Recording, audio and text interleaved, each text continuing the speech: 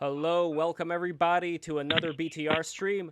I am your host, Lev Polyakov, aka LevPo on Twitter. I'm gonna put my my social media in right now. I forgot to do that. LevPo on Twitter.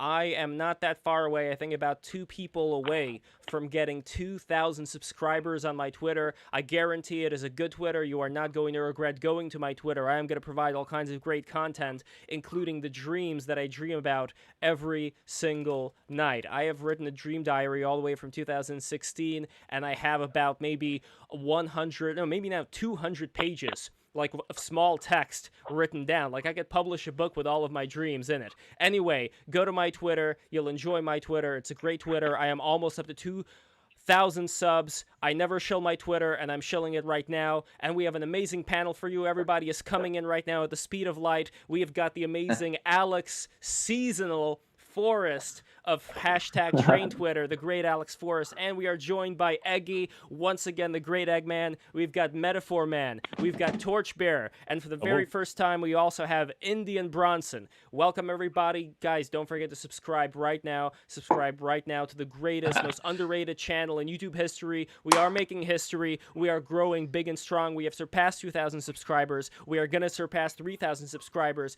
and we do it all for you because we care about you. We want to build the future. We don't want the technocracy to take over. We want to be the neo-technocracy of our ultra-psychic jihad that we will unleash upon the world through the combination of going into the dream space and meeting friends in real life, like in meetings such as this. So thank you, everybody, once again. Alex Forrest, can you tell us why you're so interested in the world of trains? Go. And tell us a little bit about yourself, too. Oh, thanks for having me, Liv. My goodness, why am I so interested in the world of trains? Because I've always been, because I grew up in the world of trains when I was just a little kid, living in suburban Tokyo and taking the train, several times a week, anywhere I wanted to go. It was a wonderful experience. Why were you in Tokyo, never, by the way? Never really left me. How did you end up in Tokyo since you were a kid? Well, my parents were both academics and, only very, very recently, out of / still in grad school. And so, at that point in your life, things were still not quite nailed down. So they were moving around for work, for research. And both of them were studying Asian languages. And so I found myself in Japan at a very young age. Nice. And the train system in Japan, I've seen, I sent you that video from JR, which I believe is a famous train company there, of the couple. That girl looked so sullen because her boyfriend wasn't there, and finally he came. He was doing the moonwalk in the background, shaking the president around. Yeah, and I loved how, I'm gonna post that video later, but I loved how that face that she made, where she was so upset at him for being such a fucking bastard, and at the same time she was in love with him. Right. She's not even smiling when he shows up, but yeah, she's happy. Yeah. No, that's a beautiful ad. And the music in that ad, for those of you who know him, the singer is Tatsuro Yamashita, who's also very big in the city pop genre. But he did this Christmas song, his rendition of Silent Night, basically, and JR used it in their commercials since, I think, 1988, maybe. That's when I was born. But yeah, man. every winter they come up with a new adorable, similar kind of romantic commercial like that. And they had that commercial, the second one, with this cute gal who was waiting for her boyfriend, who looked kind of like a Power Ranger, and she ran with her presents for this guy, and she bumped next to this older Japanese man, and then she stood, and then she did the polite bow, and then she kept going. It's like, man. So much manners. Holy shit. What is going on? Like, this is why I think we love Japan so much. I think a lot of people who are, not that big fans of the cultural changes that are going on in the West, they look at Japan and think, hey, they got it together. Like, they're cleaning up at school, they're bowing to their elders, so they're able to retain this. Is that still the case right now, or what's going on from you being in Japan? Well, it's been 2 years since I was last there, and it looks like it's going to continue to be a while before I can go back. If at all possible, I'd love to go this spring, but still really not sure if that's going to be in the cards. But yeah, the last time I've been to Japan, it was exactly as I've remembered it. Everyone there just has a default level of politeness just for going about daily life. and it goes beyond just being polite, you know, just to downright cheerfulness, especially if you're in kind of a quieter part of the country. But, you know, people see you, they'll smile, they'll say hi. And yeah, there's just, I can't quite express how much peace of mind there is knowing that like anyone you encounter in public is just going to be, you know, baseline respectful of you, in a way that I feel like, I don't know, a lot of people can't take for granted in the USA, at least. Is it a mask, and does it matter? As far as, like, I heard that there's one side of Japanese people that would come out in the public that they would present to you as a mask, and another side that would be shown in private. I mean, I feel like that expression you're referring to about the public and private face is true for really any country. It's just that in Japanese they have words for it.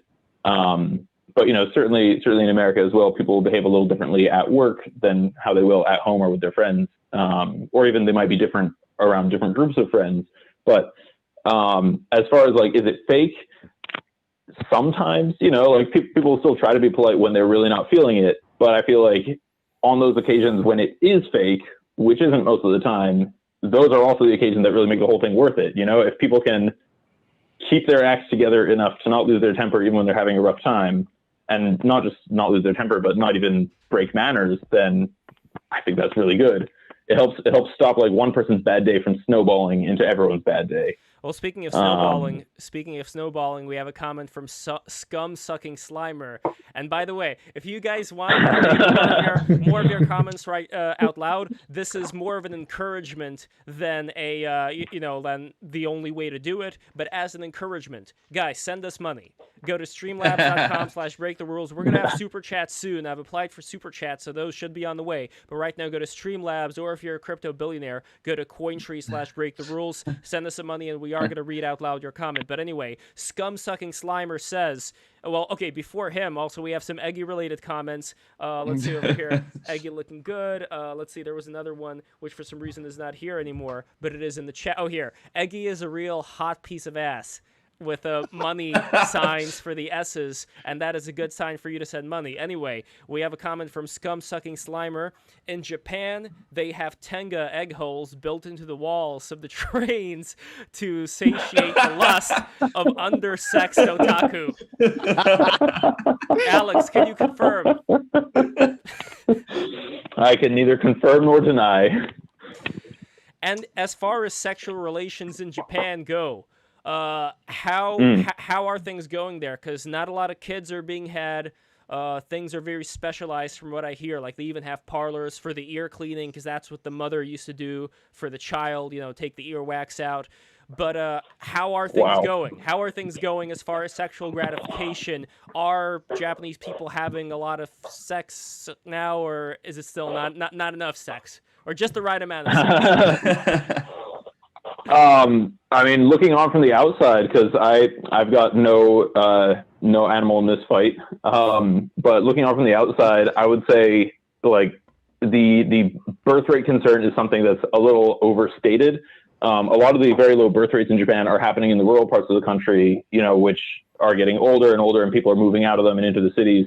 If you actually go to Tokyo itself, though, and its suburbs, you find that there's an acute shortage of daycares for all of the families there. In primary school education, there's a lot of pressure. And so this is definitely not the case for the country as a whole. And, you know, whatever concentration of baby booming might be going on in Tokyo isn't enough to outweigh the rest of the country. But I guess it's good where it counts. And as for the rest of the country, I mean, you know, people talk all the time about overpopulation. Well, what do you think adjusting to a more stable population would look like? It would look kind of like this. You get a low birth rate for a while, and then eventually things balance out. So, you know, let's keep an eye on Japan, see what they're doing when their population maybe hits 100 million again, instead of, 120 million that it's at now. And yeah, at that point, I figure you'll have had most of this rural turnover has already happened. You know, smaller villages might have died out, or they might have just whittled down to like a core of people who are always going to stay out there. You might start to get the first, you know, now grown families coming back out of Tokyo and looking for land in the countryside. Yeah, I don't know.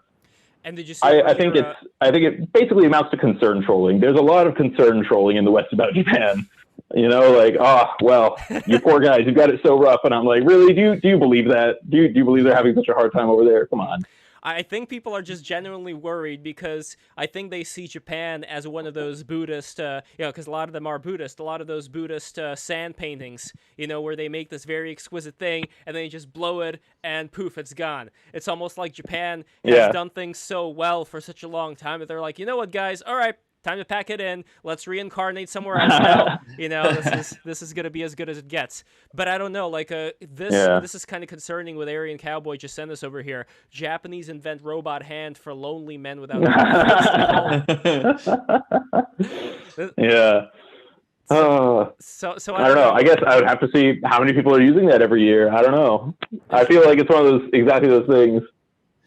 I mean, I'm gonna buy one, so I'm not Japanese, but I appreciate the technological advancements that they're doing to help people like me who just I was watching the video about that on my stream the other night, and like they had like whatever the clip was from whatever news channel, and it's it's made of like some kind of like soft material, and like when that comes across the screen, this is like this soft material, and they show like a picture of, I guess, which is like the base level of the material, and it looks like the hand shape just covered in like this white goo, and I'm like, oh, so it does that too, okay. Oh,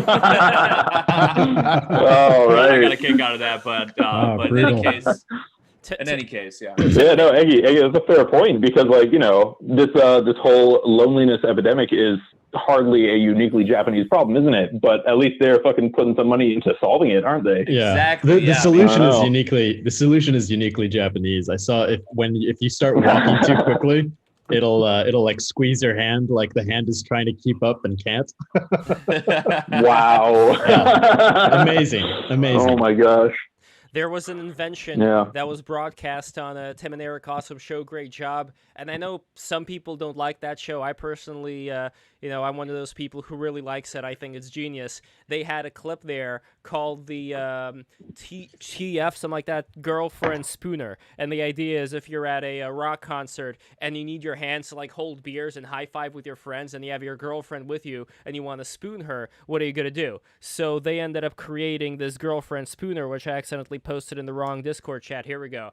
So this is what it looks like, and this seems like a pretty practical device. You have your girlfriends here with these fake boyfriend hands, and she's just rocking out, and you can high five your friends and grab a beer. So it all ends up working out in the end. And I think the Japanese people are also very practical when it comes to these kind of devices. Here's one more image for you, just so you see how it works. See, his hands are free over here. He's just rocking out, and she's cuddling with the fake boyfriend hands. So all the more of these inventions, I think it'll be a good thing. But when we're talking about sexuality, as far as settling down with someone, we also have obviously hentai. We have these VR girlfriends. And we do have this realm that's existing not just in Japan, but also in the West, of a lot of young men, probably old men too, turning to these avatars of Plato's theory of forms, whatever you want to call them. Same thing with a lot of right-wing Twitter personalities. They have anime girls in their profiles. They're not the only ones, but it seems very common. So if Japan, you'd say, would be pretty much okay. Now, Alex, where are you living right now? And wherever you're living, what kind of relationship dynamics are you observing? Well, I'm living right now in Western Massachusetts, about 2 hours outside of Boston, so comfortably far away where, for better or worse, I'm not really part of that city's daily life. I have to, make a special excursion out there if I want to go do anything in the city. As far as relationships around here, I mean, I don't know. It's a small town. It's got that small town problem of, how can I say, just a small pool. And so after a certain while, it feels like everyone knows everyone else. But that said, I haven't really gotten to pay attention to any social life in town for nearly the past year because, all of my usual hangouts are closed. And, people have varying degrees of reluctance to hold like house parties, house events. There's a few friends that I still get to see on the regular. But generally just, my window into social life around here is completely closed and it's a pain. I don't know. At least in the past, it seemed like a a lot of what I saw, I don't know, people just kind of enjoying their drama, I guess. Do you think that some people have had a Stockholm syndrome reaction to a lot of this, that it's going to be very difficult for them to come out now when it would be finally time to come out? I'm expecting the opposite. I think a lot of people are going to get out of there and just be loving it. You know, like letting a dog out after the snow melts. But on the other hand, other people, I think, yeah, it's easy to sort of adjust to this bunker mentality from COVID. And yeah, it might not be so easy for everyone, I guess. I don't know. What the rest of you guys think? Who haven't we heard from? We haven't heard a lot from Torchbearer. Torchbearer, what do you think? What do I think about people coming out of COVID, right? Mm-hmm. Sorry, I'm doing a school paper right now. What are you doing this school paper? But I think that the lockdowns, this is kind of counterintuitive, but I think it's actually a good selection pressure, because people who are more likely to be given to this very dumb way of life, sitting inside all the time and being afraid of engaging with the world, they're already doing it. Whereas people who are strong in spirit and do not want to be held down, they already break the lockdowns all the time. I've never followed a single lockdown. It's so for the people who get stuck in bunker mentality, I mean, it is what it is. Can't really save them from it. They got to save themselves if they're going to hold themselves up in a room for fear of something, and they're going to wait for the government to tell them, you know, it's safe to come out now. You can come out of your hidey hole. If they're going to be people like that, then or deserve your freedom, deserve you're going outside. Be worth it.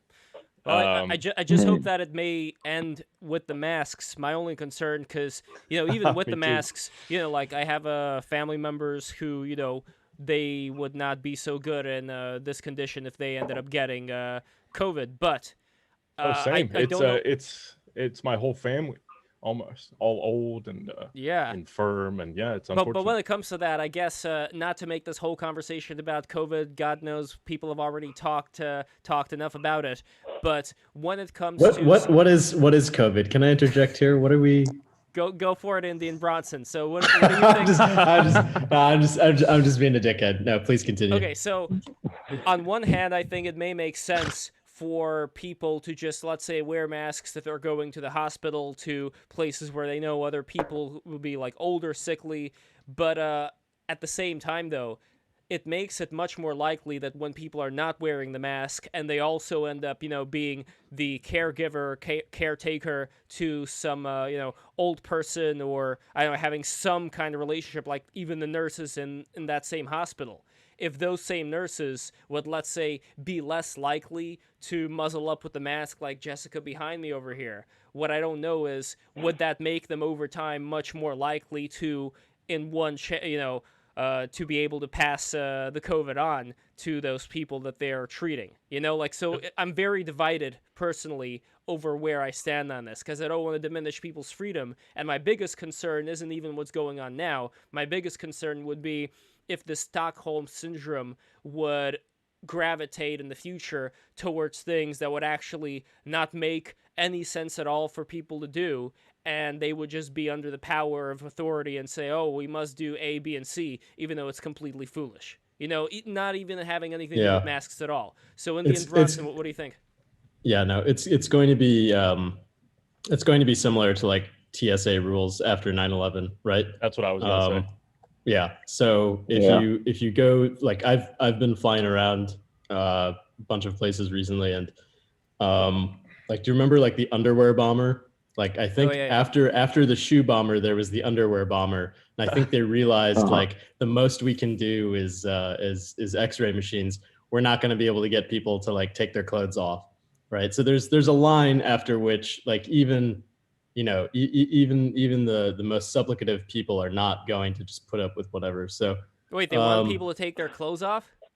Yeah, well, there was this huge debate when they started doing the full body X-rays, where it's like, oh, but it doesn't, like, they had these graphics. It's like, can you see the guy's penis in the X-ray readout? Like, is this the government seeing us nude? Yeah. And like, yeah, it kind of is, but no one's gonna take their clothes off, and you can basically just pay the TSA money to not deal with any of that. And well, I mean, to be honest, for me, I mean, I usually do take my clothes off when I walk through, unless they actually physically stop me. Yeah, I just have body positivity issues. On the other hand, so. it's great service, right? He can just disrobe and be like, I identify as a female, and then they have to get a female TSA officer to pat him down.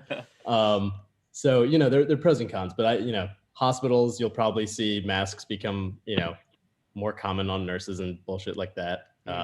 Alex, what do you think? Since you're big in transportation for trains, I'm not sure what you think of planes. I know you don't like automobiles, but what about planes? What do you think? I don't even hate cars as much as a meme might suggest. But as far as airplanes go, I don't know. For the roles which only airplanes can serve, I think of them as basically like trains, but with worse scenery and much more invasive boarding procedures. I guess I'm saying, an airplane's still going to be the best way to cross an ocean. I don't have an issue with that. But kind of sucks there's not much to look at for most of the flight, especially if you're going over an ocean. And the amount of rigmarole that surrounds getting on and off of it takes a lot of the fun out. Well, this is why we should genetically engineer sea monsters so they can inhabit the sea, so people have something to look at, while they're flying around. I'm curious. Star Trek teleporters, for or against?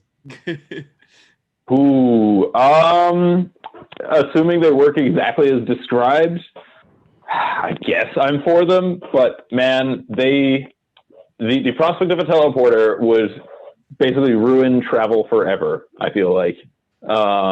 There's something to be said for actually going places. Yeah. It's like the price of an airplane. I'm definitely not worried. It's like the the price of World an of airplane Warcraft Dungeon Finder tool taught us anything. You stop going out in the real world. You just sit. You just be at home, and all of a sudden you just teleport somewhere, and you just teleport back home. I mean, even for that reason, if the elites wanted to really harm us and take our joy out of life, they probably would just like institute teleportation systems and be like, no, the outside doesn't exist anymore. You teleport now. But that's what the internet is. That's what the internet is, you Yeah. get to teleport from one website to another. And it does feel in a way like now when I walked around in Manhattan and I saw all these buildings, it's like the buildings are websites. And it just takes you slower to get from one website to another on the information super highway.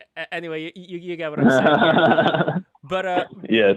The other concern about teleportation is if you come out the other end, is it really you? Like, what if your consciousness is not able to be reconfigurated back in, and it's I don't know. That's always another thing that's always bothered me with the transhumanist idea. That is a concern. I feel like, I don't know, if we're borrowing it directly out of Star Trek, then in Star Trek no one fucking worries about it, so I'm fine with it. Like they got it figured out. I guess the Theseus's ship aspect of being transported in Star Trek has a bit of a peer pressure angle to it too. If everyone is getting blown up and reassembled constantly, like on the regular, then you just sort of have to take for granted that it's still the same person coming out the other side because, oh well, what else are you going to do about it, True. I think that if our medicine starts to improve, we may have certain shots that they give to people. This is also another Tim and Eric sketch called Wait Mate. They give you like a pill, you take some pills, and you just go to sleep, and then based on the dosage, you wake up at exactly the time you're supposed to wake up. So, like, I know, Alex, you care about scenery, but imagine a world where people would just take some pills, and then they would take some pill, and then they would just go to sleep. They would be transported in the car to whatever destination, and then they would be woken up. So the whole time in between is like a blur, it's like you go under. And, that's what I do for flights now. Yeah. I try to just not be awake.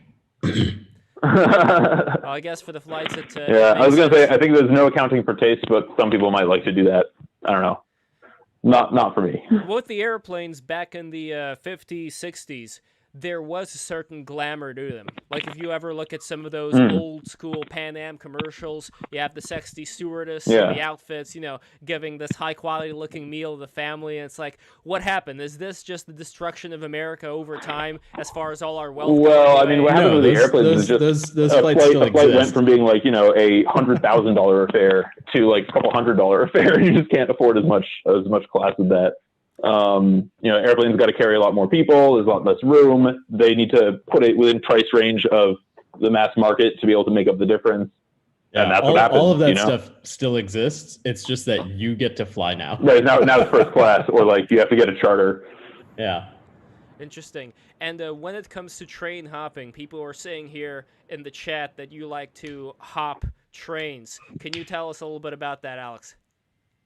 The only trains I like to hop are the ones which have doors and seats. I've never jumped a freight train. I've seen some pretty entertaining videos, you know, little mini documentaries of people doing long transcontinental excursions by hopping freights, but that is not my life. Yeah, I like a train that's for passengers. Are there any like the hobos, you know, that climb on to the back of the freight train? They have that stick with the sack of bindle. A bindle. That's what it's called. A bindle, yes. Yeah, I guess. I forget where it is right now, but it might have been deleted. But I know Hakan had some tweet about like hobo signs that they leave on buildings and things to tell each other about the circumstances. Having specific signs for me. As like a legendary character among them. I thought it was funny. Interesting. And I'm looking through your Twitter right now. There is something you posted, NRX posters be like, and it's a Pokemon evolution with all three ending in a Kingler. Can you explain this? I'm not sure I understand what's going on here. This is it, by the way, for the people who don't know. I think several other people on this call know this one. But yeah, there's a that's it.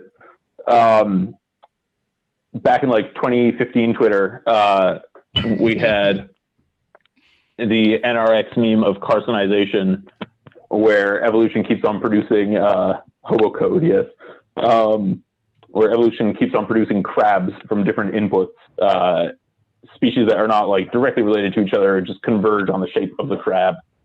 And suddenly I'm seeing these crab memes coming around again. It's amazing. Would you 2015 is back again, guys. Would you consider yourself to be NRX? Like I don't really know that much other than you make amazing memes and you post amazing memes. And you posted this one of the cat, which is not a meme, but it is such a beautiful animal. Here, I'm just so fascinated by all the weird ways that cats look. Here, this one over here. Look at that. Is that your cat? Who is this? Probably not my cat. No. It's just a picture I found, but I love that cat. Yes, he wrote, "Leave him alone." It's got a it's got a Nechmal Maword energy. I'm not sure if I'm pronouncing his name correctly, but you know who I'm talking about, right? I don't know how to pronounce his name either, but yes, I love his energy. His animal posts are some of the very best on Twitter. He's an inspiration. Yeah, I was gonna say I don't consider myself NRX. I just remember that around the time I was getting into Twitter, you know, NRX Twitter is one of the big groups that I started following and paying attention to. And you know, like to this day, I don't think I've ever followed like Nick Land, but I know who he is roughly. And yeah, I don't know. I've been paying attention to them for like a few years, and they, at least historically, have had very interesting content. I think a lot of them still do. But I don't think that's exactly my label. You know. What would you say your label is, if you have a label, or the closest? I mean, I'm Train Man. I say it all the time. Well, what kind of political system would be the best for the kind of world you would want to live, where there's going to be a lot of trains and other things? Yeah, I've described my political beliefs on one occasion as adhocracy, but I don't know. I'm kind of I try at least to be kind of pragmatic and just focus on like the outputs that I want to get, and then think about, you know, what sort of policies actually can arrive at those outputs. And that combined with the fact that, you know, politicking is literally all about working with other people, making agreements and deals with them, basically, and not necessarily getting your desired outcome right away. With all that said, I think of myself as basically a moderate centrist. I can work with pretty much anybody. What I need is just other people who I'm able to work with,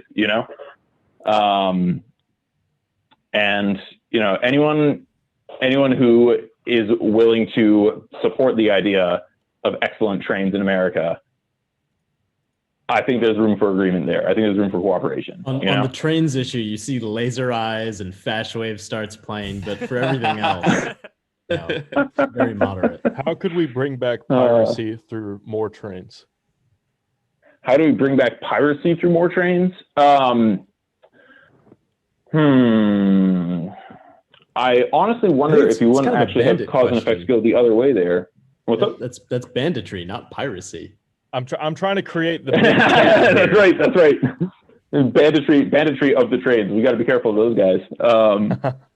But what I was going to say was that if you could have, say, a renaissance of piracy and concentrating pirate wealth up in these port hub cities where pirates are given shelter to operate, then that pirate wealth could go to financing some amazing railway systems. But I don't know that you're really going to get a lot of piracy by building the trains first. I feel like, the only way to make this work is to do the other way around. I don't know. You could have two trains that run parallel to each other, and you could have like deck-to-deck fights on them. And I don't know. I think that sounds kind of cool. Yeah. Put cannons on the trains. That'd be amazing. Yeah.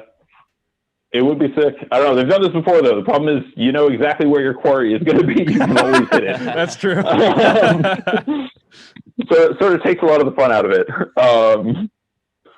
I don't know. For me, trains they're ultimately just they're means of conveyance. They're the best means of conveyance. I'm really hyped about them. I wish that more people could enjoy them, and I recognize that they can't when they're just given such a subpar offering. You want to go and try and ride a train in America and enjoy yourself. Good luck. You're going to need to work hard.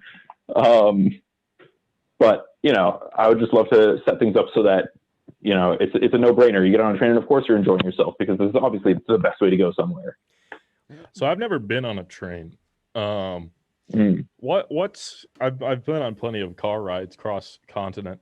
And I enjoy riding in the car a lot. I like the scenery and it's fun, but I mean, my ass always hurts after sitting for like 8 hours. And what is the appeal? Because when I get on a plane, I'm just yelled at by like a gay black guy to put my mask on, and it's just not good. But on a train, is he sassy as well? He's very sassy. Yeah, this was my previous experience on a plane. It just comes to mind, and I'm getting cold sweats just thinking about it. But on a train, what's really the appeal besides sitting on your ass and looking out the window?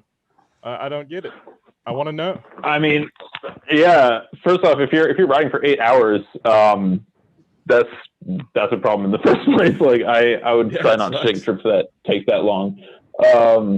But at least if you're in a train as opposed to being on an airplane, it's considerably easier to get up and walk around. And if you're on a train that's actually worth its salt, they will have, specific designated rooms which do not have like reserved seating in them. They're not like coach or anything. They're just lounge spaces. You go there. They're a good place to sort of pass the time. You can sit there if you want, or you can just sort of like mill around, get a drink, go back to your original seat. I don't know. Trains give you sort of a much bigger environment to travel within. You're not just, like in an airplane, you're allowed to get out of your seat, but what are you going to do in the aisle, man? You're standing there and both your hips are bumping into the people next to you. Like, I know, it's horrible. Are we having fun yet? Yeah, I hate planes. I hate them. Yeah. And I feel like this is the one thing that really gets me about cars as well. I certainly don't mind. I kind of enjoy driving, maybe a little too much. I'm actually a very reckless driver. And this is one of the reasons that I don't drive right now. Car insurance is a bit of a doozy. But I also, don't mind if I'm being driven somewhere. Uber and Lyft are great. But the thing that gets me about cars every time is just that I have to strap myself into this fucker, technically you don't have to, but even if you're not going to wear a seatbelt, you're still like, I don't know. It's very much a form-fitting seating area. You've got, You've got the what do they call it? The glove compartment over your legs, so you can't really move your legs very much. I'm a tall guy, you know. I really kind of need space to walk around, and so you know, being just like strapped into a car, I don't know. It feels kind of claustrophobic, you know. I agree. Do you think would you forego cars entirely? Do you think trains can offer the same type of freedom that cars do? No, I wouldn't forego them entirely. I mean, you know, there are look a bunch at of Japan. autists Where do they make all these cars again? Yeah. People, I've heard some people hate cars, and if you use a car, they laugh at you for not being a European enlightened trained individual. So I've heard this before. I know there are people like that. I feel like that's is obviously not a very helpful attitude, you know, in terms of coalition building and pragmatism. Like, you know, come on, you got to meet people where they are. You know, they sort of, I don't know, if people are going to be like that about driving, they're basically saying, I don't want to know how good driving can be, you know? Yeah. They don't want to admit that to themselves. They don't want to admit that, you know, it might have this immense utility and just, you know, enjoyability, which is, you know, the flip side of what I see people doing about trains. You know, if they go out of their way to avoid them, I'm thinking, oh, you don't even want to find out, man. You don't want to know what you could be missing here. And so I don't know. I don't agree with those people. I think, you know, the best freedom for travel is by having sort of every mode at your disposal. You know, you have your own car, you've got your bike, you've got your own 2 feet, you know, you've got a train you can catch, you've got a plane you can catch, you know, the world is your oyster. That's the feeling that I really like, you know? What about that? And I feel like, you know, I endorse the Hyperloop. What do you think of that? Hyperloop sucks. The thing about the Hyperloop isn't that it's impossible. It's just that he's not even close to like the first guy to work on this, or the only guy currently working on, you know, there's a couple of components here. One is his Hyperloop would ideally, I think, use maglev transportation technology. His won't be the first one to operate. You know, there's already an operational maglev that's being used as an airport shuttle in China at very high speed. Japan's working on an intercity maglev route, which should open theoretically at like the end of this decade. It's supposed to be 2027, but I don't know if they're delayed right now. And, you know, any of those will handle many more people at very fast speeds than whatever, you know, the Hyperloop is coming up with. But then you've also got his Hyperloop has the evacuated vacuum tunnel concept. This is also being developed in other parts of the world, not so much in Japan, but, you know, again, not a new concept. One of the first subways, maybe the first subway in the USA, was an evacuated tube under Manhattan. They called it the pea shooter. You know, so it's, I guess you could say Hyperloop is returning to tradition, but they're not really doing anything terribly new. I don't know if we're going to see great results from them, you know, anytime soon either. Would the Futurama tube work? You remember Futurama where they were just into the pneumatic tube? Imagine if you threw up in one of those things. Maybe. Yeah, exactly. Oh man. But living in Boston, when my ex-girlfriend and I went to Boston to grab her stuff, where I had to go on the U-Haul and travel all the way back to her place in Queens, in Astoria, Queens, with all these, you know. Oh shit! From Boston? Like, she was from Beijing originally, and she lived in a part of Queens where, if you go into, this has nothing to do with what I was going to say, but I just thought of it. When you go into this house, that it wasn't her family, she was just renting it out. But if you go to this house, like, there were probably 5 families living in that one apartment building.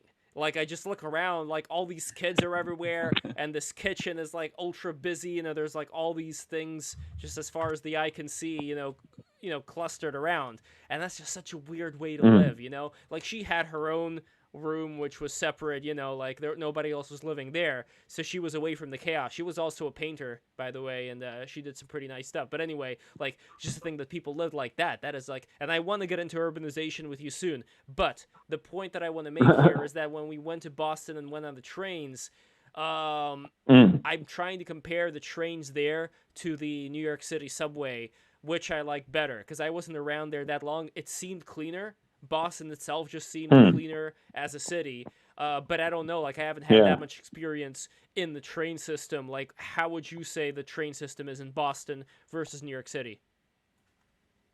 Personally, I like the Boston one better than the New York one. They're very comparable in a lot of things. Like they have a lot of the same problems. I guess if I'm putting it down to just two reasons why I like the Boston one better, one is obviously I'm biased because I was born in Boston, and so I always gotta support my city. But then the other reason is just that how can I put this? They're colorful. They actually have, a red line, a blue line, an orange line, a green line. In New York City, you just got 1,000 different combinations of, gunmetal gray.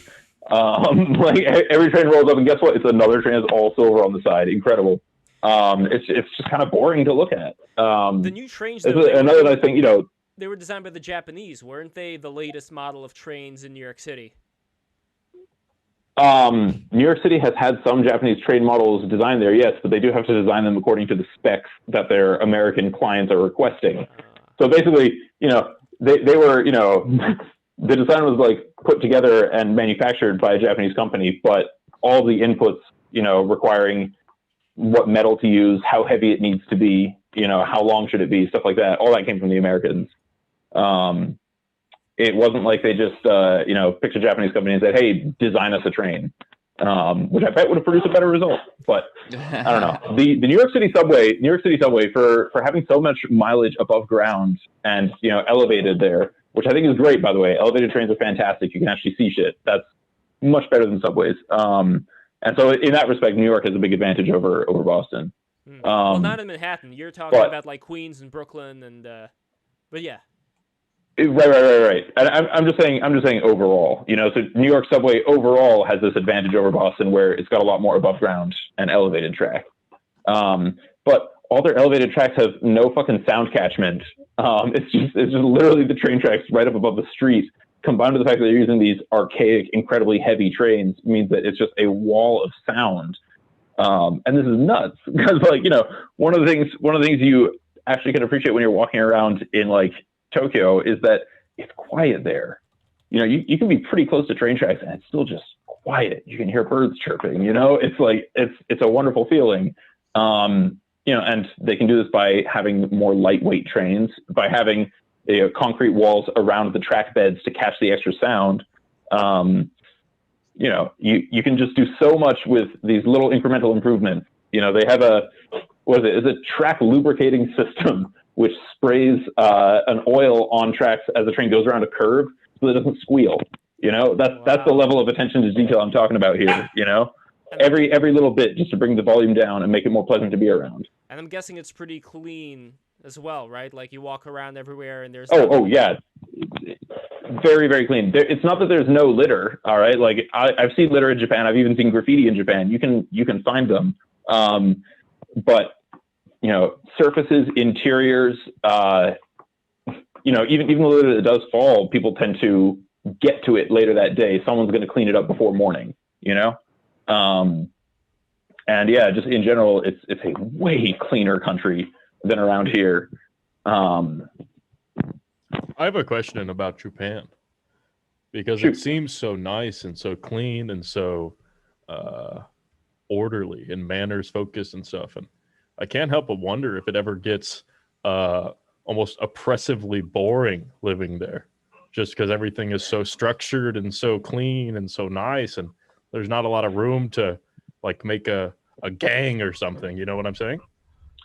Yeah, I've got two thoughts on this. One is that yes, I think it can be a little stifling for some people, but that's a more recent phenomenon than not. Just because in the past, well, yeah. So even to this day, there is a huge nightlife culture in Japan. By default, bars are open 7 days a week there. And just in general, they're very relaxed about drinking and smoking. You can do it pretty much anywhere. But they have this whole nighttime, almost underground scene. Yes, that is where you can find like yakuza or prostitutes or whatever.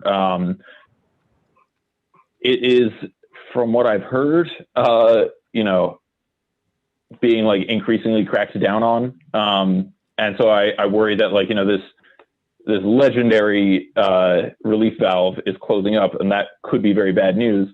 But also, even before that was sort of the last recourse. I don't know. I feel like a lot of the possibility of adventure in Japanese life got cribbed after they lost World War II, and they sort of lost that military outlet, which is very sad. Still an option for people in America, you know. Yeah, it wasn't. I'm not implying that it was always like this. In fact, I mean, I'm pretty sure Japan sure, yeah. No, I know you're talking about nowadays. Yeah, just nowadays. No, I get that. Right. I don't know. I think it probably is definitely stifling for some people, and that without, you know, the prospect of military adventure, the only way to sort of get out of that one, you know, sense of domesticity is through tourism, which doesn't quite have the same, you know, weight to it. And so you'll get, you know, certainly Japan's a pretty well-off country. They do a lot of international tourism, or at least they used to. But you know, I wonder if that's really enough for some people. You know, it must feel like, if you're just going on vacation like that, you're going from being cooped up in one place to cooped up somewhere else. I don't know what the suicide rate is for Japan, or and I do know that the hikikomori phenomenon started there. I know it's spreading here, but it is. I think I said that right. I think so. Hikikomori, I think, is also kind of one of those meme things. That's true. You're true. I'm not inclined to believe that it's actually descriptive. Like my time. Obviously, there's a lot of Japanese people. When you go there, you don't see all of them. Yeah. But from my impression, you know, your typical Japanese person is still very social and like out in public a lot. You know, they have this whole. So. Right. I mean, all the other ones are in there. It's kind of a selection problem. Yeah. But I guess how can I say this? There's enough people who are still you know, outgoing and sociable that it, you know, feels very alive when you're over there. There's tons of people out. The festival thing, I think, cannot be emphasized enough. Yeah. Just the fact that every neighborhood, every shrine has its own dedicated festival days where, like, everyone's got a role, everyone's going to turn out. You know, you might make concessions, you might fry some chicken, you might, you know, I don't know, you might run an event, you might, you know, participate in a dance or like a march or something, but you know, everyone has this in public with everyone else, celebrating several times a year that they can look forward to, and that seems to just be such a huge role in social day-to-day or year-to-year life there. That I don't know. I'm sure there are people who are shut-ins. Obviously, there are. I don't think it's really so bad. And I think we should pay more attention to like the same problem developing here. Yeah, I agree. That's you know, really what one thing saying. One thing that they don't go into when they talk about like hikikomori and stuff is that the American equivalent isn't someone who's like locked in like that. Remember that Japan doesn't have particularly high rates of illegal drug use. You can find drugs there, but it's much less common, much more frowned upon. You know, much more of an illicit activity. Whereas in America, you know, you've got all these people who, okay, they're not shut-ins, but like they are pretty permanently isolated from society because, you know, they're on heroin or something. And well, we're certainly not like one to judge on that as far as America goes. That'd be very rich. No, I'm saying that's what we have in America, you know? Well, even most like, Americans that don't even do heroin, like the Americans that are still on oxycodone or painkillers or even antidepressants. Like, I don't know how many Japanese people also take a lot of the legal drugs. I don't know if there's a stat. Right. I was going to say, I don't know what the stats are on that. If I had to guess, I would say I'm guessing it's going to be lower, but I have nothing to go on. It's just an assumption. So, you know, for that one, you should look it up. Don't take my word for it. But I will say this, as far as suicide rates go, Japan's suicide rate has been dropping for the last like 10 years. And the USA suicide rate has been rising for the same time. Yeah. I don't know if we've crossed over yet, but they're, you know, the two countries are going to inflect sometime in the next year or two. And I wonder if, you know, this whole lockdown shenanigans might be I mean, actually, that's interesting because now that I mention it, I remember reading a story recently that there's been no apparent increase in suicide rates in the USA as a result of lockdown. So that's, kind of not what I would have expected, but at least good news, I guess. There's actually a big, with a lot of young people, I can say, many people are very thankful. They're so socially inept.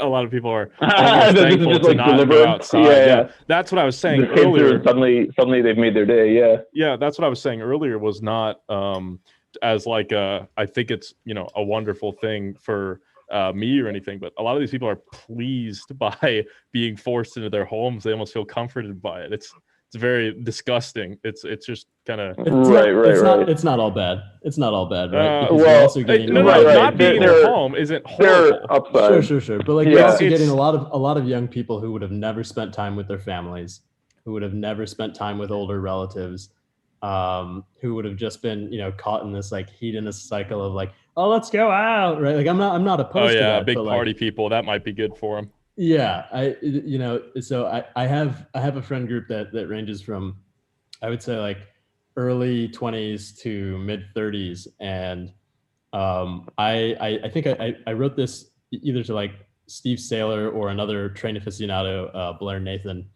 which is that like a large number of sort of like late 20s women that I know like personally or professionally have like started cooking. They've like gotten into baking. They're doing all of these things that are, I think, a much more positive outlet than, just hitting up the club scene or whatever.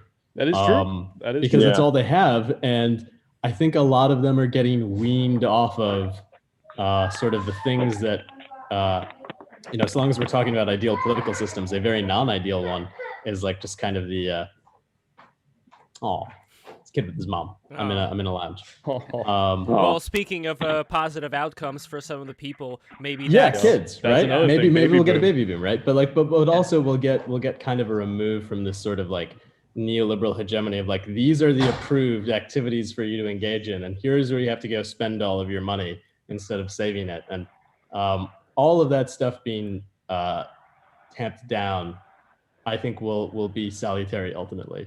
Well, I can speak personally that it's benefited me because it's made me go out and do more things, just exactly as you're describing. But I would like to, there's no way to measure this, obviously. Like I started Brazilian Jiu-Jitsu. I just did my second day today. It was awesome. Nice. And I probably wouldn't have started that if I had perfect access to like a gym that I didn't have to wear a mask in or stuff like that. So there's definitely benefits, but I would like to know how many people now who are being forced in are really picking up better ways of life. But then again, I don't drink, I don't smoke, I don't frequent the club, so I really don't have a finger on that pulse of the way of life. Like I do all those things. Please speak as the expert drug user. What all this reminds me of is like when all this started, when everyone was complaining about the lockdowns and not being able to see their friends, it reminded me of that scene in Watchmen where was it Rorschach was like, I'm not locked in here. Me. You know what I'm saying? Yeah. Like everyone had to do like what I've been basically doing for like the last half decade, and everyone like had. Wait, why are you locked in your room for the last half decade? We're not going to go into that because that's. But yeah, no, the whole lockdown, not being able to talk to their friends, not being able to go out. They basically had to live the same lifestyle that a lot of people that I know, and including myself, have had to deal with. And, the whole detachment from that whole socializing aspect, they went through like the whole withdrawal thing, like, oh, it's really weird not being able to talk to people like in real life or go out to clubs and sort of thing. And they were sort of to the same like coping aspects, like learning how to do stuff by themselves, learning how to bake, like what we were talking about earlier. We have an interesting. I don't think it's a good thing for people to be separated from each other. Just for sure. As a principle. I think taking breaks is all right. Oh yeah, I'm an introvert. I don't. It's good. It's good to. That's the thing though. Like, certainly while I'm fairly outgoing, I wasn't outgoing enough to not need breaks. It's just that in the past I could set my own breaks. Having a break imposed on you for a long time you know, Yeah, it's very different. it's a bit different. No, I think there's going to be a big rebound of travel consumer spending. Like a lot of airline investment hasn't stopped. Commercial real estate investment hasn't stopped. There will be permanent effects to this in terms of like remote work availability, in terms of health measures that are taken. But I don't think it's gonna. I think it's just gonna accelerate certain trends that were already in the fore. Like I don't think it's gonna be a huge paradigm shift for a lot of stuff. Well, brick and mortar, right.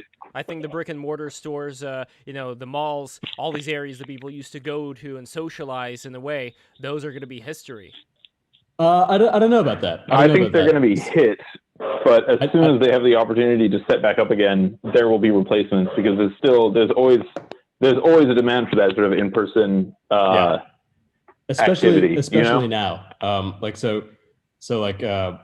A lot of the very largest cities in America that are having, kind of an exodus of their wealthy fraction, not necessarily the wealthiest people in the world, but like people who have the option to leave, moving to like smaller towns or whatever, just to save, if you can live in the exurb of a very, very large city and you can live your life there, if you have kids and your kids want to hang out somewhere in person,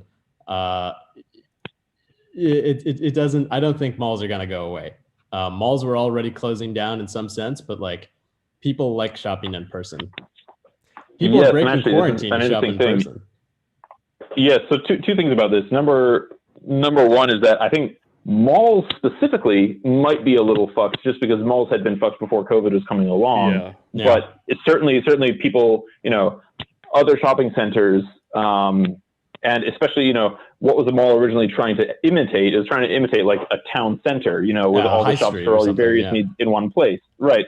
And so those town centers often are, they might be in varying degrees of dilapidated nowadays, but they're usually still around. And some of them, are kind of twee and are like, popular with hipsters. Others are not, and they're kind of dead and, anyone's guess they're going to turn around. But, whatever form it'll take, there's definitely still going to be demand for in-person commercial activity. The other thing I was going to say was that, like, this is all pertinent because, like, one of the things I've been working on for work in the last couple of weeks is trying to estimate, how long is it going to be before we start getting our bus ridership back up to where it was before COVID happened. And so, it's funny going over this. We've touched on a lot of the same topics in that research, and in my investigations of which bus stops had the basically kept the most of their ridership during the pandemic, it's all the grocery stores. Those ones are, operating at about 80%, 90% of their usual capacity. Some are over 100%. Like we've got two grocery stores in our system have more passengers now than they did before COVID. It's crazy. Yeah, and people, you definitely can't underestimate the amount of people who want to go to, say, shoe stores or clothes stores and actually try something on. I know there's been, at least personally, more and more just going out to these types of stores because I'm tired of ordering something and then it not fitting and having to send it back. And this is absolutely true. And I know people, right, and I know people who have specifically withheld making any clothing purchases because, they don't want to take their chances with online orders that they might have to try and return at great hassle. And unless they can try on several items in a store, they're just not going to do it. They're going to wait.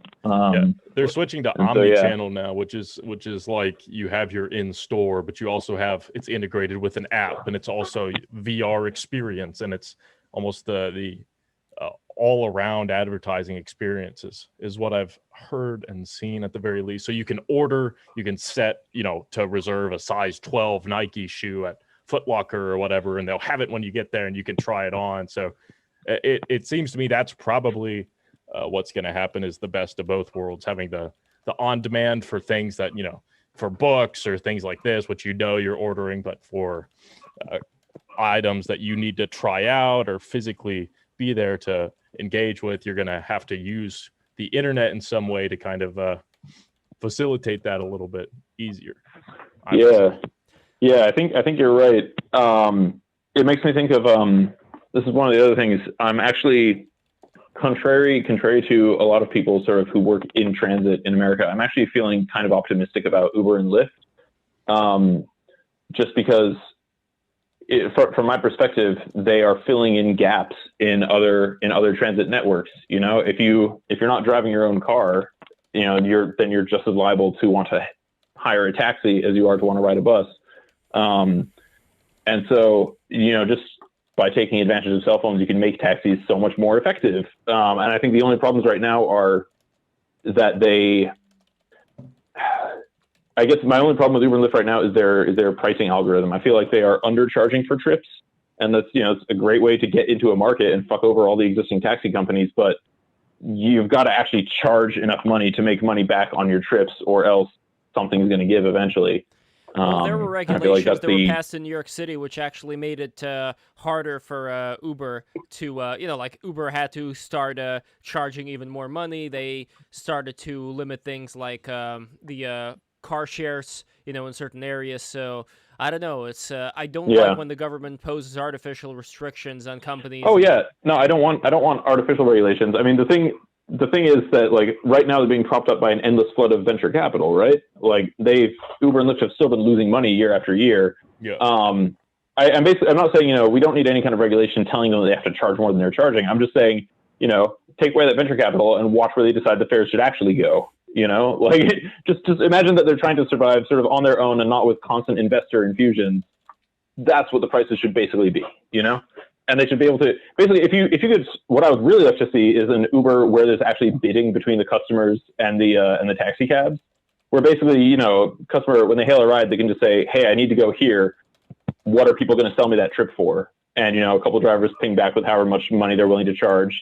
And then, you know, you can either accept one of their offers, or you can offer a counter offer and say, you know, no, actually, I only want to do this for $8. You know, maybe I'll wait longer, you know, to get that lower price, or maybe I won't. I don't know. I think Uber and taxis are genuinely the worst form of travel right now.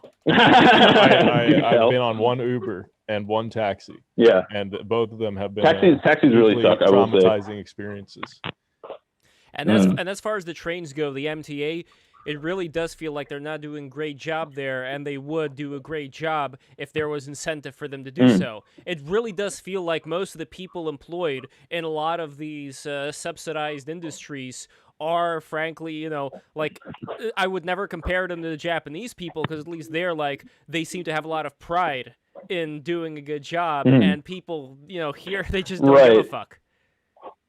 Right, and I think to some level what's going on here is that, you know, for any business, the main concern, I think, of most people involved is going to be, how can we keep getting our money? You know, how do we continue to get paid at the end of this week? And if you're working at pretty much at any level as part of an American transit provider, guess where you really are not getting much of your money from is going to be actually the passengers, you know, for the trip. And so just an enormous amount of attention and effort on the part of management has to go towards, you know, making sure they keep on getting, you know, regulations in their favor. They keep on getting budget allocations that work out just to tread water, you know. But they're doing what makes sense. They're going after the guy, you know, they're working on making happy the person who pays them. Just the person who pays them isn't the passenger, and so unsurprisingly, the passenger gets screwed in this equation. You know, and so if they're getting, you know, 80, 90, 100%, or more than 100% of their revenue, of their operating costs from passenger revenue, then they put those interests first. You know, that's their income source. You know, they want to make an effort to grow as large an income source as possible, so they want to get more riders. But if their income source is just, you know, policy, then what they want to get really good at is, you know, making sure that they've got policies that allow them to keep on doing what they're doing, whether or not that's actually improving the transit for the people on the ground. That's understandable. Why does a Uber and Lyft get so much venture capital? It seems very not like, I know a lot of people love it. I just don't like the idea. If I was going to go into a career for, like, if I didn't have a degree or something like that, I would never choose to be an Uber driver, because it just probably the price and cost of destroying your car running all those trips. Yeah, most people, I will say, most people do not make any money to speak of driving for Uber. It's like there's no money being made both for the business nor for the employees. Just, I don't understand the hype around it. Well, because I mean, I can think of two things. One is that Uber is kind of like a test case for driverless cars, and so a lot of the VC going into it is to build up this infrastructure, which can, once you remove those pesky, expensive drivers from the equation, suddenly all the math works out, and it looks like this is a very lucrative idea after all. And I think that's basically dumb money, and they're never really going to make their money back in that direction. The other thing is just that, especially for a while, Uber is just much. If you're in the position of relying on taxis in the first place, Uber is a much more effective taxi. I will say, it usually shows up faster. It's usually much cleaner. You can time usually, right? It usually costs less. Around here in Western Mass, obviously, we're not a major city, so taxis are not a major part of local transportation. But we used to have all these different taxi companies. Partly just because we got people who don't own a car, and so they'll literally take taxis to go to work. I've had friends who've done that before. And then, other people, you've got students who might be out late and the buses have stopped running, and so they want to take a taxi home. Unlikely, but people do it. But these taxis, they cost an arm and a leg. It cost me $40 to go like one town over, which is crazy. Uber comes along and they're offering me the same ride for $18. That's just a big improvement. And so long as some, hapless venture capitalist is paying for it, I'll take advantage of the offer, What do you think of the driverless cars? Of the driverless cars, I think there's nothing impossible about having an automated car. The problem is just controlling the running way. So we've had driverless trains for decades now, like in regular operation, picking up passengers and stuff. This is not a new thing. Driverless technology has been around. It's just there are a lot more variables when you're on a road. So many more things for the car to have to take into account, which a person does. Ooh, very nice. Almost by instinct. And so, yeah, I feel like with driverless cars, they kind of need either their own dedicated roads or they need every car on the road to be driverless for it to really work. I might see, driverless vehicles like driverless buses or taxis maybe rolled out on very controlled locations. Like you might have a couple of dedicated, bus lanes or a special dedicated mini cab fleet, which is all driverless in one neighborhood of one major city, but I don't see this being like a huge transportation game changer, at least for the next 20 years, and I expect, frankly, it will take a lot longer than that, like maybe the next 70 or 80 years. And do you think that's more of a technical issue or a person issue? I know a lot of people are afraid of getting run over by a driverless car if it can't distinguish them from a dog or a telephone pole or something. I think it's a technical issue because it's basically like a physics issue, kind of. Aren't driverless cars currently already safer in operation than human cars by multiple orders of magnitude? Yes, but think about why that is, because they're only being driven in test environments. Give them the amount of exposure and and ubiquity of regular cars, and I think we'd see some rather different results. Well, don't we already have driverless cars on the road right now? I mean, yes, usually in pretty controlled environments. We have like auto commercially available right now. I'm not sure. I don't think so. But I swear I've seen videos of people hopping in the whip and just going.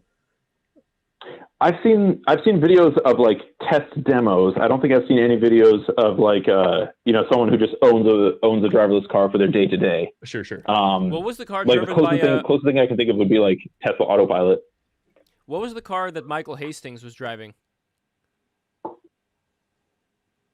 I don't know. Do you guys know what I'm talking about? Who here remembers? I do. Yes. Can you say what it was about Michael Hastings, the story? Torchbearer?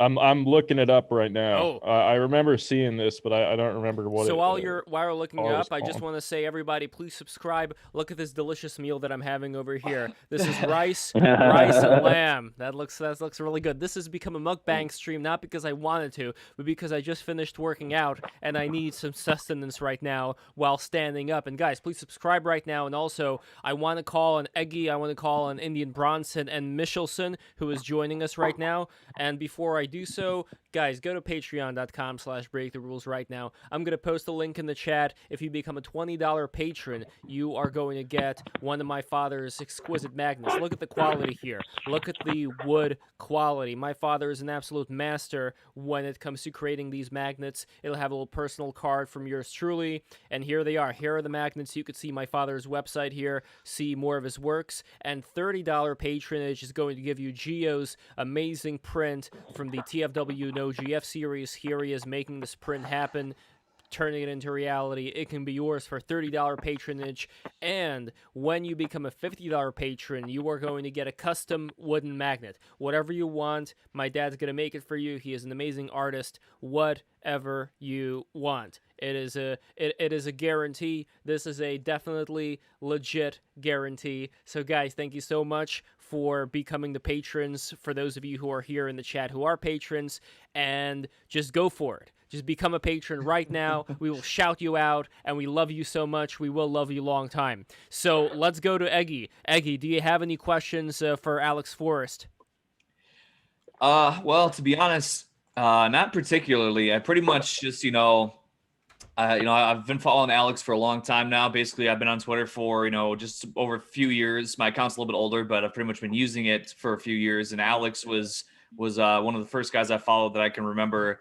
And I tell you, I just don't know. There's nobody else out here that, of course, obviously he's a high quality meme poster as well, which I can appreciate. But when it comes to, the interest in transportation, the commentary on transportation, I don't even know where I'd even begin to get it elsewhere. So Alex, he's really educated me on a lot of things. And so really that's why I wanted to tap in today, just because I wanted to be here, really in the mix with everything that was going on, all the convo to, soak it up. So basically, I just want to say I really appreciate Alex, being the mighty leader of hashtag Train Twitter for, years going strong, and here's to many more good years of transportation power emanating from himself.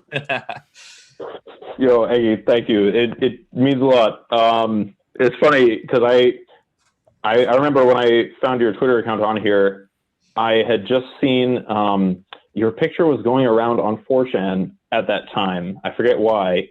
But, I've seen plenty of people's faces just get put on 4chan, and, I just think, oh, it's another internet character. But lo and behold, this guy's real. He's on Twitter. He knows my friends. Let's say hello, And so really appreciate the support, man. It's been great following you as well. And Michelson, how are you acquainted with Alex, and do you have any train or city-related questions for him?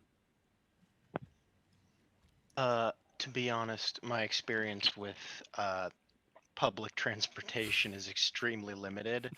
I think the last time I used public transportation in any meaningful capacity was probably high school. What was that public transportation that you used in high school? The bus. Like the bus to school, like the public school buses.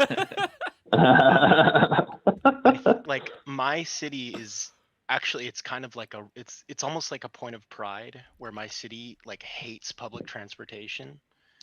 And so, well, not so I'm trying to dance around trying to say where I live, but basically there's a city nearby, and they have they have some public transportation, and I live in a county next to them.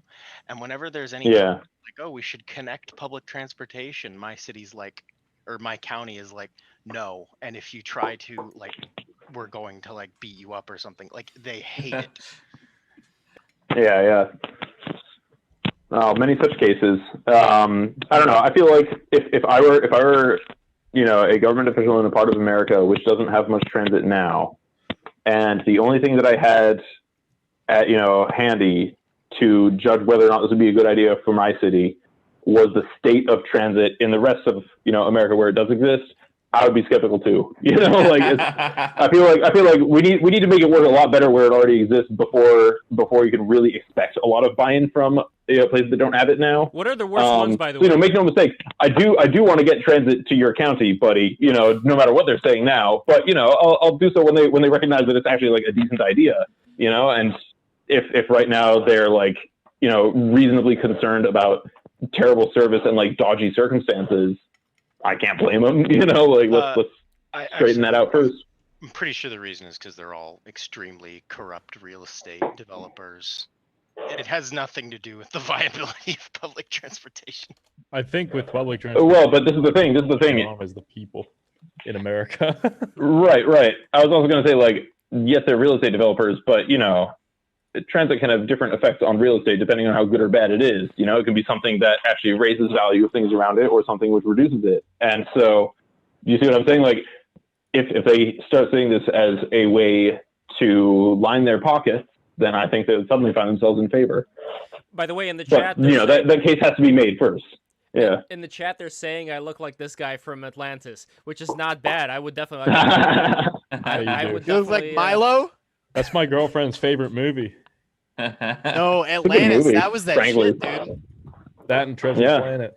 But Atlantis, it was made. I did not like Treasure Planet as much, but yeah. Well, the colors were kind of for me in Treasure Planet. Even in Atlantis here, I'm not a big fan of the colors. This is another thing I think the Japanese do much better than the Americans. I mean, the 9 Old Men time of Walt Disney and all that was great for color design. They had real experts there. But it feels like as the years rolled on, like even Little Mermaid, or, like Aladdin's sort of all right. It has the purple thing going for it. But I don't know. I feel like a lot of these very toxic colors since digitalization have been used in a lot of American media versus the Japanese. And for those who don't know, Atlantis was actually based on Nadia. I don't know if you guys are familiar with Nadia. I watched the first 4 episodes of Nadia. I didn't get any further than that, though. It's really good. I have a good story about that anime, actually. So that's Nadia of the Blue Sky, right? Nadia's Secret of the Blue Water. Yeah. And here's not actually Blue Sky, the Blue Water, yes. And this is the kid, by the way, if you take a look at the character design, this is the kid who Milo is based on. Let's see why it's not working here. Here we go. So here is the poster for Nadia, Secret of the Blue Water. So this is the kid. This is the same guy. Yeah. They ripped this entire thing off. They just like changed the characters. But yeah, you could see like I guess I kind of look like that kid too in a way. I mean, he has red hair and I have red beard hair. But anyway, what were we saying? I have a story about that anime actually, because basically when I watched that, I still have a copy of it. I watched it one time. I met up with an e-girl back in 2015, and I would pack up my computer in my car, and she lived like 2 hours away, and I would drive my car to her house like every weekend, and we watched like the series like in increments in that regard. Sometimes we'd smoke weed, but then she ended up being like totally crazy, and she was gonna like kill me. So that's just my experience. It was a great anime. I really enjoyed watching it, but it's like that's what's forever tied to. I might need to do a rewatch sometime soon to like clear the pipes out a little bit. But that's just she wanted to watch anime, and so I'm like, well, I have an Anime Bites account, I have a good seating ratio. What do you want to watch? It's like, it's like Netflix and chill, but it's torrent anime and then drive my big full size tower PC that takes up my entire backseat of my car, 2 hours to your house. But yeah, so that just reminded me of that because that was when I watched that anime. But it's good anime. I highly recommend anybody watch it. Definitely. And you've seen Evangelion as well. Definitely, right? Indeed, I have. So you see, like, they look the same. Shinji and that girl from it's Gainax both times, isn't it? Yeah, it is. It's the same company. And they've also made I was about to say Ghostbusters. They've also made Gunbuster, which is another really good one. Alex, have you seen since you lived in Japan, obviously you've seen some anime, I think. I don't know. Yeah. Some or read some manga. So what would be your top ones? Yes. I don't know about the top of anime, but as far as manga goes, I'm a huge fan of the Nausicaa manga by Hayao Miyazaki. If you've seen his movie version of Nausicaa, which is already an incredibly good movie, the manga is much longer, much more involved, very moving, very profound, I feel like. Really, really excellent. I can't recommend it enough. If you can find a version online, get it, read it. It's incredible. As far as manga that I'm reading right now, I'm going week to week with One Piece right now, and I'm loving the hell out of it. I first read it like years ago when I was in high school, maybe, and I followed it pretty avidly at the time, but then just kind of like stopped following it, in or after college, and then got back into it like this year, during lockdown, and can't put it down, man. It's so good. I will definitely recommend One Piece to anyone as well. I'm up to the saga, the last one so far, where they're in that Japanese town with the dragon and all that. Oh yeah, Wano Kuni. Yeah. Well, so you know the joke about Wano Kuni, right? About the name. No, what's the joke? They call it the country of Wano, but an old name for Japan was Wa no Kuni, the country of Wa. Because the no is like of in Japanese. So basically he just, he named his Japan region after an archaic term for Japan, plus a grammatical error. So like they're all calling it the country of Wa, but everyone just hears it as, oh, it's the country of Wano. Because they don't realize that that's like how the sentence works or something. I don't know. I thought it was cute. I thought it was good that he called it that. They like making those little puns, the Japanese, so I can appreciate that. And another thing that I really appreciated, for those who don't know, I was going to ask, if you're a good-looking Western gentleman who wants to go to Japan and maybe meet a nice Japanese girl there, like, no. are you going to get funny looks from the other Japanese, like from the guys? Are they gonna be like, oh, no, not good? Or what's the situation with that? I've heard mixed reviews about this. Most people say if they're going there and they're flirting with Japanese girls, they have a pretty good time of it. They have some success. Girls like them, but I don't know. I just get the impression that like for most people out there, they're just dating other Japanese people, I guess like if you come in as a foreigner, that's just exotic. You're winning not because like you're American, but because you're going to be gone in a week. And that can be like there's different kinds of exotic. For example, I did date a Japanese girl. And I'm saying in this case, I'm saying exotic specifically as in like, from somewhere else and not going to stay here. Oh, so like you're, you know what I mean? Like, you're just coming and going. And so that can be, that can, be reason enough to get some luck. But, so what you're saying, I don't know. I don't know if there's like anything more, I don't know if there's more to the appeal than that, basically. So some girls you'd say would just go for the one night stand or while you're here type of thing, and then you go your separate ways. But what about the ones who actually want to make something longer out of it, perhaps into like a long-term relationship or marriage or kids or anything like that? I guess I'm saying that, you'll find women like that in Japan, but they're not like, it's not like a super common thing, I guess. So it's not like, people have the idea you're going to come in as an American and just kind of overawe them because you're so much, better than like the local Japanese guys. This is generally not the case. The local Japanese guys like have, they're around, they're the normal, they're what guys look like over there, and that's just, as far as I can tell, what most women are into. Obviously there's exceptions, and, the fact that you're just visiting can make hookups easier, but, it's not like you're going to just, you're not just going to go to Japan and clean up, I guess is what I'm saying. Interesting. I do remember, and I talked about this one time already, so please forgive me, the people who have listened to it. But when I had the great relationship, it was short, but it was great, with this Japanese girl who I met on Tinder. We went to a Japanese tea house for Christmas, and Christmas, as you know, is a Japanese love holiday. And right. It's kind of like Valentine's Day. Yeah, exactly. She was really nice. She made me these every time we met, because she worked at a Japanese restaurant where she made desserts. She brought me some of her desserts every time we met. And I just thought, man, that is that is such a nice gesture. That is such a nice gesture. That's wonderful, yeah. And so, like, I think if a girl did that to me, I'd be very worried. Why would you be worried?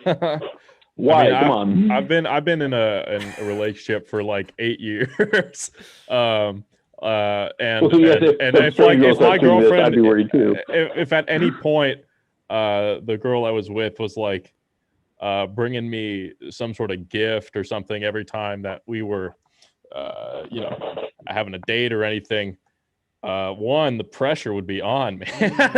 That would be insane to have to be like, oh, do I have to reciprocate that? And also, it's like, is this just a social norm rather than like a genuine item of affection? I think that's what would be where my mind went, because I know that Japan has like their Valentine's Day. They have one where the girls give the guys chocolate, and then the guys have to give the girls chocolate, and other way around. Like Valentine's Day, the guy has to take the plunge and give chocolate to a girl, and then a month later, girls will reciprocate with chocolate for the guy. Yeah, and it seems more like of an out of obligation, like, oh, this is just the norm to do, rather than you know, I really care for you as a person. I don't know if that makes sense. Maybe that's coming from a Western. I guess it kind of makes sense. I'm of two minds about this. Like, these things can feel regimented, but I don't know. At the same time, it can be nice to have like established formalities that you then get to do with someone special. You know what I mean? Like, I get that. That's true. Like, I don't know, like going to like having a proper like liturgical wedding. You know? Yes, there's kind of only one way to do it, but you know, it might be nice to have this established way of doing things that, you know, means a lot. So that when you do it with someone, you know, it's extra significant, you know? So yes, it can feel like a drag if, like, I don't know, if people's heart, if both of your hearts aren't in it, you know? Yeah. Well, both of our hearts were in the dessert that she introduced me to. So I don't know if you know this company called Royce.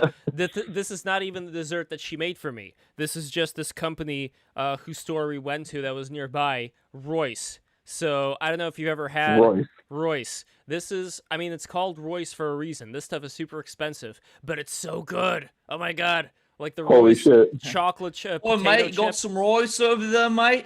You got some fucking Royce over there, mate? Oh, you got a license for that, right? Wow. I know, Alex, have you ever had Royce potato chips or chocolates or anything like that? No, I haven't actually. I think it's the first time I've seen them, but they look good. I'm gonna have to find them when I go to Japan. I mean, if you eat all of them at once, like I did, they're gonna make your they're gonna make your stomach hurt. You're gonna end up portly, like me and Gio. You're gonna get our body types. So no, I've been drinking a lot of milk. I've been eating a lot of cream. In fact, today I had 6 eggs with the half and half raw milk, half and half. Oh yeah, milk cream. Added some maple syrup in there as well. You know, and what else? And some vanilla extract. That was really good.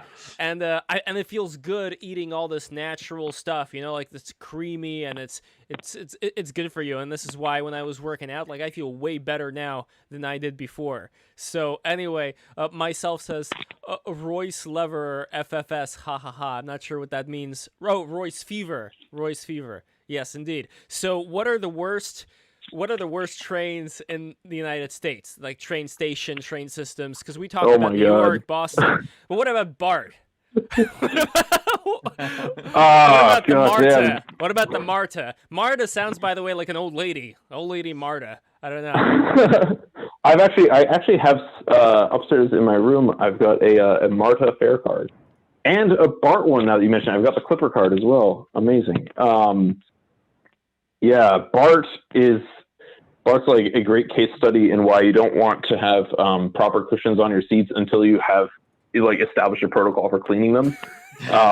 You know, like any Japanese train's got nice, comfortable, proper cushions on its seats. It's not like what you'll find where like they just put like a fabric stitching over a hard seat, you know, and then call it fabric, but all it does is just catch stains. No, we're talking about like, you know, a 4-inch deep cushion. You sit down, it's comfy, it's got some spring to it, it's real nice. But all these cushions on the Japanese trains are removable, and they clean them every day. I don't think they quite made it to that stage for BART, or if they did, there's something going wrong in their process because those are not in very good shape. I'm looking at As some for of the MARTA, photos. when I wrote it, MARTA was like fine for me. It wasn't anything special. It wasn't anything terrible either. I just used it to go from the airport to the city and back. And then, oh goddamn! So if you know the Philly subway, the Broad Street line, their orange line there, it has a little branch off of it, which is called the Ridge Spur because it goes down. I think it's called Ridge Street, and one of the stops on this spur is just the most dilapidated, fucking nasty hole in the ground I've ever seen. It's like a station that time forgot. And granted, it's been a couple of years since I've been there. I think I was last there maybe in like 20. I must not have been there since like 2010. So it's been like a decade. They might have fixed it up by then, but I'm not holding my breath. Well, It's doubtful. I'm looking at an image over here. Right. Is this it? Is this what we're talking about, or no? Ridge Spur. That's the correct subway line, but that's not the right station. I'm gonna find the station's name real quick. Yeah, because this doesn't seem and then that you can bad. look that up. Honestly, this looks Right. cleaner. No, so the Broad cleaner. Street subway is actually it's decent. Oh yeah, those are the signs for like how to transfer to the Broad Ridge Spur. But they're not from the station in question. Yeah, and the trains themselves, Hang they on a seem sec. kind of old looking. Although Those trains, yeah, they're actually Japanese. They're Kawasaki. yeah. They're manufactured in the 1970s. It reminds me of one of those old school vintage robot toys. You know what I mean? Like in the way that it's Yeah. designed. Okay. So I've got it. The station's name is what I thought. It's called Fairmount Station. So let me see if I can find Fairmount Station on the Broad Ridge Spur. All right, I'm going to lower the screen for now, but I look forward to seeing what exactly it looks like. I don't know what Myself is posting. By the way, Myself, our great British friend, who painted himself completely blue and put on a headset, and when he was there last time, he put his webcam into the blender for us. This is how dedicated he is to making this stream what Incredible. it is. And Also, on the last show, he challenged me to a fight, and I'd like to officially accept that. Woo! That's why you're so- doing the jujitsu. Yes, sir. Yes, sir. Excellent. Well, we should definitely live stream it, and also I want to do live streams with chess playing as well. Like if there's like an online chess match, I could just put that as a screen capture and like into another Zoom window, so two people can be playing a chess game while the conversation's going on. Eggy, would you be interested? Are you a chess man? Well, I'm a little bit low IQ. Once upon a time when I was a kid, I actually did used to play chess. I was kind of more of like a go-getter. I was a little more proactive. And now my brain has completely devolved into pure mush, not unlike an applesauce-like consistency. So I just don't know if I would really be capable of, I probably should get back into it a little bit. It probably would be good. It's like how old people play Sudoku, except that I'm just, I'm like a basement dwelling, younger person that just probably doesn't get enough mental stimulation for my own good. So it probably wouldn't be a bad idea for me to take up some chess playing again. But I would definitely need I'd probably need to play a little bit of novice of my own volition, kind of outside of things. Well, we but could start with checkers. I don't know. Once I get my head back into, knowing the game a little more, I wouldn't be against that. I wouldn't be against that at all. Do y'all know chess boxing?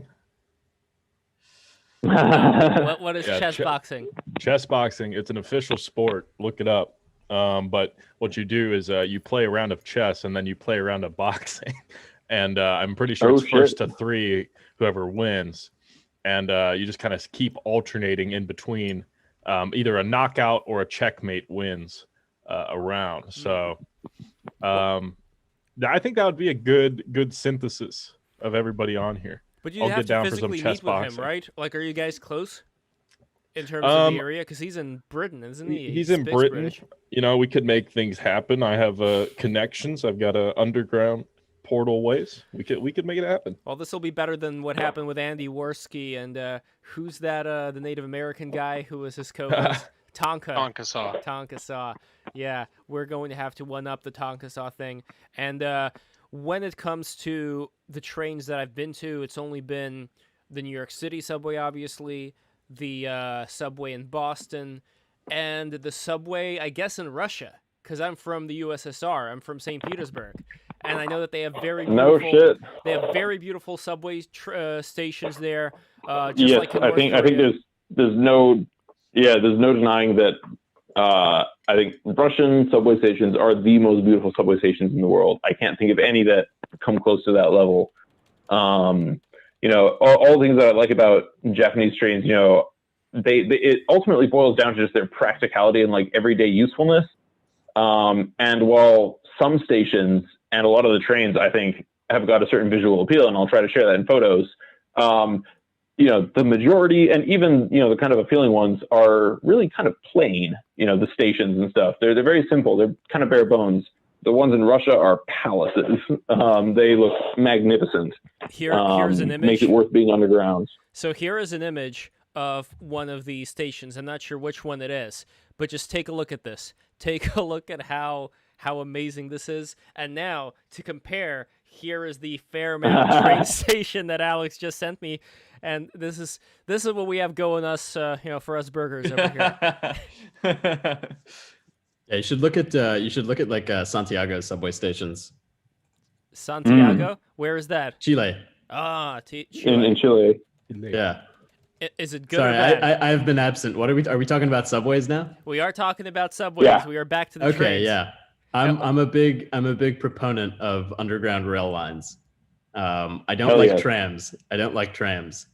What's wrong with trams, you think? I am not huge on trams. I think trams are basically a novelty. I don't think they're a particularly useful plank of like a city's real transportation system. Or at least like if you want them bus. to be, you have to give them so much preferential treatment that they basically just become trains anyway. Yeah.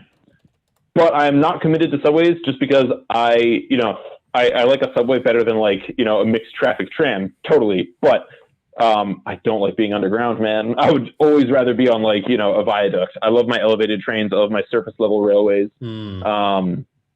I find those preferable to subways when I have the choice. Yeah. Is this like a fear of being buried thing? No, it's just something to look at out the window. You know, like when I'm out, you know, if I'm visiting Japan and I'm going back to my old neighborhood in like suburban Tokyo, I'm taking the Oraku line out from Shinjuku, and the trip is going to be the first half of it is almost entirely in a viaduct. And you can just see for miles across the suburbs of Tokyo. It's really incredible. Then you go over the big river, the Tamagawa, and then you spend most of the next part of the journey at like street level, you know, rolling around. And the entire time you're in trains, which when they get to Tokyo, they'll split up and go one of two ways. Either they go to the main terminal at Shinjuku, which is underground platforms, or they branch off just before the main terminal and join a subway line and become a subway line going through the city and popping out the other side. The Oraku suburban line joins with the Chiyoda subway line. Underground for like Amtrak, like Northeast Corridor journeys, underground would be insane. Like I wouldn't go for that either. Of course. The reason I like subways within cities is just it's just a lot easier to have big pedestrian spaces with like I would love for New York City to just like ban cars. For like livery and like intra-city delivery stuff that requires a vehicle. Just ban cars in Manhattan. And see, I feel like it's best when it doesn't even have to get that far, though. You know, because like they don't ban cars in any neighborhood of Tokyo, but at the same time, there are streets which, you know, can go all day with only seeing one car, just because you know. There's people who live on it. They've got cars.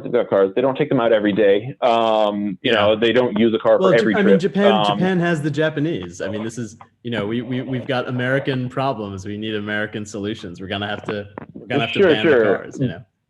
No, I don't like that. Because that's not a solution. You know, that's an imposition. It just makes life harder without a guarantee that you've got like a workaround. I'm okay with the impositions. I'm okay. Did you say ban? Wait? Did you say ban cars? In Manhattan? Yeah, I would ban cars. Really? I would totally ban cars in Manhattan. Really? I guess it's because I don't live in a city. I've never had to deal with this like existential level of traffic. It gets pretty congested there in New York City. Cars are stuck in one position. That may be a good environment for like the self-driving or whatever.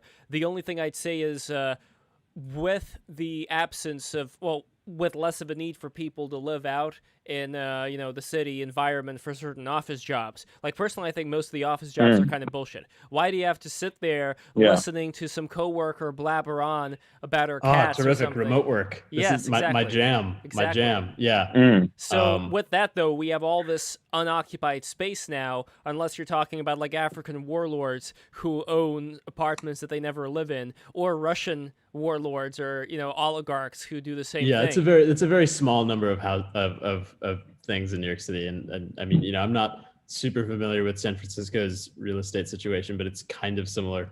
So there's a great it used to be the AIG World Headquarters building, 70 Pine in Financial District in Manhattan. You should Google it and you can go look at all the cool shit. It was this huge office building, and then AIG had some issues in the early 2000s, and so it was turned into apartments. And most American cities that are vertically constructed are full of that. They're full of these huge commercial real estate projects that could very easily be turned into high quality housing. Maybe not permanent housing, although, like Ted Cruz lives in an apartment with his family. Like he doesn't live in a house, even though he's in Texas. He lives in an apartment building with an elevator. But for a lot of people's life stages, having a single resident, occupancy unit or something that's very, very cheap, that lets them, just sort of live life, even if the job is not located in that city, that spares the rest of the country from having too much development. Like it would be horrible if, so I quote tweet and dunk on Iglesias all the time with like the 1 billion American stuff where he's like, let's just pave over all of Iowa or whatever, right? It's like that's hellish to me. Like let's not do that. Yeah. And converting a lot of these spaces into I guess it would also obviate the need for mass transit. So maybe we would never build like, Great American Rail, but turning all of this office space into housing, and just sort of using the existing space for like a new form of density, I think is a much better solution than anything. So wouldn't this be driving everybody? Yeah, I will say I don't think that obviates the need for transit, just because like the people who are all living in these new, converted population sinks, they still, they're just because they have the capacity to say account for all their needs in the area doesn't mean they're going to be satisfied with that. They'll want to travel to visit friends or just, for the sake of excursions. But the other thing I was thinking about, like, so sometimes we'll hear nowadays with, the prospect of like cities emptying out a bit, they'll talk about, is there any real point to keeping these agglomerations in the first place? And it reminds me of a while ago, I mentioned that I wanted to do some discussion on restaurants and cities, but the upshot of that discussion was going to be that, ultimately it's the city that makes the office job and not the office job that, creates the need for a city. Right. And so, what is the demand for a city? Well, fundamentally it's the demand for, just as like a placeholder here, for restaurants. Yep. It's hey, listen, I will buy all my meals from someone else who like focuses their time on cooking them, if that makes it easier for me to focus on the things that I need to do. And if there's a lot of other cooks in the area, then cook supplies, start to proliferate. It becomes like, that city becomes like the best place to go and practice your cooking skills and to like make a name for yourself as a cook, yada, yada. Basically, I don't know. Cities are they're concentrated markets which create opportunities for people to like I don't think try things differently. Right, exactly. And that's something that's never really going to go away, because this is something that is one of my like personal bugbears. But like I don't know if any of you guys have read any books by Jane Jacobs. She has one particularly famous book, but none of her really interesting ideas are in that book, which makes it frustrating, because I can find people who know her, but who don't know about the idea that I'm talking about, which is the contention that cities led to the development of agriculture and not the other way around. Because two basic theses underline this. One is that, it's possible through trading with one another to accumulate a surplus of food, even when the only means of gathering food are hunting and gathering. Mm-hmm. You might only be able to hunt and gather, but then you can trade for like, horn and minerals and shells and things like that. And so you can build concentrations of like dried meat, dried nuts, even before you have agriculture. And then, you know, the fact that cities are possible without agriculture is step one. And step two is just the idea that the amount of attention and sort of knowing what you're doing that has to go into agriculture means that you have to sort of pre-assume that there's going to be this population of a lot of people with time and attention to focus on the life cycles of their plants and their animals in a context that isn't just in the wild. And so, you know, it makes sense that like if you're talking about building up surpluses of food from hunting and gathering, what's one way to stop your hunted food from going bad? Well, you don't kill it. You just bring it live and corral a bunch of, you know, wild animals together. And then you've got people watching the wild animals. And hey, you notice some of them are, you know, if they stay in this corral for long enough, some might start having kids. And then you think, wait a minute, why are we hunting for this in the first place? We can just have them here. This is great. And so therefore, you know, by having this sedentary observer class, you can then start developing agriculture. But cities have to be there first. You know, you first need the concentration of resources and the concentration of people. And that's possible without having agriculture, just at small scales. Like, you know, a city of 2,000 people, maybe, you know? I would be willing to bet that, like if you were to take the dates of the establishment of like Roanoke in Virginia or Boston, if you were to take like the very earliest American cities and pick like a settlement date, much more farmland serving them was created after their founding than prior to their founding. Yes, I would say so. Yeah. There's another thing I'd add, which is a bit more in the down the rabbit hole scenario, but it's like Graham Hancock's idea of there being around 12,000 years ago a giant cataclysm causing all the coastal civilizations like Atlantis and so on to be decimated, and the survivors that were left over ended up coming to Egypt and South America and all these different places, and they were the ones who kind of started everything back up and taught people, you know, this is a city, this is how you do the farming, this is how you do, because they all kind of sprang up at around the same time. Well, as a transmogrified descendant of the Hyperboreans, I can attest that is absolutely the case. A few of us are immortal. We're waiting on everyone to develop space travel. That's absolutely. I mean, I don't know. Maybe there are a lot of weird. If you look at Polynesian genetics, you know, from like Malagasy to like to some places in like South America, there are like a lot of weird. There's a lot of weird Southeast Asian and South American genetics that implies sailing between populations. Yes, there's definitely some exchange back and forth. Yeah. And the same thing also with the Aborigines in Australia. They found that their DNA matches up with the South Americans in the lower part of South America, who also have the legend about being brought in by ship to this area. And there wasn't any natural land bridge that could be found with any other explanation of how they were able to migrate all the way from Australia to South America. Right. There are a lot of weird. I think it was when I learned about like Congolese pygmies, where I was just like, okay, humanity is weird as shit. I'm going to provisionally accept anyone's folklore about anything as being possibly what happened. Because it's always possibly true. Yeah, there are just a lot of weird things in the genetic record where. So like India is a perfect example, right? Like you have this entire mythology of a people from northern climes invading into the subcontinent and then setting themselves up as like the rulers of that area. And that's where all of the traditions and things descend from. And then it's like, oh, it turns out that's exactly what happened, right? So yeah, I mean, like even if these things are not well understood in like a good contemporary narrative, you'll find out about them eventually. Archaeology is maybe not the best guide, but isn't there something about the Smithsonian archaeology alone? No. Isn't there something about the Smithsonian burying the giant bones? I heard about that. The Nephilim? No, that's why our generals are so hesitant to get out of Afghanistan.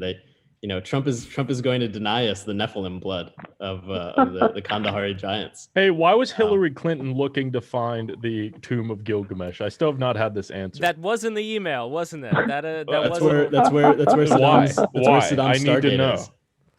Maybe she was saying it tongue-in-cheek to be devil's advocate here. Is that possible? Could that be a tongue-in-cheek reference to something else? It's just like the walnut sauce. It's all of these things have esoteric meanings. Nothing is normal in State Department emails. Yeah, I remember that. What was it? The Moloch offering, the offering to Moloch. That was also in the Podesta emails as well. The lucky rabbit's foot and something with Minerva. So, yeah, I don't know. Maybe it's about Gilgamesh for real. It would be very fun if that was exactly what was up. I'm really fascinated. Like, when I look at some of these old steels or friezes or whatever you call them of these Nephilim who are holding up lions, like whole lions with the mane, right out of like Simba, right out of Lion King, just holding them up. And the lions are like this size compared to them who are just like so big. And I'm thinking like, maybe people were living that long and they were able to get into a state that we are not able to get to. Because when you think about human beings right now, like we're very fragile, we're very small, and we don't live a long time. We're kind of pathetic, to be honest, like, in comparison to what may have existed back then. And people think like a lot of people who, let's say, are more materialistic think that we are going on an upwards trajectory, where, let's say, a lot of people more on the atavistic side of Twitter think that we came from something higher. Like Helios Logos believes that we are, not all of us, but some of us are from the planet Venus who came here. Okay, yeah, I disagree. Now, why do you disagree on the Venus thing and the moon being constructed thing? Where is the point of contention? Yeah, I don't know. Like, particularly on, I never see this stuff on left-wing Twitter, is what I'll say. Like, I don't consider myself a whatchamacallit. I don't consider myself neo-reactionary. I don't consider myself, accelerationist. I do consider myself on the right more than on the left.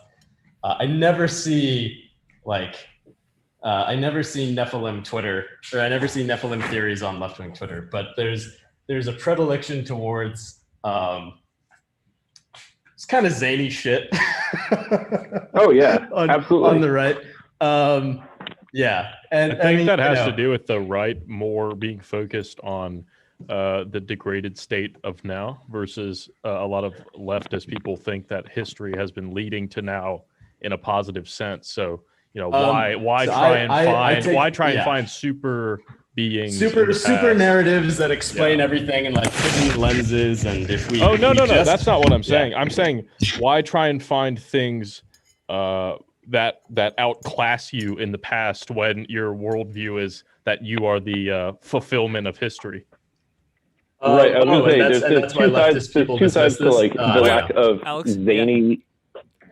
Oh yeah, I was going to say, I agree that this kind of like zaniness, what a great word for it, is very much a thing on the right in a way that it's not on the left. And I can think of like a dozen reasons why this is the case. Like it's not a surprise at all that this is so one-sided.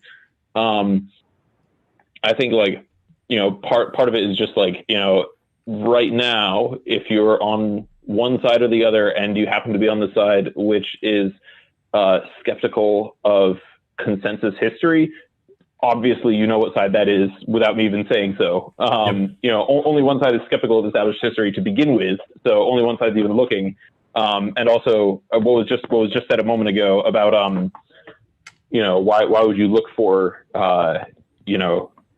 Supermen in the past if you believe that history is moving in the other direction? And it's even worse than that. It's more that it's not that on the left there's not a lot of zany history. It's just that on the left there's not really a lot of history at all. It's just a general, broad speaking disinterest in history as being devoid of any valuable lessons. Exactly. Whatever you learn from history is only a reflection of the times and has no bearing on the present. Yeah. Right. And so basically, the right is the place you go for zany history, but it's also the only place you go for involved history at all, for an actual detailed discussion of if you guys follow Nemetz on here, I love his discussions just of Paleolithic Europe, and he describes these cultures as if as if you're walking around alive in them in the moment, and he does it so vividly, and I really like that. Without being too outlandish, everything he talks about is completely within I guess what you might call like the leftist idea of what's allowed to happen in history. Like Nemitz never goes outside those bounds into what we could call zany territory. He just, pays attention to history and actually talks about it and actually has conclusions the history about it. that exists is also already pretty wild. Like when that's the other thing. If you develop even a little appreciation for history, you immediately find out that it is crazier than most of the myths that you might have heard as a little kid. Yeah, when you're a kid, you might hear fairy tales. It turns out history is way weirder. Into like Bronze Age Iberia, like it's not like 60% or 70% of the men that were killed. It is 100%. We have no. It's like there's no Y chromosome DNA from them, right? Like there was just like Right. Well, you had a similar thing happen with the Bantu expansion, right? It's in a lot of East Africa, there's just complete Y chromosomal collapse. Yeah, and like something for something like that on that scale to explain, the entire Spanish people, the entire Iberian people, to me is one. I mean, we have evidence for it, and two, like it explains so much. Absolutely. It explains a lot of things, and like that, having that, it's fun that is forbidden, and you're not supposed to enjoy those things, but having something with so much explanatory value and having access to the real in that way is just like if someone starts talking about like, oh, but humans came from Venus, it's just like get out of here. This is like Or alternatively, like be zanier, because then that's even more fun, right? Like you have to unless you're going full Hakan, don't go even a little bit Hakan. Go full Hakan. Right. So don't go to Venus if you're not willing to go to the Pleiades. Yeah. Exactly. I was thinking, as far as zany history goes, I'll only say this: is that one of the points that Bap seems to harp on a lot. He mentions it in his book, and he's brought it up once or twice in his podcast. Is just the idea that there were surely advanced civilizations that rose and fell in the history of biologically modern humans. And it's one of the things that I basically think is true. I'm not sure the extent of it. I'm not sure, exactly where and how advanced and stuff like that. But I basically believe all of the pieces are there to make this possible. And I think, there's reason also to suspect that it is probable that, the civilization that arose with agriculture in the Middle East, 8,000 years ago was not the first human civilization. I think that's the conclusion that we can draw. I think one of the best examples is the Antikythera mechanism. That's like crazy. It's not even like an astrolabe. It's like this astronomical clock that was found in it's an analog computer basically, and it was found in a shipwreck off the coast of Greece. And if you for people to be capable of something like that, I've heard of this. It's very cool. I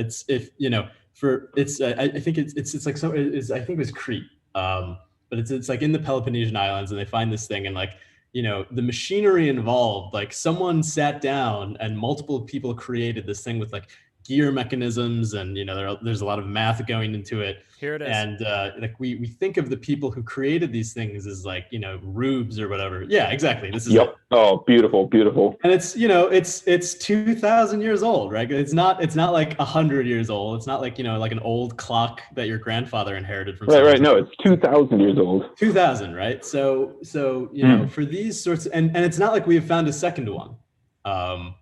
Sometimes when things break and right, well, look at, they said it was made out of bronze, and so this is one of the reasons that I think it's reasonable to suspect, even when there's a general absence of like metal implements from an ancient civilization, is obviously you recast all the metal. I can imagine any sufficiently advanced ancient civilization is whatever visible ores and metals that they left out would be scavenged like that. Exactly, they would become mines before anything else, and then they'd be exhausted because they're too easy to get, and then we'd be back to digging in the ground. Yeah. So I'm, it verges on the level of like, ancient aliens, which is obvious, like that. It's clear. I guess I can say you can take it. You can take it to that level. You don't have to though, and that's the beauty of it. You don't have to. Exactly. And but the level that go on. Yeah, if you just try to appreciate the ancients as people who didn't have access to all of the technology that you did, they become much more interesting rather than like a theme park cartoon. There is also also a master key that I think, at least for me, it's able to slowly connect me to certain images, certain things that keep recurring when I take a look at a lot of ancient architecture, which is meditating. Like when you meditate, when you do the breathing techniques, you start seeing certain things repeating over and over and over again. For all the BTR listeners who are regulars, you've probably listened to me talk nonstop about this. But for Alex, how I would define it with as little words as possible is you see the human body as a microcosm of the entire universe in the way that it works. Okay. It's like it is kind of like a machine where you can generate breath, and the breath generates this primordial energy called Shakti, which in Hindu philosophy is in this dormant state in the root chakra. And when it awakens, it starts going up and down through your body, and our bodies are, in a way, a generator of sexual energy that can either bring that sexual energy out to create new life, or it can bring it in and go through the body, and that would enable, like people talk about magic powers, seed heats, things like that. And I'm not going to talk about private experiences, but I will say, what I can say is that you do get to a level as far as visualization that you can see a lot of things as far as geometric shapes that you can actually move around and zoom in and zoom out of when you have your eyes closed, like purple, blue colors. So there is something to being able to unlock this. And one other thing I'll add, which I found recently, is that just like we have, let's say, the in and out process of sex, like when you have sex and you conceive a child or whatever, and it's like a vibration that's going on up and down, in and out. But then you also have breathing, which is repeating that same cycle. You could say at a faster rate, although the sex could be at a much faster rate depending on how you control it.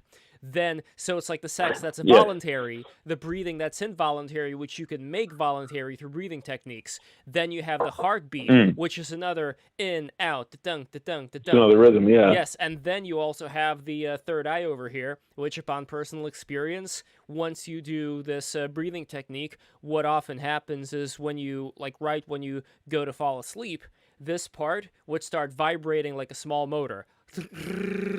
Like that, and that's when you get all these very powerful visualizations. So it seems like, just like a well-run machine, our body is a machine. Like G.I. Gurdjieff said, that the human body is like an airplane that human beings only know how to ride around like the tarmac or whatever in circles. We have no idea this thing's capable of flying.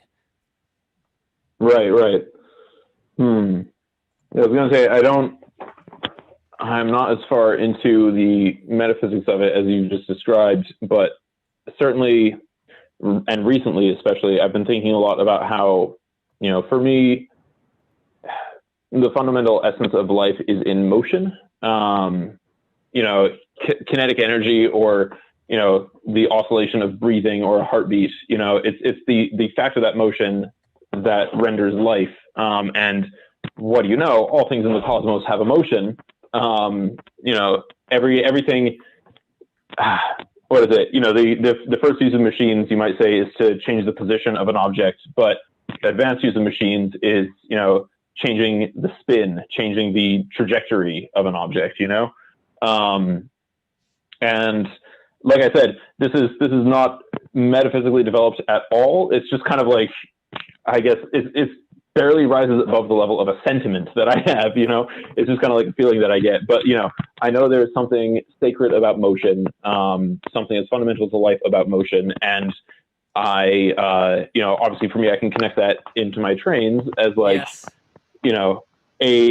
a small window into this greater, universe that's all in motion with itself. Well, trains, they look like people I am a little, What's up? They look like people. Like the best trains, they look like characters. I think this is why, like the Japanese, they really They do hard. seem to have faces. Yeah. Yes. I will say so. Yeah, I have a thread somewhere on Twitter from maybe 2016 or 17 where I'm talking about the different views of a train and saying that, a train has a face, but then it also has like a side, or a profile. I forget what I called it. And that, in America, we only sort of pay a little attention to the face of the train. But there's very little attention paid to the side view, which is why, like in the New York subway, you get all these trains pulling up and they're just all gray on the sides. It's remarkable how many cities you'll do this in. If you look at photos of like the Atlanta subway, the Baltimore subway, the Chicago subway, you look at photos of these trains and they all have the photos of them facing you. So you can see their face and the faces all look different.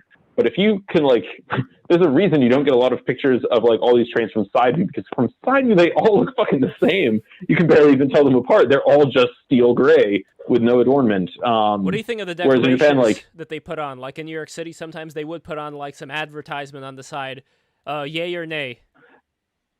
I don't like advertisements on the side of trains. If you go on a Japanese train, they are full of ads, but the ads are usually inside, hanging in little banners and stuff from the ceiling, or like posted up in small posters on the wall.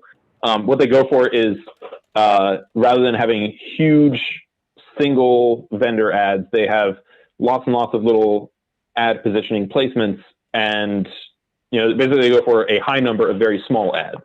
So you're not being overwhelmed by like one picture, but you can just pay attention to a different ad anywhere you look. I don't know. I've never found it to be unsightly or a problem when I'm dealing with ads on Japanese trains. It helps that I can't really read the Japanese that well, and so like it's not actually blaring at me the way that like an English language ad is effectively yelling its message. So that certainly makes it a little easier to deal with on a Japanese train. But I don't know. By the way, did you grow up with Sentai? So not hentai, but Sentai. Super Sentai. Yes, I love Power Rangers. Back, I grew up with Sentai, but only in America. I never watched any Sentai in Japanese or in Japan. But when my family moved back to the States in 1993, this is just like a year or two before Power Rangers hits, and comes out. And so I was able to watch that, on TV every day. It was like my favorite show. I watched it, I want to say at least until 1997. That's up until maybe, Lost Galaxy, I think until 97. I'm trying to remember what the, because, Zeo. I think they had made it to Zeo. Zeo. I think that was as far as I got. I got was something Power to show Rangers you. Zeo. Hold on, I got something to show you. In Hit fact, it's right above here. Could we get it out? All right. Okay, look at this. Look at this. Look at that. Yeah. Oh my Remember God. just barely, man. This is taking me back. Yeah. So this is this is actually the Japanese one. It is called King Pyramider. So it was like the most powerful one. So this is a pyramid, and it turns into a robot. I'm gonna go to the side. I'm gonna turn this thing into a robot. And by the way, okay, so we got Kawashimugi back. I can never pronounce your name. My apologies. But we got you back. Kashiwagi. I want to ask Kashiwagi. I want to ask a question. Do you think that there is something, and this is a question for the whole panel, do you think that there is something in Japan being, even though there are some Christians there, it is primarily a pagan country? Do you think that there is something in the paganism that translates to all of this art, to all of this, all of these characterizations in everything that they do? Yeah, I think it's directly related, and it's sort of a tricky predicament to be in, just because like I don't, on a certain level, I would like to see Japan embrace Christianity, but I really don't want to see them lose this aspect of their culture either. There's got to be, I only want the one if we can keep the other, basically. I am in general anti-Christianization for this reason.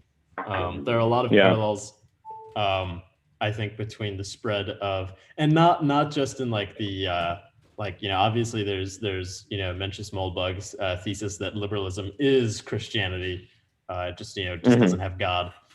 I think more generally, the homogenization of people's attitudes and beliefs is a bad thing, because you don't change the underlying inclinations.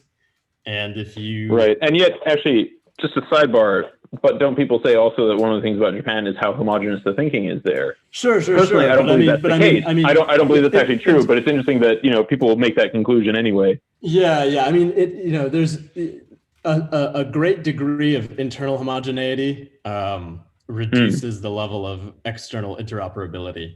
And you see this like with languages a lot, right? So like when France was becoming a nation, they had an academy, just like the Italians did, where they were just like, hey, here's standard French. You're all going to speak this instead of whatever Brittany is or. So I that done globally, where everyone just now suddenly believes a certain thing and they have a particular tradition that they fit into, I think is a horrible thing. Yes, I agree. And you, I think out of everyone on this chat really needs to, you've got to read some of Jane Jacobs' books, man. I'll have to send you a DM, but I think they would dovetail very nicely with the things that you're talking about. Do you recognize this guy? So this was the original Power Rangers one, but this is like a special black and gold version. Holy shit! Yes, I recognize the shape, but it's like it's like all Black Ranger. Yeah, that's fucking wild. You see the this breast Megazord over here. So if you take the breast off, right, it comes out, and that should become the pterodactyl. Yeah, the pterodactyl. Look at this thing, man! I completely forgot. Hell yes. These are on the shelf. I completely forgot about them. But yeah, caw, and also okay. So sick. Then I have this one over here. Look at this. You remember this? Yes, not as clearly. And look what happens when I press the button. Do kids still play? Do kids still play with toys like this, or is it just all video games now? That's a good question. There's one of my favorite one of my favorite people on Twitter, Midwest Siberian. He has like a little boy of like 3 or 4 maybe, and he has some of his old toys from when he was a kid that he's passed down. It's very sweet. That's the dream, man. That's the dream. Happy to see a little kid playing with like a truck instead of an iPad or some bullshit like that. This is my favorite one, by the way. Look at this thing. So this is yes. This is the big dragon. The dragon, the Green Ranger. And this is not the American version. This is the Japanese, because you see it has these spikes here. The American version, he's got the horns. Yeah, the American version. Right, he looks like Godzilla. Area. Like the American version, they put like plastic things over here so kids wouldn't poke their eyes out. But this is the lame. This is that's the wild and dangerousness of the world that you wanna preserve. Exactly. You don't wanna defang all of nature's. You don't want to defang this. And look how beautiful a design this is. Like, I know I'm on green screen, so it's kind of going in and out. But I just love the way the way that it's designed. Just this very interesting looking color and tail, and this fierce looking dragon face and the mustache. Like this, somebody did this with a lot of love. I think somebody put a lot of love into designing this thing. Yeah, and it's particularly Japanese. Now, Zizek, one of my favorite things that he said, I think he said maybe said it jokingly in an interview, but he said, I see ideology in everything. I even see ideology in a toilet. I think he just implied that like Germans have a scatological fixation, which is why they have the poop shelf thing. Fact. But that came out of, culturally that came out of them, not going to the doctor, but having a period where a lot of them would be getting intestinal worms. And so they needed to know, right? And so it was actually an ideological manifestation of the German mindset that led to the poop shelf. But you see this with a lot of things. Well, what about the Japanese? I mean, the Japanese are also. But that's what the panty vending machines is. Only the Japanese would do that. But a lot of material culture is like that, and that's really what I mean when I say I don't want.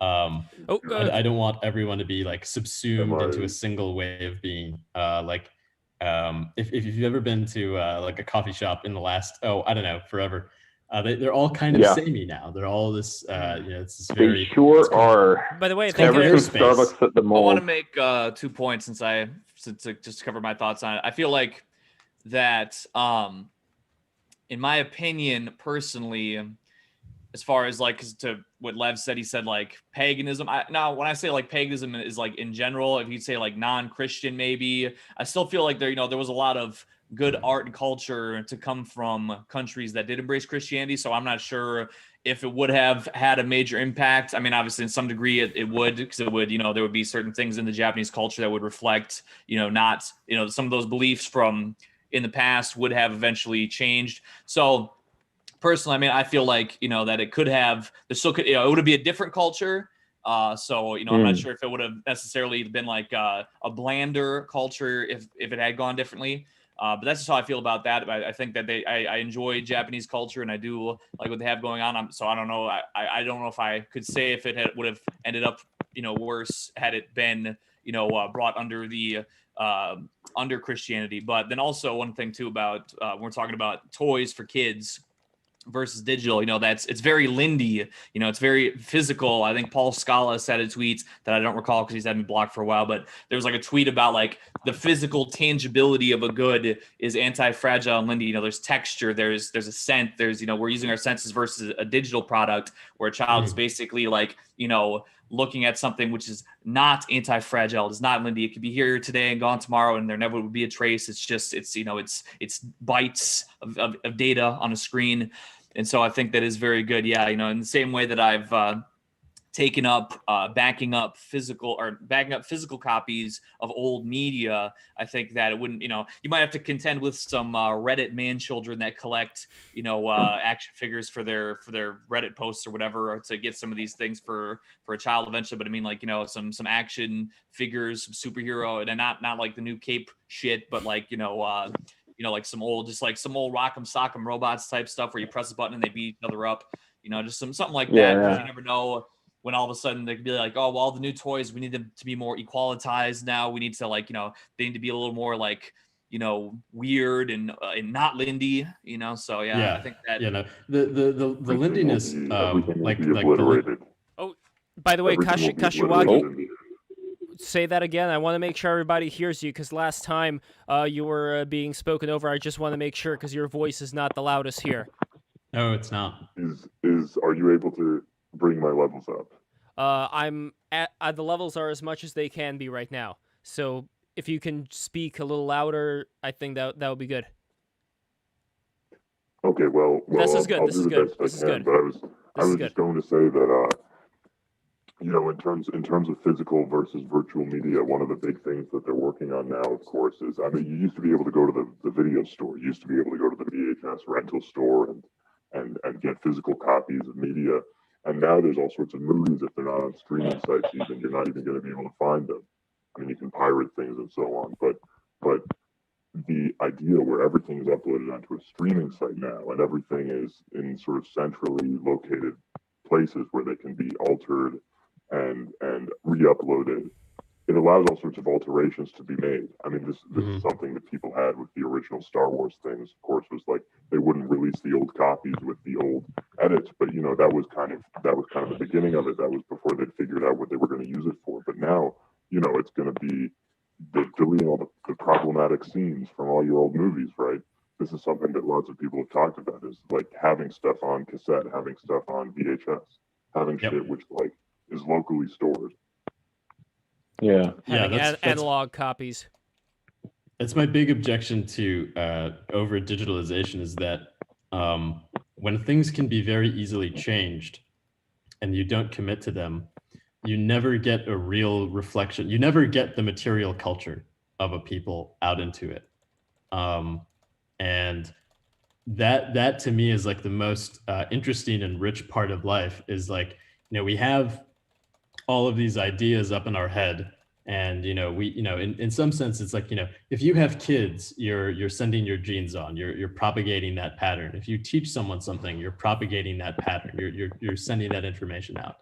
And things that become corporeal, that go from one level of sort of undefined mutable pattern into these sort of fixed templates, that I really enjoy that aspect of just people. Like that's what, friends of mine who like, so, a lot of my friends, they were, women who worked in offices and did like, bullshit PowerPoints for, whatever the fuck.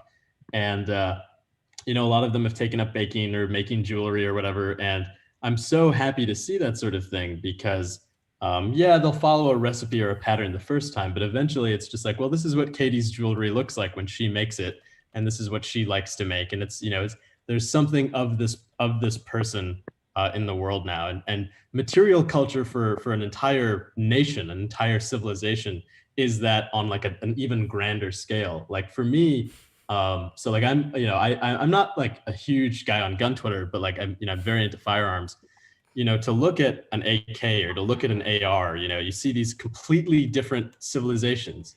Like you see this, this like T6 aircraft grade aluminum that's been CNC machined on this like big production. It's got this space age plastic and it's very, very lightweight. And it's all this cool stuff. And then you see this other thing that's like hammered sheet metal, and there's like, there's wood, and like, the selector switches come off. And it's like, two completely different civilizations approach to the same problem. Very, very much like how animals, obviously there's some element of carcinization involved, just like the crabs that keep showing up in nature, right? Almost all modern firearms are actually trending into the same sort of design. If you look at the new AK-12 or the upgrade kits for the AK-74, they look very much like AR-15s. So there is some element of the platonic ideal of these things just being revealed by time and pressure, but there's always some sort of identity that's there in physical media. Whereas for the digital, right? You can just put Japanese language over this broadcast, or you can just put this new language in something else, and something is lost when you do that. Oh wait, speaking of something being lost, there's a way that this ties back into the earlier point about the paganism in Japan context. Have any of you read the book or seen the movie, the adaptation Silence? Scorsese did an adaptation of this movie, but it was originally a book. I think I have the book, but I haven't read it, and I haven't seen the movie. Yeah. So, Shusaku Endo, I think I've got the book. Exactly, the book. So the author Shusaku Endo was from Kyushu, I believe he's from Nagasaki. And Nagasaki which is one of the more Christian parts of Japan.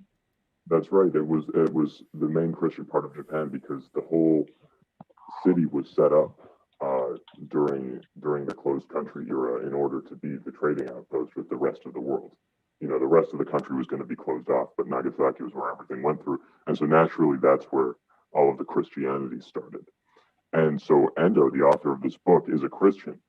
But one of the main theme of this book is it's about these missionaries, these European missionaries, these Catholic priests who've come to Japan, and they're trying to deal with their flock in Japan. These peasants who are crypto-Christians who've been living with Christianity under the persecution of the shogunate. But Silence, what it's talking about is these priests are.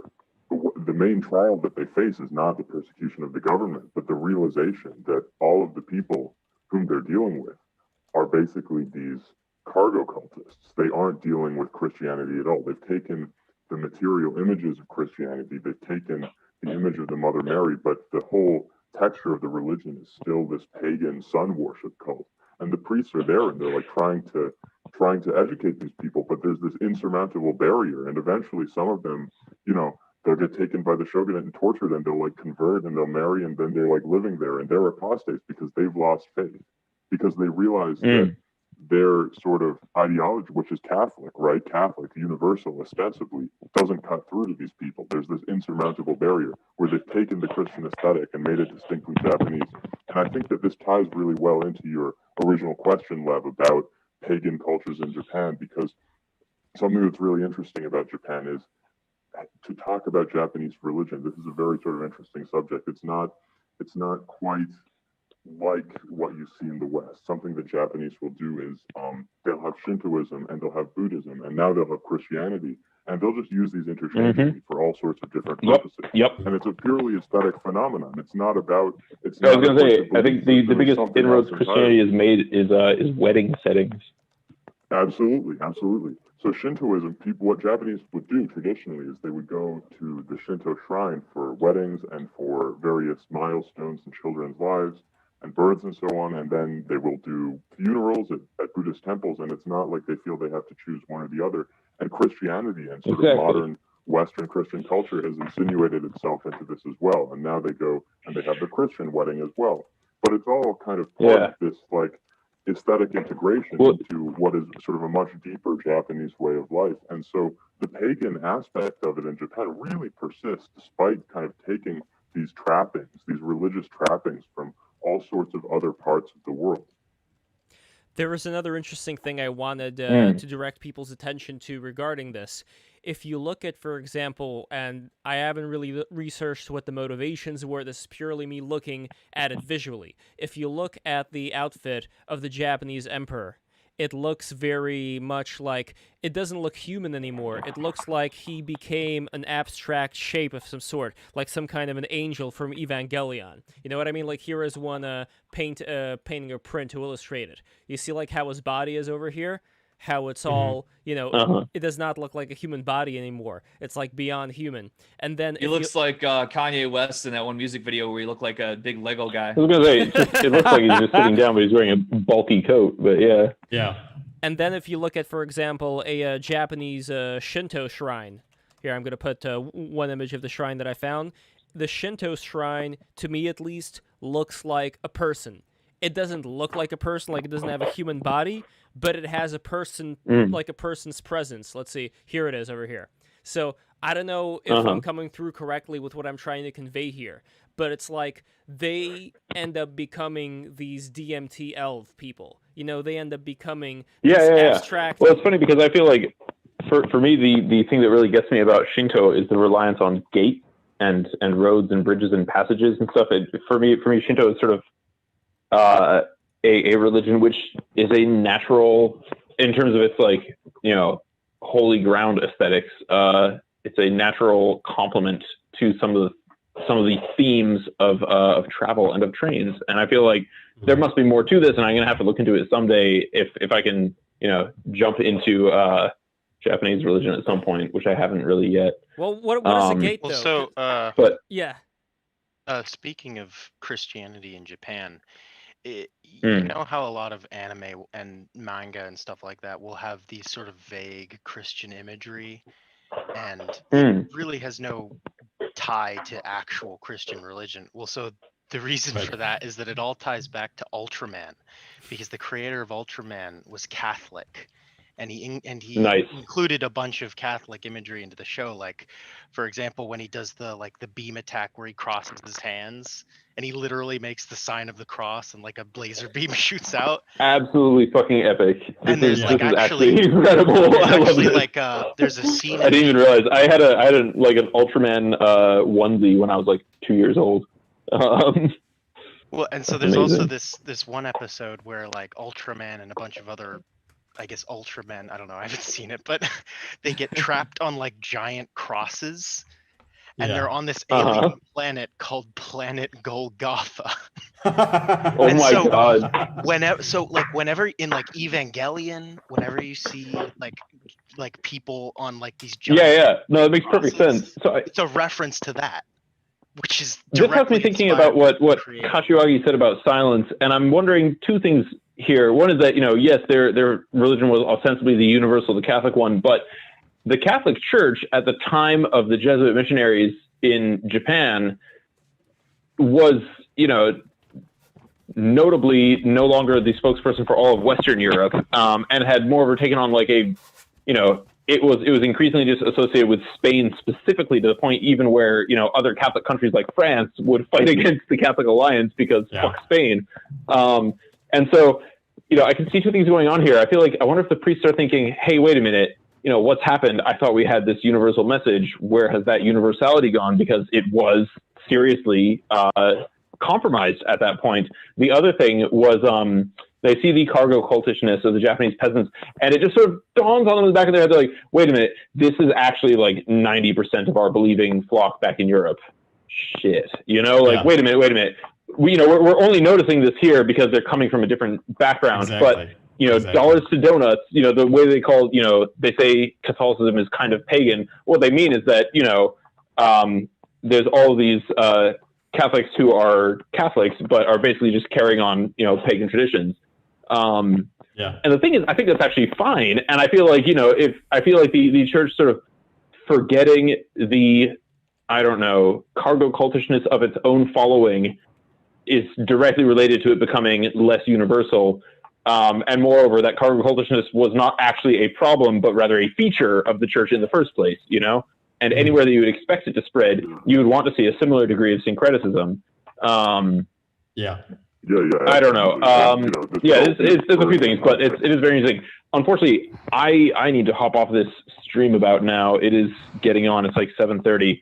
I need to do some cleaning up. Well, Alex, it was a great pleasure. I'm so glad you guys have me on. We've got to continue this conversation at some point. Absolutely. We need to have like a return.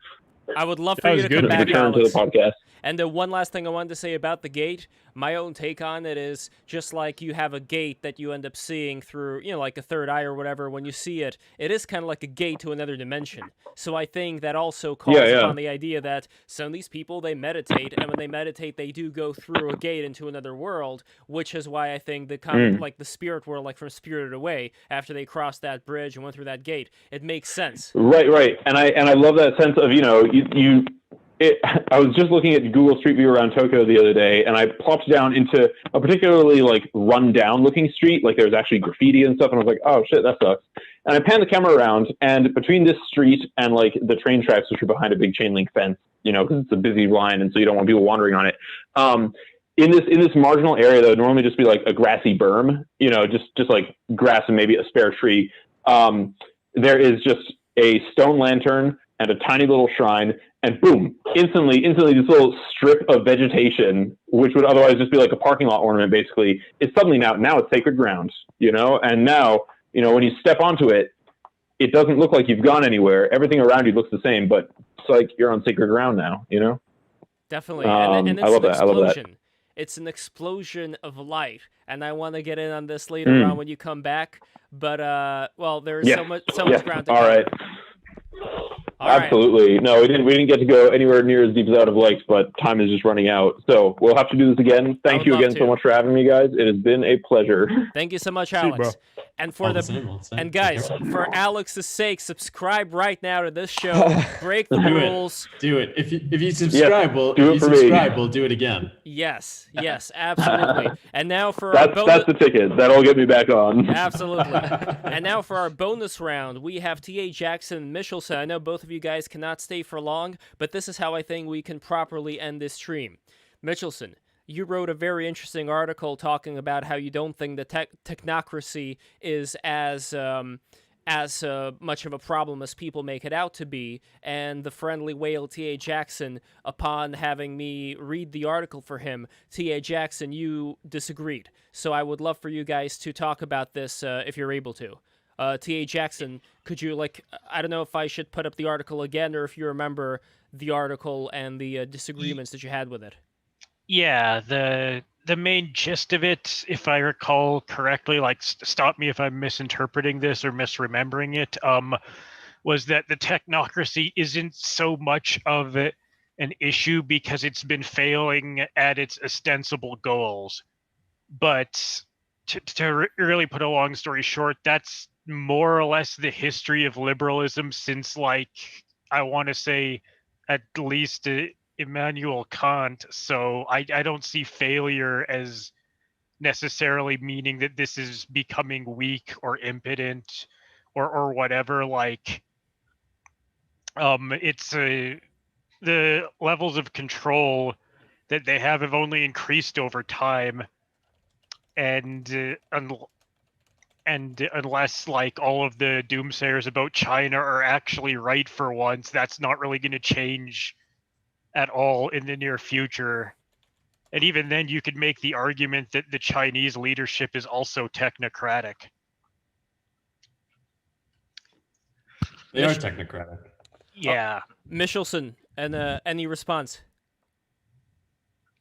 Okay, yeah. So I actually went through the stream and the last stream where we were talking about it, and I listened to it. I couldn't find the part where you actually talked about the article itself, but anyway, I heard, and so I think, so correct me if I'm wrong, but it seems like you're basically saying that because the goal of, liberal technocracy is not what its ostensive goals are, and it's actually this sort of high-low versus middle dynamic. I'm familiar with that, and I understand that there's this constant historical process of power centralization that sort of underlies this whole process. My point wasn't necessarily that, oh, they aren't achieving their goals, so we don't have to worry about it. It's more like they are actively, or they are not really accomplishing things that appear to be existential threats to their entire hold on power. And so regardless of how much they, how many controls they institute, regardless of how much they centralize power, that doesn't really matter if there's no military.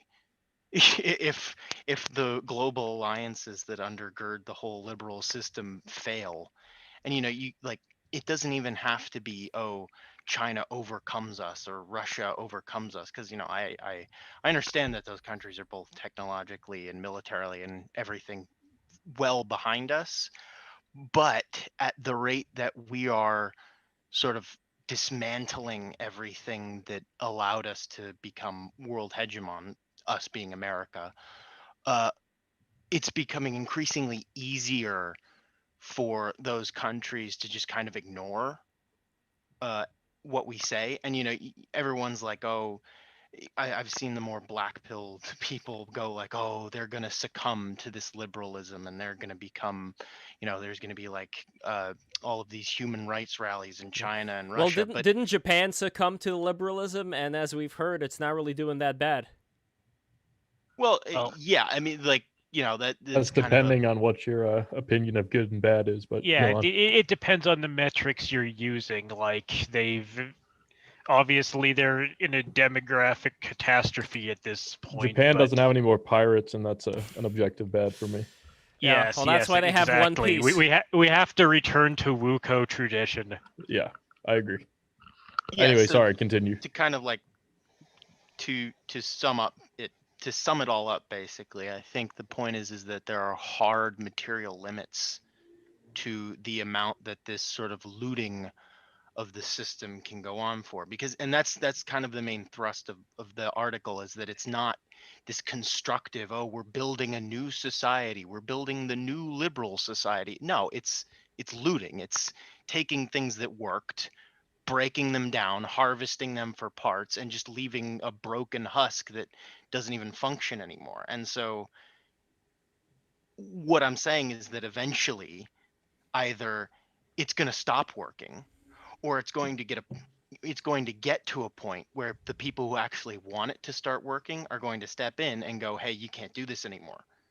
Because there's sort of like an allowable limit to, okay, you can dismantle certain parts of our society and it kind of works. Kind of like how you can take the stereo out of a car and just sort of slowly harvest the parts. But eventually, when you start messing with the transmission, it's like, this car is not going to drive anymore. So either it's going to stop driving, or someone's going to go, you can't take that out. THX? Yeah. There's several things to comment on here first. First is that, like I've said before, liberalism doesn't really work, and it can't really work because it's completely incoherent. So what these liberal-derived ideologies, they're always acting, at least in some way, inconsistent with their fundamental principles, if only because having a state that enforces liberty is completely nonsensical. So you see this earlier when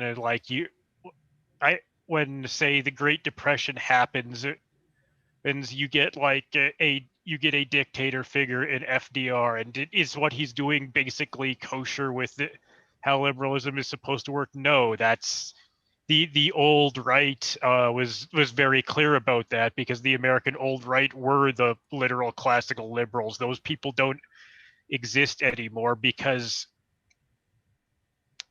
like I'm saying, what happened is ultimately they were as incoherent as what they were replaced by. So you have this quasi-dictatorial leader in FDR who just completely ignores the Constitution whenever he wants to. Oh, this Charles Collin guy's talking shit about me on the radio, I'm just gonna have him shut down.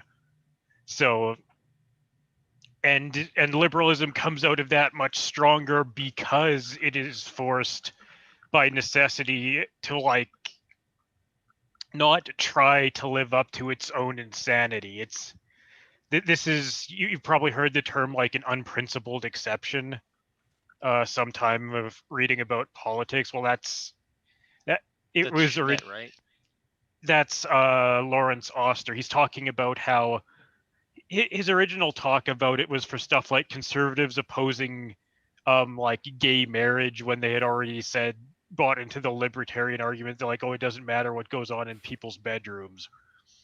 And so their objection was purely just, well, this was like purely on tradition and not on any principle that justified it. So what liberalism does when it's in a crisis situation is it appeals very strongly to unprincipled exceptions. And because citizens in a liberal state are uniquely susceptible to propaganda. I disagree with that. I think what you're describing is a phenomenon known as power, and any system which is in power is going to do these sorts of things. Right. If there's an existential threat, but the thing is that like no one even remembers that like FDR was acting as a dictator. Okay. Like,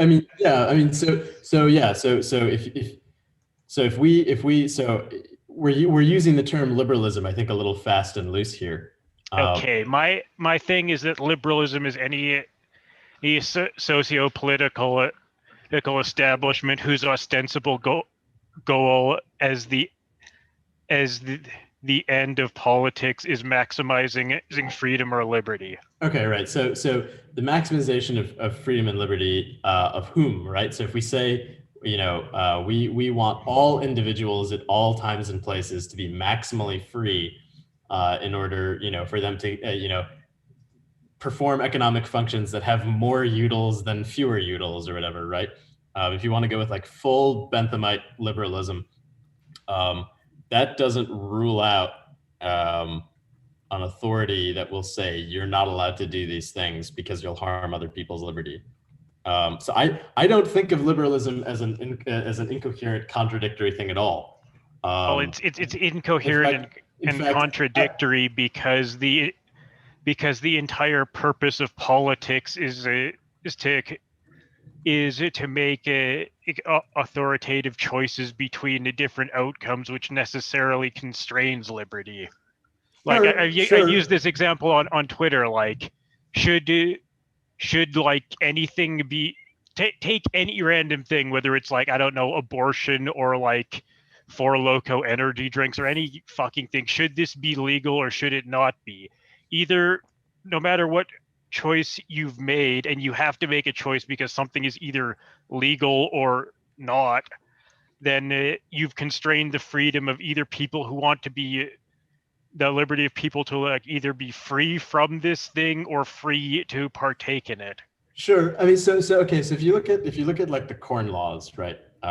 So this was a huge assault this was a capital L liberal assault on ultimately a hereditary power, saying, you know what, actually, you're not going to have this source of money that's just for you and no one else. Liberalism has done a lot of this sort of thing where it dissolves old hierarchies and democratizes them. It makes structures sort of wider than they are tall. And then, as you say correctly, right, in times of crisis, liberals will say, actually, you need to believe the science. You need to believe the science, and if you don't believe the science, you're harming society, right? Liberals have a nasty side where they're willing to be very illiberal. But to me, this doesn't speak to the likelihood of liberalism as a political system, or really as a political inclination.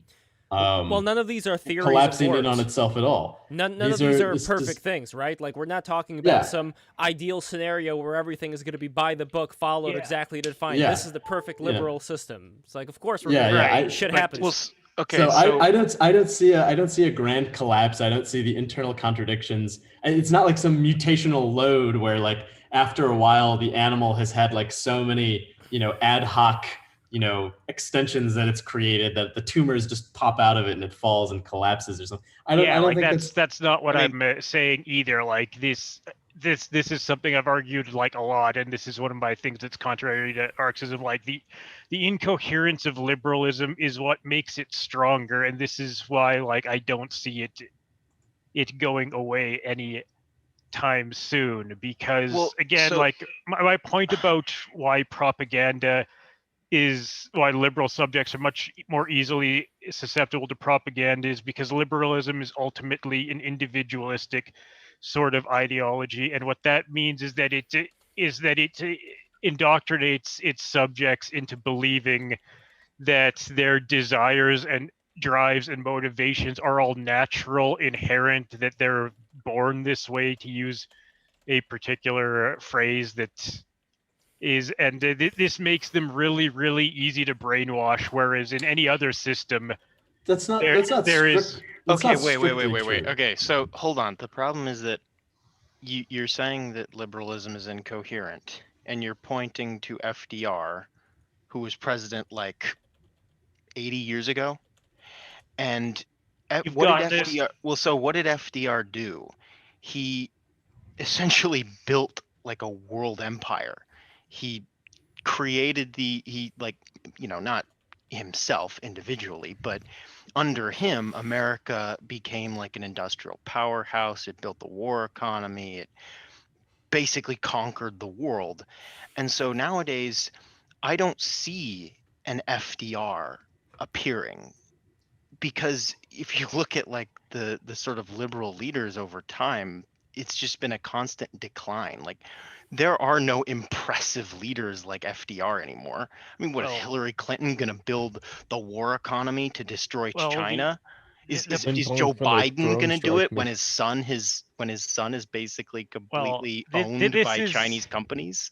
Well, this is the thing about Republican governance, is that the state is not actually the formal elected state is not actually what's governing people. What you get is people operating, like, at best, the closest to your state actually running the way it's supposed to is intelligence agencies controlling it. And the more typical thing that you see in the United States is guys like the Ford Foundation making decisions, like when they more or less created the civil rights movement, or the Black Lives Matter movement, both times it came around, just as an example. The global liberal order doesn't survive without America. That's just a fact. And yeah, so I'm not saying. Why is that a fact? Because no other country has the ability to enforce this sort of world order. If America just disappeared, America's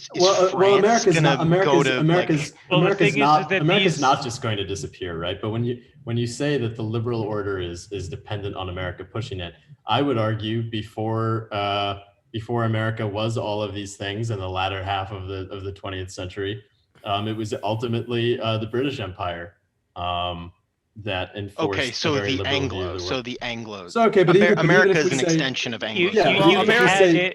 America is also an extension of not just the Anglos, but who came up with the term British Empire. It was John Dee, who was also one of the people responsible for bringing people into America originally to start. Yeah, sure. But even besides Anglos, right? Like, look at how Macron has been speaking in the last month now. Yeah, like about French government, right? He's been talking entirely about a frame of liberalism that is immensely recognizable to any American, where he's saying, look, you can't have these impositions on our society because you're telling this little girl that she needs to be treated differently as a girl. I can't allow that. We're an egalitarian society. We're a liberal society. Islam can't do this.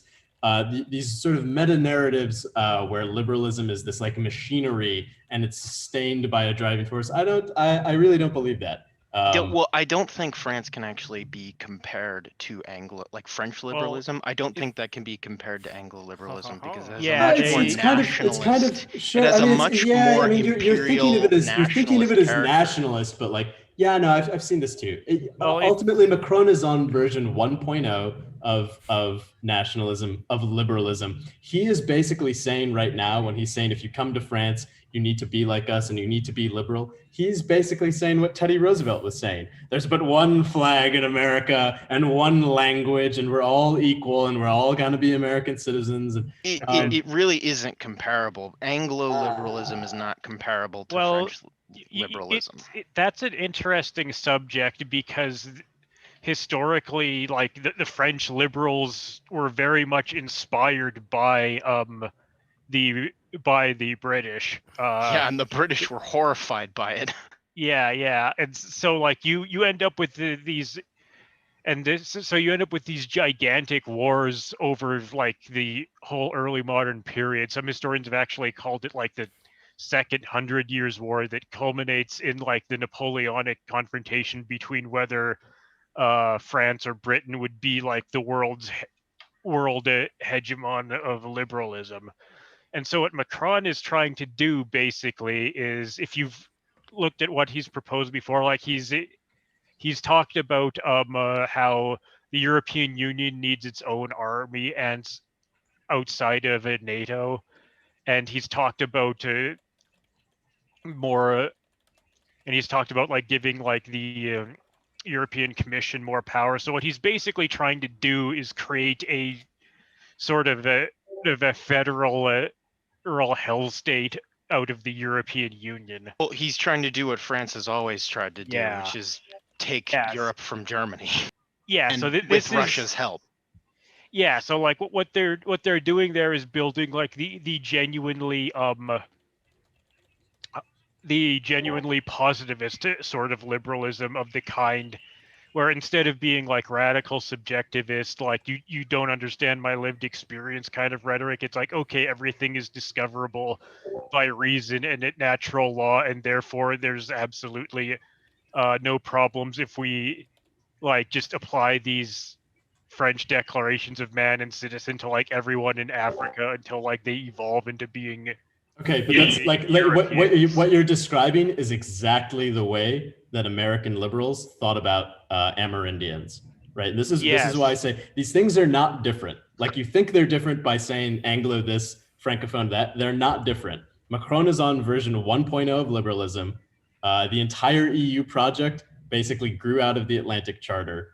Right. It's like these are not different things, and you will find, in a couple of generations, you will find basically if there is a stable society that is created in France by the imposition of these French values, which are not really French values, which are values that, displaced French values. Napoleon would not recognize these values as French values. He would be like, why are there Ottomans and Saracens in France, right?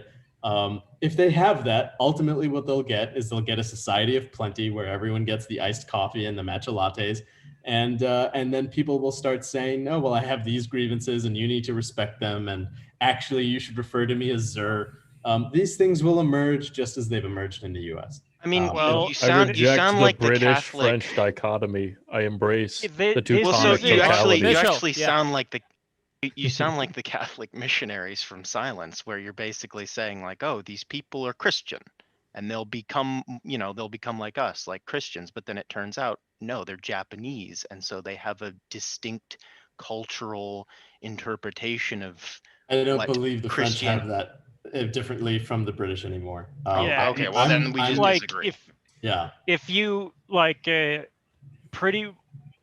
this is one of those yes and no situations, because yes, the US sort of grievance industry wasn't inevitable. It's a direct result of the Cold War and US operations against Soviet proxies in the third world. Like you get you get basically black nationalism out of the CIA paying Frantz Fanon on to go fuck with the Soviet liberation fronts in Africa. But the Soviet Union feminism was also, and the Soviet Union was also putting money into a lot of these things as well. If we're talking about like funding black separatists and things of that nature. Okay, but here's some of I'm talking specifically about America's development. Obviously, the Soviets did some stuff, but they're not around, so that's not what I'm addressing right now. So you get other stuff like feminism develops literally out of the Ford Foundation's Third World Birth Control Planning Office, because they're like, we have to combat poverty, because if people end up poor, they'll go communist, and we can combat poverty by like making them have less children, because that's apparently overpopulation makes you super poor, according to like 1960s Ford Foundation logic. And then of course, because all of these people end up believing their own ideologies, it ends up coming back to America, where they created it in the first place.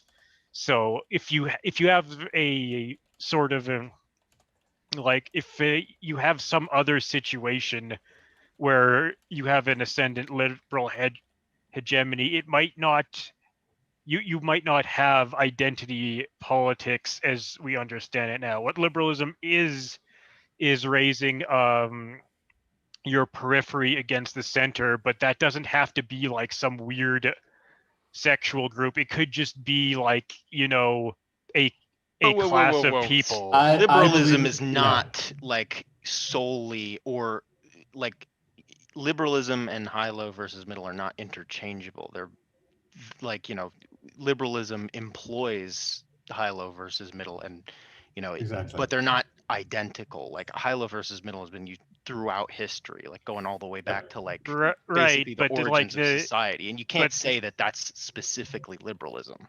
Well, that's like specifically the appeal to make people more free is basically the closest you could get to concentrated high-low as possible, because who are you saying I will make you free from? Well, obviously not the person who's saying that, because like if they're the ones enforcing it, then they're the ones in charge. So what you're really saying is, I'm going to make you free from like your shitty local landlord in like the early days, when you have like a actual aristocracy sitting around, or like I'm going to free you from like that shitty church group that says you shouldn't be allowed to watch these porn movies, or I'm going to like free you from these people who But okay, if that were true, then why does the middle still support liberalism? The middle supports a sort of retrograde kind of right liberalism, because it says I should have. Well, no, I mean there are plenty of liberals who are just, there are plenty of like people in the middle class and sort of in middle management who just straight up support progressivism because they believe it to be morally right. Right. There's obviously more going on than just this naked like power dynamic. There has to be a cultural, right. Like I've said, these people sort of end up believing the propaganda, even in the ruling classes, because again, all of this is in a Republican system has to be done on an informal basis. Like you read a history of the civil rights movement, you won't hear anything about like the Ford Foundation or Stanley Levison or any of these other guys who actually did all of the work. But so if more people are believing the propaganda, then that increases the chance that they won't enact this sort of unprincipled exception to save the system. Because why would you compromise on your principles if you genuinely believe them to be true? Because and not only do you believe that they're true, but you believe that they work.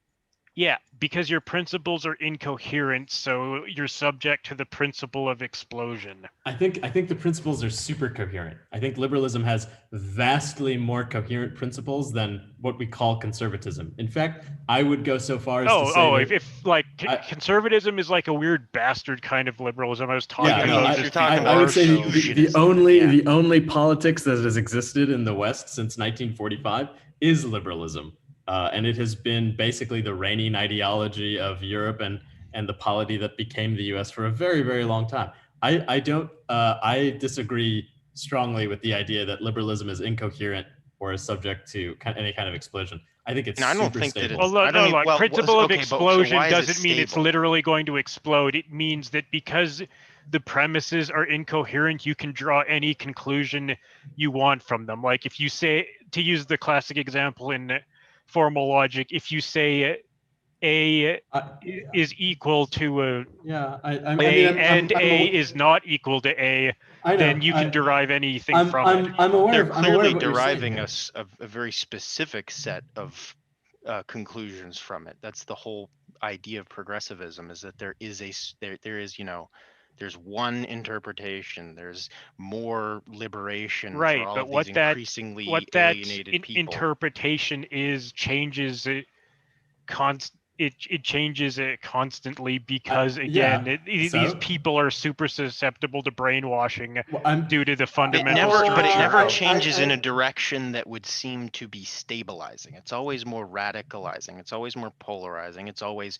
we have to dismantle more. We have to eliminate more. We have to be more radical than we were the year last. I don't see how that's right. Well, I will give one example of it working the other way slightly. When we're talking about all the residents of the Upper West Side that de Blasio brought the homeless to from the shelters, they sued the city. So when it comes to their backyard, they're not so happy. They're not going to be as virtuous as they would be when it's nice and far away from them, as far as any of these decisions they make. They're still more virtuous than they were 20 or 30 years ago. For sure. 20 or 30 years ago, they just wouldn't have done that in the first place, and there would have been no problem. I have a question for Jackson, if that's okay. Go for it. Yeah, so I take the point that you're making about liberalism being incoherent in terms of perhaps the stated values, in the sense of what freedom means is sort of an underdefined concept, and perhaps an incoherent concept, because when people ask for freedom, what they're always saying is that they want power. And so ostensibly, if you're just saying we need to maximize freedom, we need to maximize rights, you can draw any number of conclusions from that. So it's an underdetermined philosophy. And that's what you mean by the principle of explosion, if I understand you correctly. Right. But my question to you would be,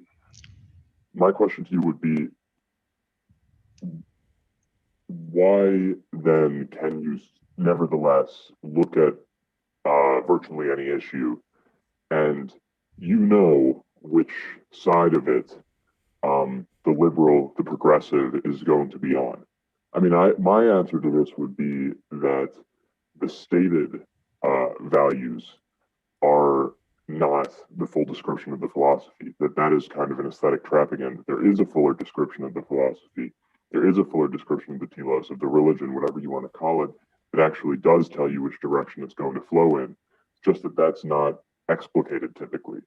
And so when you talk about the principle of explosion, I guess my criticism of you would be that you're operating on perhaps a level which is dealing with the rhetoric of the liberal system, but not with kind of the underlying facts of the religion descriptively as it operates in the world. Okay, as it descriptively operates, the first thing you have to understand is that these guys aren't acting cynically. They honestly believe everything they do, and this is very important to get. So like this is why a lot of them end up neurotic, because again, what they're doing is completely inconsistent. You can't, for example, spend 4 years saying that like America's elections were hacked by a country with a GDP the size of Italy, and then immediately swing around and say there's no way anyone could fuck with our elections. You can absolutely say that. So not only can you absolutely say that, that is what they are saying. Yeah, that's my point. Like you can't say that without generating some sort of a mental friction, and this is why all of them end up being completely fucking nuts. Okay, I don't think they end up. I don't think they end up being completely nuts. I think they do what most people do when they want to have power yielded to them, which is they say, okay, this is good enough, and then they just roll with it. Unless there's some dramatic change in fortune in the next 6 months, I think you will see a Biden-Harris presidency, where if you press any shitlib on the issue of, well, hey, isn't it weird that we went from Russia collusion to the elections are perfect, there's never any fraud, I think they'll just be like, meh, whatever. I don't think it'll cause some sort of internal dissonance in them where they're like, Yeah, oh, my life is a lie. internal dissonance that's, would that's normies though. Normies go along with everything. I'm referring Okay, to like well, the people who are making normies the are- decisions. Normies are almost everyone there is, and people who make these decisions are, I assure you, very comfortable with being politically incumbent for the next 30 years. And there's They probably don't- Yeah. there's probably a lot more normies and high levels than there are right now. Maybe I'm just judging Well- too much here. But if you take a look again, like all the famous figures, even the people who started the fucking CIA, if you take a look at their faces, even who's that famous guy? The guy with the pipe. The guy who smokes the pipe, he was the guy who created the OSS. Please help me out here, anybody. What is this guy's name? I'm thinking like I don't remember exactly. Was it like the Dulles brothers? Yeah, who Alan created Dulles, that? yeah. That was- So yeah. take a look at Alan Dulles, for example. Is there any fucking person you can name me that is, in the, whatever you want to call a deep state or whatever, that has anything close to the charisma of Alice Dulles? Just in terms of, like, you look at this guy and, you may not like whatever it is he may have done, but just in terms of, just the guy's expression, you could see, like, this is someone who's kind of a thinker. He's somebody who was, at least, he seems to be more of a person, more of a character than, like, all the other people today seem way more like if there was some NPCs. like really fat, ugly woman versus like that guy, even like, I would definitely like believe that he had a better understanding of whatever he was talking about. But I do want to say, I gotta go because I'm gonna go eat dinner. So I appreciate Sounds you having good. me on. Eggman, anytime. Enjoyed it very much. So Right. I'll catch you guys later. You guys Take have a good care, night. Eggman. Yeah, Peace, see ya. Have a good buddy. night, Eggy. See ya. See ya. Take care. So anyway, back to the subject of like the structure of how this works, despite the overt goals and the genuine beliefs of the people operating it. What you have when you're talking about left and right liberalism, what you're talking about is parties in the high-low dynamic. So what you have, the left is the high and the low, and the right and the right is the middle. That's the difference between liberals and conservatives, and it's why, like I think it was Bronson said earlier, like conservatism is a much less consistent philosophy than just pure left liberalism. Well, I think because that's actually they're a pretty- trying to maintain their relative position against the claims of Right. of the liberal They wanna system, defend- but they wanna defend that's unprincipled impossible because exceptions, they're but they don't have the liberals. principle for it. Yes. Yeah, they're liberals themselves. Like when they're talking about, so like when they talk about like, oh, like the reason I should have like low taxes is because of like my freedoms or whatever. The reason I should be able to then that exercise just doesn't rights. work You're against someone else who defining- says like, oh, that their freedom is to like, have money to have like EBT or whatever so that they I can agree. eat. I agree. So you're defining like the right and the left in this sort of high-low middle dynamic, but the problem is that, so if the left were just the high and the low, then that would be the end of it. But that doesn't make any sense because the left is primarily unconcerned with the preservation of the sort of material system. And Well, they're very concerned with it. That's why they just stole an election. Okay, so let's roll with that. Let's roll with the election is rigged. The deep state changed the voting tallies, and they're installing their man in Washington to keep this train going. What like that again to me does not imply anything about a lack of longevity. That looks like a very robust, highly competent, powerful system that's just gonna keep chucking. Like you can throw Trump in the gears, like you can do whatever you want, but they'll just get their way in the end because they're better organized, they have more money, they have more people thinking. I don't see something like a collapse of liberalism because of its internal contradictions. And when we talk about liberalism and we say, oh, like these, why is this bad thing happening? Because of liberalism. I take a different view of it. If your political formula that says you have a right to rule or you get to make decisions for people because you know what's best for them, because you're liberating them as an individual is what you believe in. I think there's no bounds on what you will accomplish, because you've basically decided that no matter what, you get to be in charge. It's for the best that you're in charge, and you're never going to give that up. And I don't see why that would. I don't see why people who believe that and people who support a system like that would ever let that system go. I don't think liberalism will collapse at all. It requires more than its internal contradictions to do that. Yeah, like everyone talks about collapse, but they forget that, like, historically, even civilizations that were enacting clearly stupid policies survived until they were displaced by someone else. And, like, even in the case of revolutions, those never succeed without actual elite support. Like, you look at say the Chinese Revolution, that was actually sponsored by Japan and the United States. So Okay, well, my mic was off, so I couldn't respond. But I don't think winning your own election is a very strong display of power.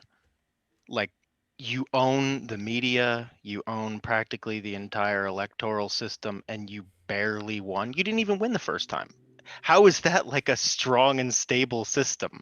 And the winning's under contention. Well, I Exactly. don't Like, think it's gonna this happen. is They'll not just like change this it. is not North Korea. Well, Sure.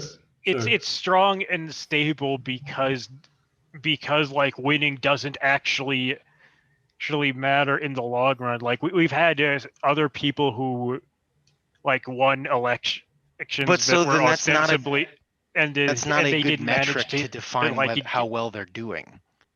Yeah, Yeah, Because if it doesn't matter if they win, then I mean, I don't then think they're there gonna are do other badly, metrics. right? You Well, know, I think the big concern here, at least one of them, would be if America were to go into the same state that certain countries, including, countries Yugoslavia, in, maybe. well, no, I was thinking more like countries in, Yugoslavia is in Europe, but like countries in Europe as well as Russia, where if you write something bad on the internet, they're going to actually arrest you now. Now, I wonder, how much would it take of those type of things to occur in America for there to be actual, like much... The Civil War happens, it's not going to be between the government and like militias. It's going to be between like the Pentagon and the CIA or something like that. It's going to be between different and like, I would say that's actually fairly likely, especially now because of because of Joe Biden is basically completely in debt to China. He's going to sell out the country to China. The left has been consistently gutting the industrial sector, which is vital to competing with China and, outsourcing to China. So this geopolitical threat is just being allowed to actively parasitize us. Do you think and if I were in the Pentagon are going to fight a civil war against the State Department because Biden is going to have more outsourcing?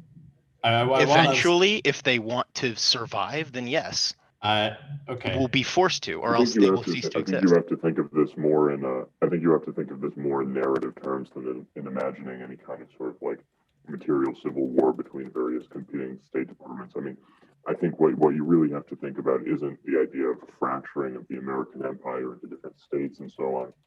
That's not how this is going to go down. What you have to think about, I think, is narrative collapse ultimately, because this has a lot more to do with kind of the faith that people have in the values and the religion and the system ideologically. Ultimately, when it collapses, if it collapses, that's going to be a paradigm shift where people lose faith, or they just stop believing in it, or they can't believe in it. Sort of. I definitely agree. And I think it's an open question. It's an open question how Trump has affected that. I mean, in some ways, he's kind of been a boogeyman that gives them an actual Satan to deal with in the world and made their narrative kind of a lot more compelling in some sense. On the other hand, things have really gotten very crazy over the last 4 years, and a lot of people notice it. So it's certainly possible that he's accelerated the delegitimation of the system by his own hand.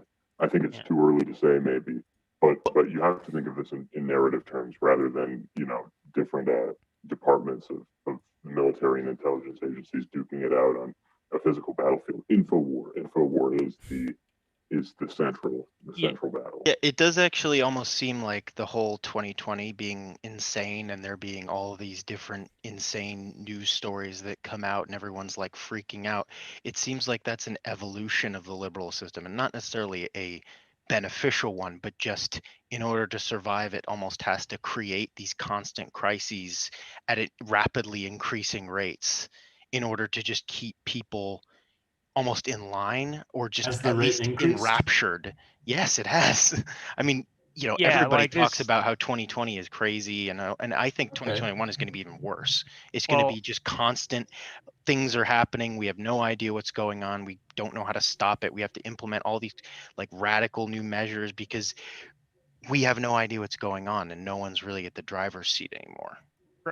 Right, but like the point that I was trying to make earlier is that they're never really like I said, FDR was the last guy who was actually in the driver's seat. Like since then, like your ostensibly elected government hasn't really mattered basically at all So like when so when you asked like when Lev, you asked how long, what would it take for us to get like hate speech laws where like you can be arrested by the government like other countries? That's not going to happen in America because they've privatized all of that. What is going to happen is that if you're like too racist on the internet, your bank will just cut your account, and there won't be any law saying they'll do this. They'll just any more than there's any law saying, oh, like you can't like be a literal fascist on twitter.com or like on Facebook or whatever. That's just how it's going to go down. If you join the Islamic State, I disagree with this. I think there are plenty of things that you can write online that will absolutely bring the police to your door and arrest you. And I don't see that as an overreach of liberalism. That's just, again, I think a lot of the things people are calling liberalism is just like what a state in power does. You can go to any number of countries with any number of forms of government, and there are absolutely things that you can write on the internet or say where you will get arrested. Like, we're not talking about this to be a good. We're not talking about like threats to the life of somebody or like fire in the movie. Oh, I mean, lèse majesté. I mean, insulting the rule. Like there are absolutely things that you can do in any number of countries. The distinctive features of this kind of liberalism is that for the most part, it's not actually the state doing this stuff. Like. For example, like let me give you an example from here in Canada. We do technically have laws about like group dignity, and like you could in theory end up getting carted in front of what's called a human rights tribunal. But in reality, what's actually going to happen is that like a bunch of Antifa guys will just burn your house down, and then the cops will be like, "Oh no, we couldn't find anyone." So that's. In an actual formal state, which would be the opposite of liberalism in many senses, those like you would either actually be like brought in front of these tribunals most of the time, or the guys who come to your house would be official state employees. It wouldn't be this sort of a paramilitary quasi-privatized thing.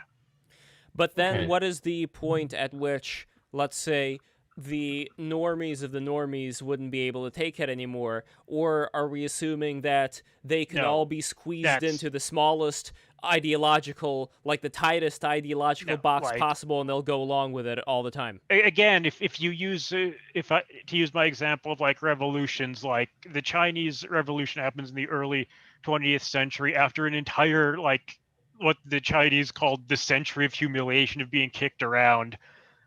Be fair, there were some pretty immense revolutions and revolts during the century of humiliation. They didn't succeed because they didn't have the support of either they didn't have the support of the Chinese, or either they didn't have the support of the colonial hegemons who de facto controlled different spheres of influence in China. So But like yeah, this but is this is why if you- the Chinese civil war in the 1860s failed. This is why like the Boxer Rebellion fails. but the And- problem here is that if you use China as an analogy here, then China during the century of humiliation was not sustaining a global economic, social, diplomatic, military world order. They Yeah, were like a my point complete is backwater. And right. so America cannot sustain this sort of immense network of international economic and military systems and institutions if they're China in the 18th century. Yeah, 19th. But the point of that example was that normies, for the most part, just go along with whatever they're in, unless someone in charge, or like say, to be more charitable, like a splinter faction of your elite offers them an alternative. Like, so and what's even stopping that from when happening?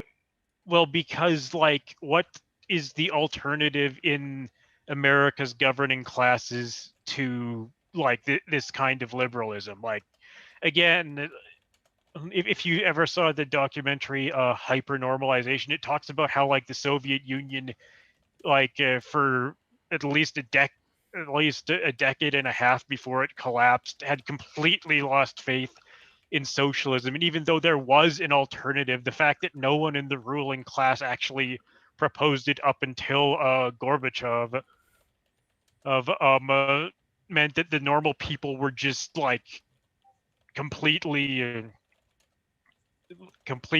stuck LARPing as though the system worked, even though they knew it didn't, because they didn't know what else to do. And that's where the term hypernormalization came from. Sure, I agree with that, but I would also posit almost no people. No people have a good enough alternative to the present order to actually justify ending it.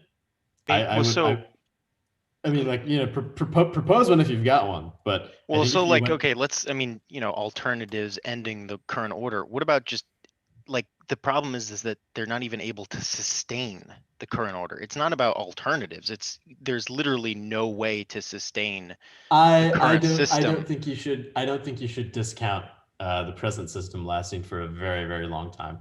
I think it's not 100% probability, but it's certainly non-zero.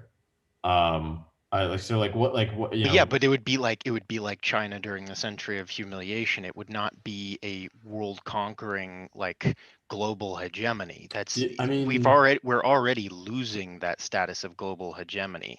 As much as people like say, as much as like all of the liberals, they say like, oh, Donald Trump is severing our foreign ties. In a lot of sense, what he's doing is necessary to preserve this global system because we're overstretched. We cannot sustain these sort of systems, and we've accumulated all these parasitic relationships that are just bringing down the actual function of the entire system. And so that's what I'm saying about how it's not sustaining that, like the liberal elites, the technocracy is not sustaining the system. They're looting it. They're selling out to foreign governments. They're and all these corruption scandals. This is not the function of a like growing sustainable empire. This is the function of a bunch of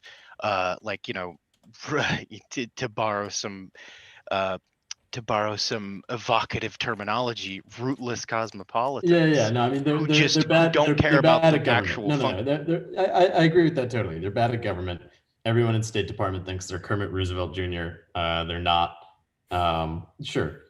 But quo vadis? Where do you go from there? Because to my mind, pretty much every critique of liberalism, whether it's done from sort of like a racialist angle. Obviously, I'm not allergic to racialist critiques of liberalism. I'm not allergic to traditional religious critiques of liberalism. All of these critiques, though, they're ultimately reactionary. They don't actually pose or create alternatives. They don't actually set the foundation of any sort of alternative institutions. And I mean, it looks to me as though they don't have it in them to do that. I don't see a populist elite emerging for a number of reasons. Maybe the primary one being that that's a contradiction in terms itself. Well, it wouldn't be populist. It would just be pro-empire, like pro-sustaining the American imperial system. Would a populist elite be pro-empire? I don't know. No, that's what I'm saying. It's not yeah. populist. It's just like finding a way to sustain the system rather than having it collapse and America become irrelevant. Liberalism going the way of like communism. Yeah, I mean, but even when you talk about relevance, right? Let's take a more concrete example because it's easy to get like wishy-washy. If you want to own a home in America, right, and you want to own a home in a nice neighborhood with all of the, all of the wink, wink, and nudge, nudge that goes with, it's easy to look around and say liberalism is the reason I can't do this because my neighborhood is full of people going out on jogs now, and oh God, joggers. Right, liberalism has flooded my neighborhood with joggers, and I'm more of a cyclist. I'm more of a European cyclist. Okay, so if that's the critique of liberalism, it's like, okay, then how do you stop it? Well, you get more money and you move to a place that has fewer joggers, right, and more cycle lanes. Okay, how do you get more money to do that? Well, one of the ways you get more money to do that is to go work a nice corporate job where everyone has certain values and gets along nicely, and they pay you well to do maybe sort of meaningless work. Those values are all liberal values, right? So the problem is that I'm not making that critique. I haven't really made any moral judgments about liberalism at all. I'm just saying it's obviously not working, and there are clear signs of decay and retreat where if this system were functioning, that wouldn't be happening. Okay, could you give us some concrete examples of that? Because like I've said before, I don't think we've seen it have any huge blunders. At least huge blunders that didn't ultimately serve the interest of liberalism as opposed to, say, good governance. Yeah. Well, I don't think there have been pretty cool. Right. Well, so I gotta go soon, but I'll end for, it by for saying the record, that, I'm anti-liberalism. I want to make sure our critiques of it are well founded. Yeah. I mean, I wouldn't say I'm anti-liberalism. I'm think it doesn't work. I'm anti too much of Sobrin's alienism. I'll say that if you're familiar with that dichotomy. Joseph Sobrin's essay on alienism versus nativism. Yeah. So again, could you describe some of the ways that you see the systems seriously failing in a structural way that threatens its current existence? Well, so I don't think that. I mean, obviously there haven't been any serious. Obviously, nothing has actually been big enough to actually end it, because if it were, it would already be over. But I think there are serious signs that structural failures are coming that will existentially threaten the system. And so, some of the things I cited in the article are like the fact that global trade has never recovered since the 2008 recession. Like, global trade has been down ever since then, and it hasn't gotten back up to the same level, which the whole point of this liberal world order is it's like globalism. It's the global village, the global economy, but it's like countries aren't trading with each other as much. So obviously there's some kind of deficiency there. I forgot how to do this now. In the economic situation. Hey, and so wait, what's going on there? Hey, what's up? Hey, Info Warlock, good of you to join us. So hello. I wanted to get Info Warlock in this conversation as well. You were saying in the chat that you think collapse is imminent. Collapse of what? Can you please elaborate? Well, not necessarily collapse, but certainly the system's evolving really rapidly along technological lines. And I think that it's advancing way faster than most people think. And I mean, when most people, so I'm trying to change the background right now, but it's not working. I don't know why. Anyways, most people, when they talk about the state or the system or politics, you can't help but feel that they're like years behind the actual what's happening on the ground, because things move so fast, especially in the light of technology. And that's the point. You hear a lot of discussion, but I feel like people are really just talking about the past because yeah. Does that make sense? Okay, so this technological evolution, what part of it is problematic for the current ruling structure then? Well, it's I mean, I would say that the essence of technology is that, I mean, so far it has empowered the individual, and it adds more complexity, and that adds more possibilities, and that therefore introduces more chaos into systems generally. Now, I know that it's also made a lot of systems of control really efficient, and also spread the capabilities a lot farther. So states and corporate structures, any power structure, it's a lot more it's a lot bigger now. It's expanded with those powers of technology. So it's counterintuitive to think that it would lead to chaos, but I think maybe it's my cyberpunk roots, but it makes me think that that's kind of an inevitability as more complex systems become more. There's just more inherent chaos in them. Oh, so this is like the Joseph Tainter complex societies thing, where like your society requires to dedicating increasing amount of resources to maintaining its complexity, and if anything goes wrong, then you have a collapse. Oh, the catabolic collapse. No, I don't mean that. I don't think it will collapse. I mean, I think it will evolve into a new form, which might be so inherently chaotic that nobody can really pin it down or control it, or at least maybe algorithms will have a greater degree of control than humans do. Algorithms are the opposite of chaotic, but oh man, I don't know why it's not letting me set my background. Sorry about that. No, Lev. you have a nice that. looking background there. Some, really? Yeah, some GUI stuff. It is yeah. set. Yeah. Oh, sorry, I it's all was looking good. at the wrong screen then. Okay, there you go. Yeah, it looks fine. Yeah, but you guys were talking about a lot of stuff and so many things that sometimes I feel like I watch a lot of these streams, and sometimes I feel like a lot of people talk past each other, and it's not something that people mean to do. But when we're talking about such complex topics, like for example, a lot of people don't define their terms too. Oh, that was lapidolite. I think so. Lev. Yeah, labradorite, exactly. Here's a. But so people tend to not define their terms, and people are all talking about things they think they might be talking about the same thing, but they're actually talking about different things. And I don't know. That's kind of a pet peeve of mine. I listen to a lot of people just bouncing around words, and I'm just like, no, you got to define your terms. Otherwise, we're just talking past each other. Yeah, but that's no critique of you. That's just generally on the internet. Okay. Yeah, I tried to define what I meant by liberalism and conservatives and the left and so on. Yeah. But and see, though, the meaning of those terms are really going to change depending on like where you're at or like what your background is. I feel like it's really hard to determine a standard for such kind of casual vernacular like that. Yeah, like you'd have to talk about like what is the left mean in America? What does it mean in like France? What does it mean in like somewhere else? That kind of thing.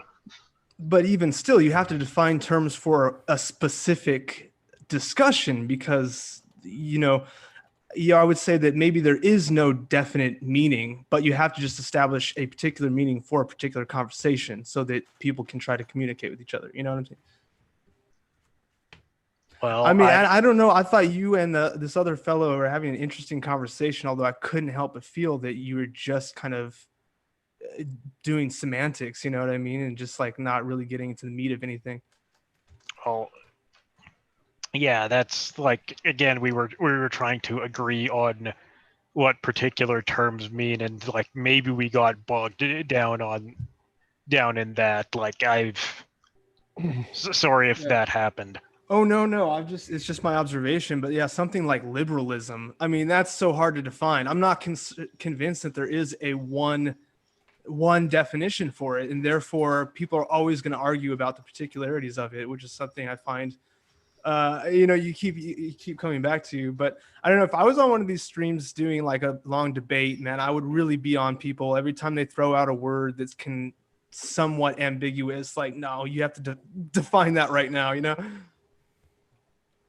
Yeah, like I said, I've tried to define stuff, and like if someone's not sure how I'm using a word, feel free to like ask me. You know, I was listening to the chat like 2 days ago, I think it was, Lev.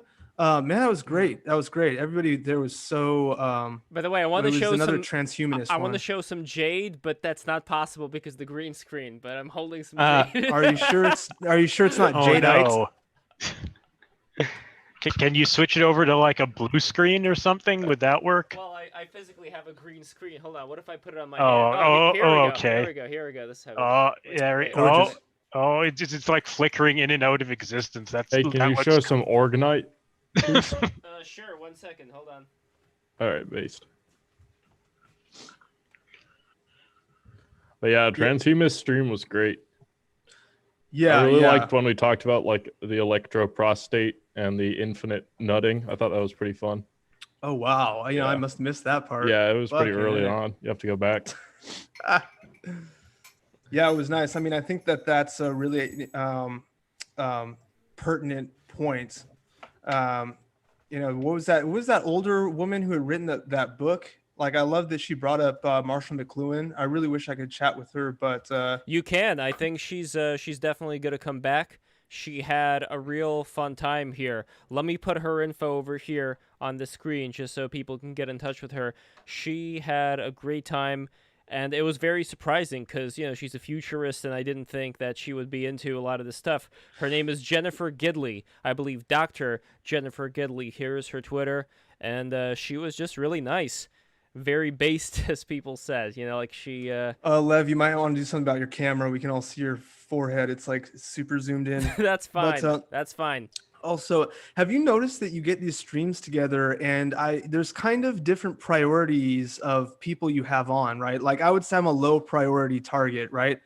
Which means that I'm just sitting around a lot, have a lot of free time to chat. But you get people who are, like some great guests like that dude, David, I think, and other people, they seem busier. It's like, I kind of feel bad. They don't want to sit here for 6 hours. I feel like you should give those people like priority time, knowing that those are busy people and they're not like internet neats like me who has all the time in the world. Before you continue, sorry, Info Warlock, but before you continue about rules of streaming and the terms and whatever, I am gonna head on out. It's been an enjoyable stream, but it has been. Thank you very much for coming in, Torchbearer. Yeah, I appreciate it. Torchbearer, I liked you on the last stream. I didn't really hear much of you today, but yeah, I appreciate it. I can't wait to hear more from you. Yeah, today, I mean, y'all started talking about liberalism and abstractions, and I kind of dipped off in my own world, and I kept thinking about making this colony in Antarctica.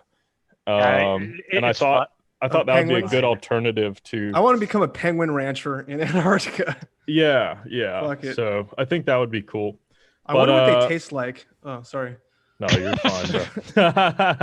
Alrighty, boys. I will see you later. Have a good night. See you later. Yeah. Look at the texture on this thing. Like, I don't want lapis lazuli. Yeah, I don't want this to become like a home shopping network kind of deal. But still, look at the texture on this beauty right here. Yeah, it's beautiful. The Egyptians really esteemed lapis lazuli. They thought that it looked like the night sky because you get little flecks of pyrite and it looks like stars. Very beautiful. And for those who are wondering, this over here is the Orgonite. Oh, wow. This is the Orgonite puck, courtesy of Orgonite Andy, who I found out about through Ngolo, for those who know about his Twitter account. Ngolo Tesla. Gorgeous. Yes. So. Oh, yeah, that guy's great, yeah. Right. Yeah. So anyway, regarding the big guests and all that, the way that I usually do it is guests can come in whenever they want to and stay for as long as they want to stay. My only thing is I don't want people to feel like, like, oh, my God, I have to stay this amount of time, yada, yada, yada. So I try to work it out beforehand to know how long they can pretty much stay. The other problem, though, that's been on the stream just every time, it's just a matter of doing things in advance a long time. That way you know who's coming in, and you're able to have, like, I think this was a good session right now. We were able to get people on in advance, so I didn't bring in too many people. The problem, though, that happens is that if you do a stream that's not that, pretty close to when it's already time to do it, then you have too many people who everyone all at once starts replying and saying, yes, I can come in, only they start replying kind of already, when it's already time to go. So we have all these people now who are going to be on the stream, and I don't want to say no, because I think all these people are great, and I think we do end up making it work one way or another. I gotta address Petuna in the chat. He said I have a Reddit energy, but I find that funny because I've never been to Reddit before. I'm like the farthest thing from that. But you can go ahead and think that though. Wow, rude. I have no idea about Reddit, dude. That's the farthest thing from my energy. But all right. So guys, I think okay. Putana says go back to the rock slab. I mean, I do have look. I could just show you the box right now, just like I showed you with the Ultraman. So this is what I have it. This is what I have in here. Look, this is my rock box. This is it right over here. This is what it looks like. See, damn, you constantly have toys and rocks. Like you must live in a warehouse just full of wonderful artifacts. What the fuck? I mean, sorry. I also have this thing. Look, this is pretty cool. This is, you know what this is, right? You just do this and. Oh yeah, tuning fork. Yeah, do you hear that? Oh, now you're ear rape. This is ear rape, bro. You're gonna fuck up my speaks, man. Hold on, I have some more stuff. Hold on, this is show and tell time. Hold on, I'll be right back. I also have some. Here, I have these two. Oh lordy. I have these two things over here. Okay, so I got this thing. You know what this is, right? So I'm gonna play. Oh yeah, so it's Tibetan singing bowls or something. Singing bowls. I'm gonna play some relaxing music. And by the way, everybody, subscribe right fucking now. Look at me with these Tibetan singing bowls. Subscribe for the power and beauty and joy of sound. We get all this dust in the air right now, which you cannot see, but I can see because I haven't picked this thing up in a while. So anyway, here we go. You'll be playing a tone, not music. It's just one tone.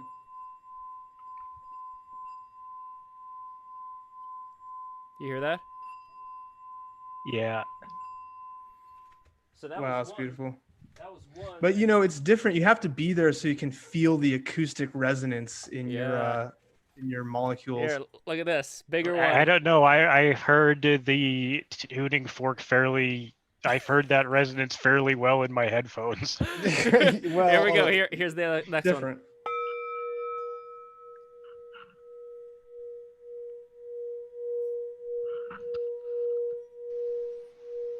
BTR, the meditation experience.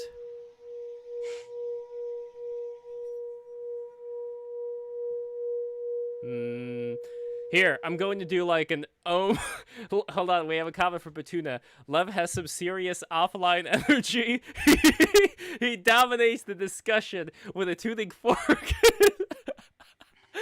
And his rock collections, he demands respect through his chat energy, while the Reddit thinks it's fine. I'm sorry, Info Warlock. Hold on. Here's what we're gonna do. We're gonna end this stream with an ohm. Exactly, Aryan Cowboy. You read my mind. Here we go. Okay.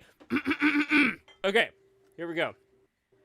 And then we're gonna end the stream, unless Aryan Cowboy, you're gonna come in, because I'll send you a link. Here we go. Wait, everybody do it at once. Do it with me, okay? I'm serious. Okay.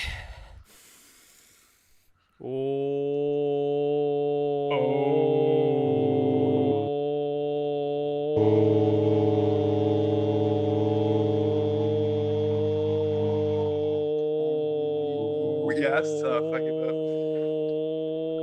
Damn, you got that lung capacity, boy. Fuck. That was much longer than I could breathe. Yeah, I know, right? Is this how you throat sing? Is this how you become a throat singer? He might be melismatic. It made me laugh. I would have done that shit for way longer if not for you fuckers just disturbing me. Now you got to do like press O in the chat for ohm. Press O for or T for throat singing. Oh my god, I don't know. Yeah, Wim Hof breath method. That's right. Okay, here. Okay, I don't know how low I'm gonna put the camera because I don't want to reveal, whatever else is going on. But I want to put it low enough just so you see how my stomach works here. So hold on 1 second. Okay. Look at this. Okay. You gonna surprise us with your stomach? See that? Okay. The diaphragm. Amazing. Yeah. It's supposed to do that? Well, what do you mean? You don't have a xenomorph gonna pop out that shit? So, okay, I've been doing the Wim Hof method so fucking long that my diaphragm looks like a pregnated woman. Like, when I breathe in, my diaphragm, it just, like you saw, it just, like, morphs into this giant frog-ass Do you thing. just like to hang out in, like, walk-in freezers just for the hell of it now? Well, it's just like... see the problem. I haven't reached my full power level yet, specifically because, ironically, where I'm currently stationed, my water does not remain cold for a long time. Scum-sucking Slimer says, disgusting. No, it's not disgusting. This is natural. This is your diaphragm actually being used. All you motherfuckers, you don't breathe through your diaphragm. Just like, enough of that bullshit. You got to use the diaphragm. You got to make use of what God has bestowed upon you. And my diaphragm is a motherfucker. I have the best fucking diaphragm of anybody I know, which is why it's not the stomach. God damn it, it's the diaphragm. The stomach is below. Okay, the diaphragm is above. Is it a very Russian thing to like jump into like frozen winter ponds, or is that like fins or something? I don't know. I've seen that before. Like, I wouldn't necessarily say that it's just the Finns or the Russians. I think anybody around that area has certain familial traditions that just get passed on. So they, they do all kinds of different festivities and things like that. But yeah, the problem right now with my house is that the water becomes warm really quickly. So it actually does, like, usually people have a different problem. Usually people's problem is that the water becomes cold. The opposite. Yeah, like I want there to be cold water and I don't have the cold water yet. So once I get the cold water, you better watch the fuck out because I'm going to the next level. Because right now I'm still getting, the water's too warm. You can do an ice bath. Just buy a bunch of cheap ice. I don't have time. I'm doing the streams. I'm doing the throw them in there. No, I'm doing the stream. Okay. No time for the ice bath. Okay. Anyway, we got Aryan. We got Aryan Cowboy. Saturnalia Sundown says Lev doing pranayama. El Mayo. Yes, I am. I do pranayama all the time. I just did some pranayama today. But anyway, Aryan Cowboy, good to have you with us. And by the way, we are definitely going to do a stream very soon with MK Ultra Money. And he, as you know, Aryan Cowboy, or actually, I don't know if you know this, he has a statue, like a paper, what do you call it, like a carve-out paper thing of Dougie from Twin Peaks. I saw that. Yeah, that's fantastic. I love that. I saw that in the side of his photo, I think. And he really wants to do a Twin Peaks stream coming up. So if you're interested, I would love to schedule it for the coming weeks. Oh yeah, absolutely. I'd whoops, I just had to adjust my mic, sorry. Zoom always sets my mic down. Yeah, I'd love to be on for that one. Excellent. So, I don't know, what do you make of what we discussed? Because I think we're kind of ending the stream in a way right now, but what... Yeah, and you were up for like 7 hours with that last one, so like that's why I said in the chat that I don't want to come on for that long, because... that was fucking epic, though. Yeah. No, that was fun. I just remember when he's like, "Oh, hey, can you be here at like..." It would be like 3 p.m. in my time zone, and I'm like, on a Thursday? And then I'm just like, okay, that's just how these people work, I guess. I'll show up late again. Yeah, well, what are you gonna do? But anyway, what do you make of, like we were saying before, that you don't want a civil war, I don't want a civil war, like what do you think may happen right now? I mean, look, everything is so up in the air. We don't even know what's going to happen with the election right now. Rudy Giuliani was up recently with the evidence. Like, I don't know. Yeah, that's the nature of the Great Conjunction, man. It's like even people with eyes can't see before it happens. I have no idea. Well, whatever it is happens, I'm going to be looking out for the family and making sure we have enough to eat, as I hope everybody else does. And oh, Lev. Yeah. You said you're a fan of Tim Dillon. Oh, yeah. You saw his last podcast with Whitney Webb? That was pretty shocking and eye-opening. Okay, that is the one that I am saving, because usually those ones I don't watch when I'm making some eggs. In fact, probably after this, I'm going to eat some delicious egg custard with scary, raw milk. bro. But yeah, I'm definitely going to take a I'm look. going to tell you a story about something on Twitter that happened that made me cry. there was a a few days ago, like when they put the tree up in New York, there was like a bunch of like millions of people, but there were a few really, I don't want to say upvoted. What's the fucking, oh yeah, like Twitter, whatever. Anyway, there was a bunch of tweets that got a bunch of likes and they were up at the top.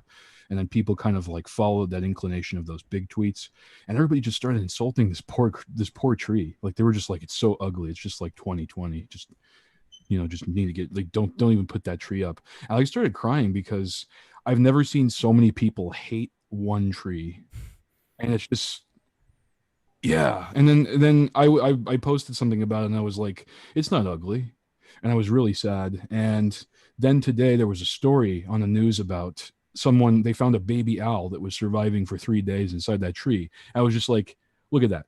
Told you it wasn't ugly. So that made me really happy.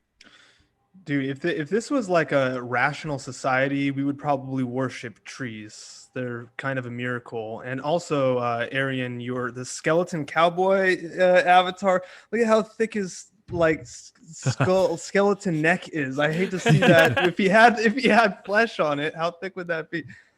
He never missed neck day, I guess.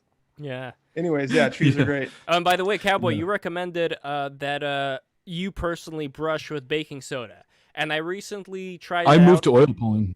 I'm trying all the. I'm trying like every time I see Caliac people or anybody on Twitter like hippie posting, like if I see Nikola Tesla like posting some giant thread about orgone, I read that shit like a WordPress mom, and I just like take it all in and I give it a shot like an alchemist, and I just go ahead and like wash my mouth with whatever they tell me to. So it usually turns out okay. That's the thing. Like oil pulling, I wanted to do this experiment where they say that with oil pulling, you like circulate it through your teeth, and the white color that comes out is like all the toxins that are being pulled out of your teeth. But I did a bit of research, and the first guy in the West who ever became like certified in Ayurveda was Dr. Svoboda, who did that Agori book, and he did he brought all the tantric stuff to the West, and he said that he had never heard of oil pulling, so he doesn't think that it's like traditional Sanskrit method, but he wonders where it comes from. And I wonder if swishing the oil is just making it like making it like a slurry or something. I wonder how effective it is. But then again, at the end of the day, it's pretty much all mind. And I think that if you believe it works, it probably will. Didn't like ancient Greeks like they bathe themselves with olive oil or something shit? I thought I heard that one time. I might be wrong. I don't know about that. The thing is I'm just learning about the Greeks, and there's a really stupid reason that it's taken me this long to learn about Greek history and philosophers, and that's because I was in honors English, and I was like one of the only boys, and we were reading Greek literature in there, and I felt so ostracized by these really smart girls that were probably smarter than me that I just Supernoma said olive oil, not coconut oil. Oh, okay, yeah, olive oil. People do olive oil or MCT oil with oil pulling. There's both. Like there's like people do different methods. The rationale for the coconut is that it's antiviral. But right. You can do it with any oil. Like I don't know, dude. I tried it with like multiple methods, but it did leave my teeth feeling cleaner. It wasn't placebo in that regard. I tried. And I do think coconut. You're right. Coconut oil is great. How long do you swish it in? I did it for 25 minutes. Oh wow. That's a commitment. When I think of something like the baking soda, it doesn't really take that long, and I do notice that my teeth, they feel pretty good afterwards, and actually it tastes good. I'm one of those crazy people that likes the taste of baking soda. I don't know. I don't find I like a lot of stuff that people hate. Like there's a lot of foods or things that people are like, this is so vile. And like I try it, and I always had this sensation of, why do people really dislike this? I don't know if it's just that I'm really tolerant of it or what. Maybe I just don't have taste buds. Like maybe I was born like taste retarded or something. By the way, I think with the tree, the reason why maybe, and it is sad to see that people are hating on the poor tree, I think it's less about the tree for people, more about like, oh, de Blasio wants to screw with New Yorkers, which is why, like he doesn't want to put in like, like the biggest, puffiest tree, because he wants to lower New Yorkers down a notch. I think that may be more of the motivation. And that's kind of what they've done with like, I don't know, like I don't like New York used to be like, they used to like respect their train stations and stuff, and they used to like treat those locations with dignity, and now they've just got like these narrow rat tunnels, and NYC is like this corpse that's being eaten by vultures. It's fucking horrible because it used to be such a beautiful place. Well, nobody takes pride in any of that stuff. Like, one thing I didn't mention before is like when we first got here to America, one of the first jobs that my dad took was in the carpentry union. And he noticed that, all the time, everyone was just fucking pretending to work.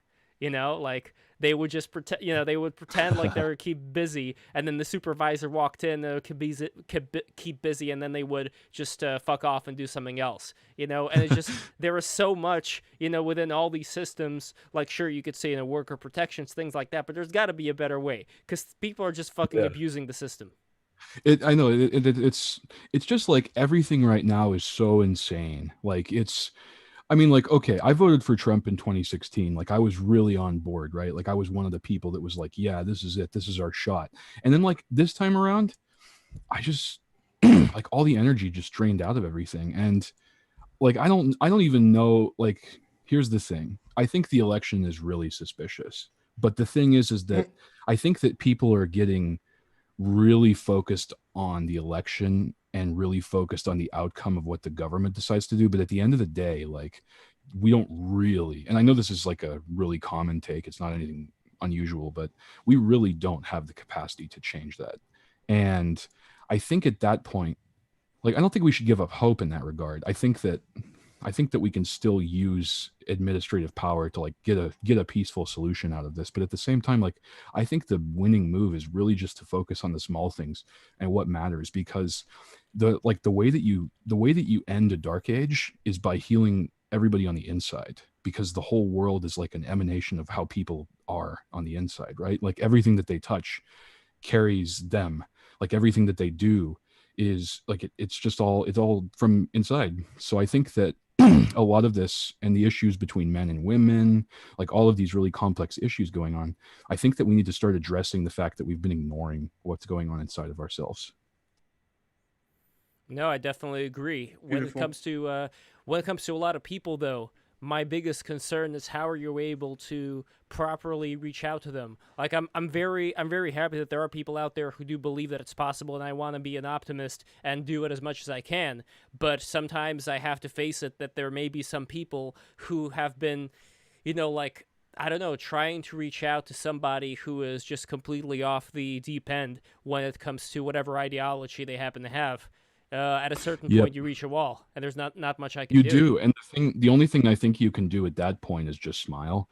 And I've had to deal with this with my family. Like, I've told you before about my uncle. He's one of the most intelligent and talented people I've ever met in my entire life, and probably will remain so. He's an exceptional man, and I don't know what it is, if it's senility or if it's people wanting to relive the 60s as a midlife crisis, and they're like reliving a Hollywood version of it that never existed anyway.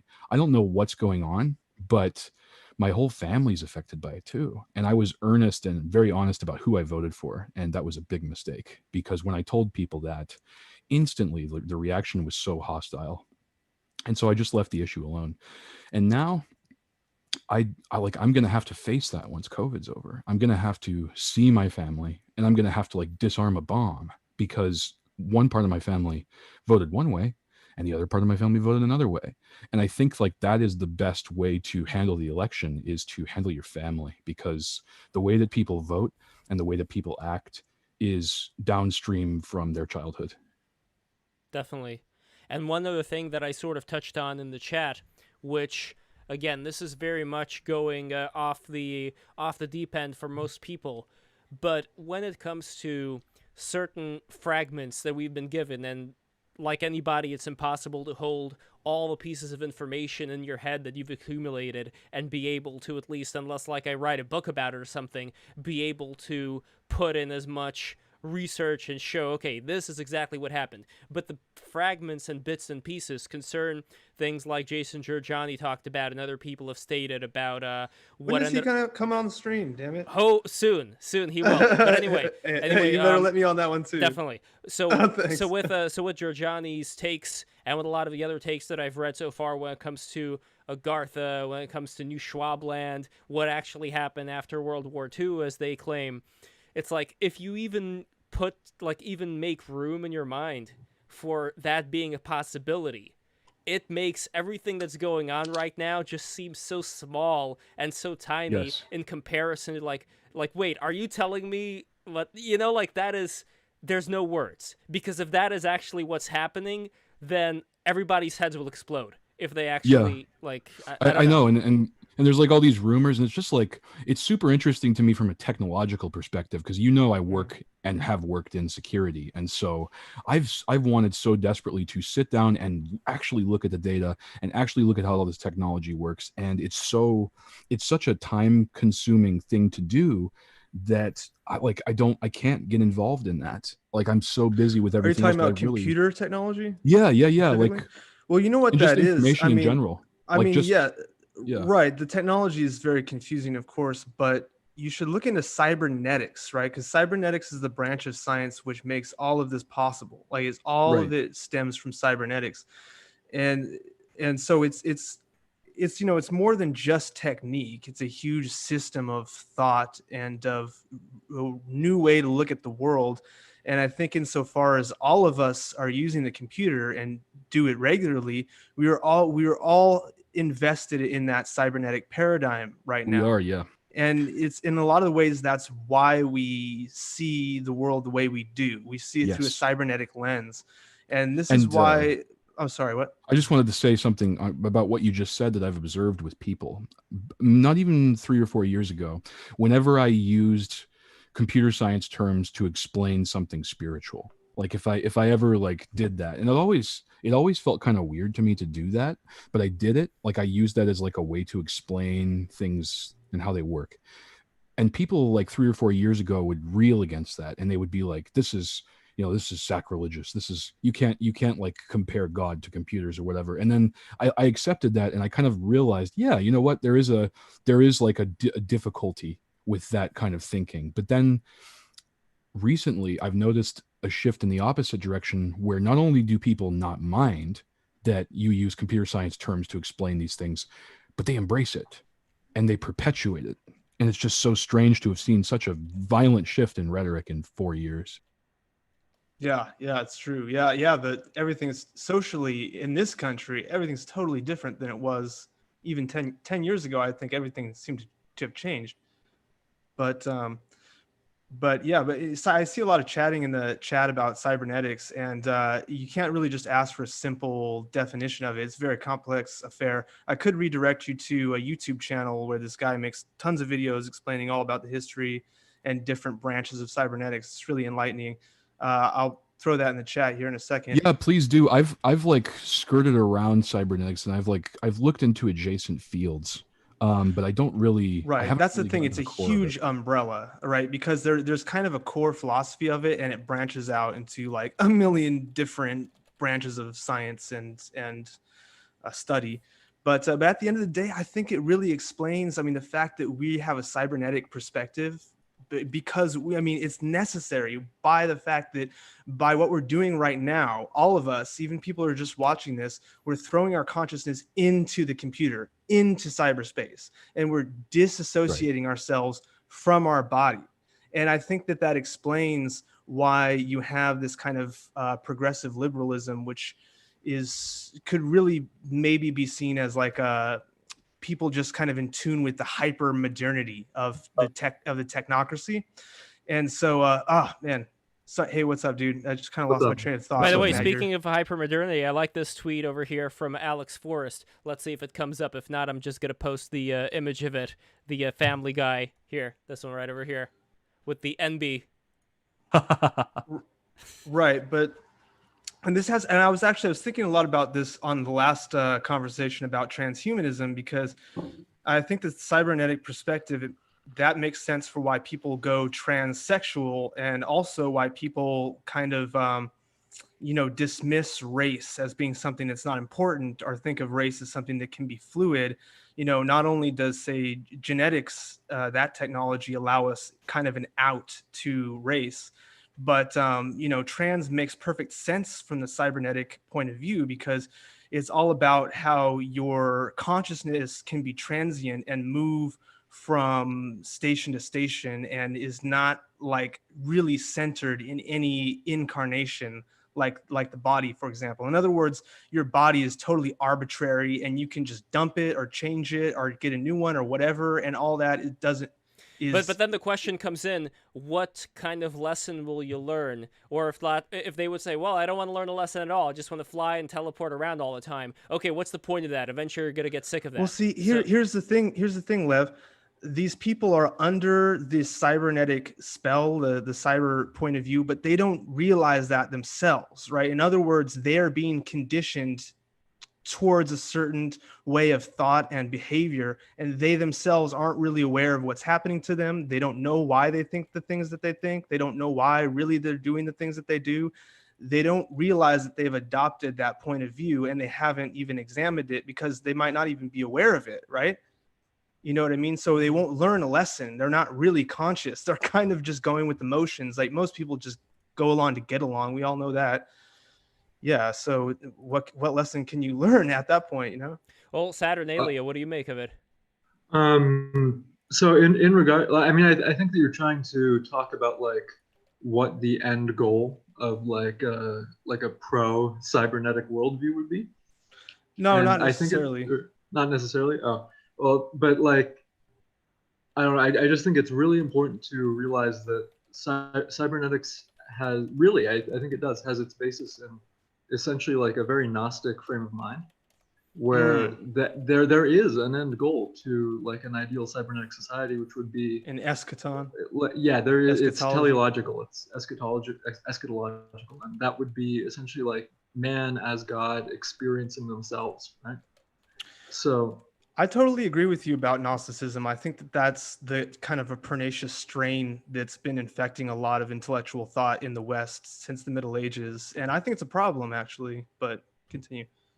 I mean, I do as well. But the that leads to like I don't know, not necessarily like a, oh my God, I'm so inarticulate, but not necessarily like a utilitarian type of viewpoint, but close. Like there's a utility to like total experience, be it good or bad, that is like there's like a maximal win condition to the worldview of a lot of transhumanists and cyberneticists that is right, like really quite alien. They're like eschatological, like they perceive that there is an end and they mean to attain that end. Yeah, no, it would ideally be post-gender, post-racial, total. I don't know. There's a concept in thelema, like Crowleyite thelema, of love. Right? When Crowley writes about love, he writes it with a capital L, which is the free melding of opposites, which is like the ideal way to like basically experience the resonance between syzygies and Gnostic pleroma and stuff. But basically this would be like the ideal self-experience, is like the blending of all sorts of philosophical or physical extremes. Right, like the coming together of opposites. Sorry, I explained that very poorly, but you can see how that applies to like and a lot of mystics. A lot of mystic schools have that.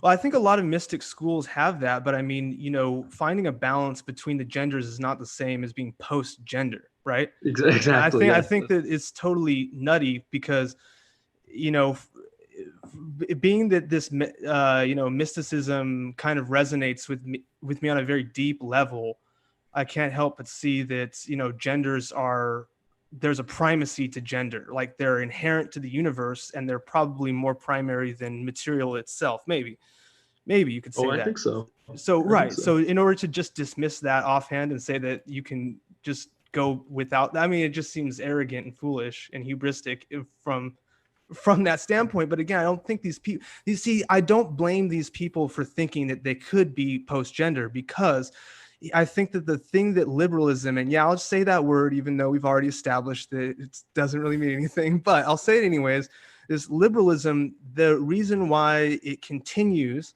and why it's convincing and has so many adherents is because it's winning it has been winning, and this whole trick is surfing on this wave of technology, right? So the wave of technology is essentially disruptive to society, and how can you can't really maintain traditional roles, traditional value systems, when this technology is causing such a great upheaval in the system, in the culture, in the society, civilization. So in other words, things have to change, right? So you can't really, it's a losing battle if you're just trying to champion what was in the past, the tradition. So you kind of have to be radical and break with tradition. And that's just the way that the game's been set up, because technology is a greater force than any individual. And so I do see it like a wave. And so I think that leftists have been surfing that wave. I mean, if you look back at the history of specifically the modern era, how modern politics and modern political upheaval and social upheaval have evolved along the lines of technological innovation.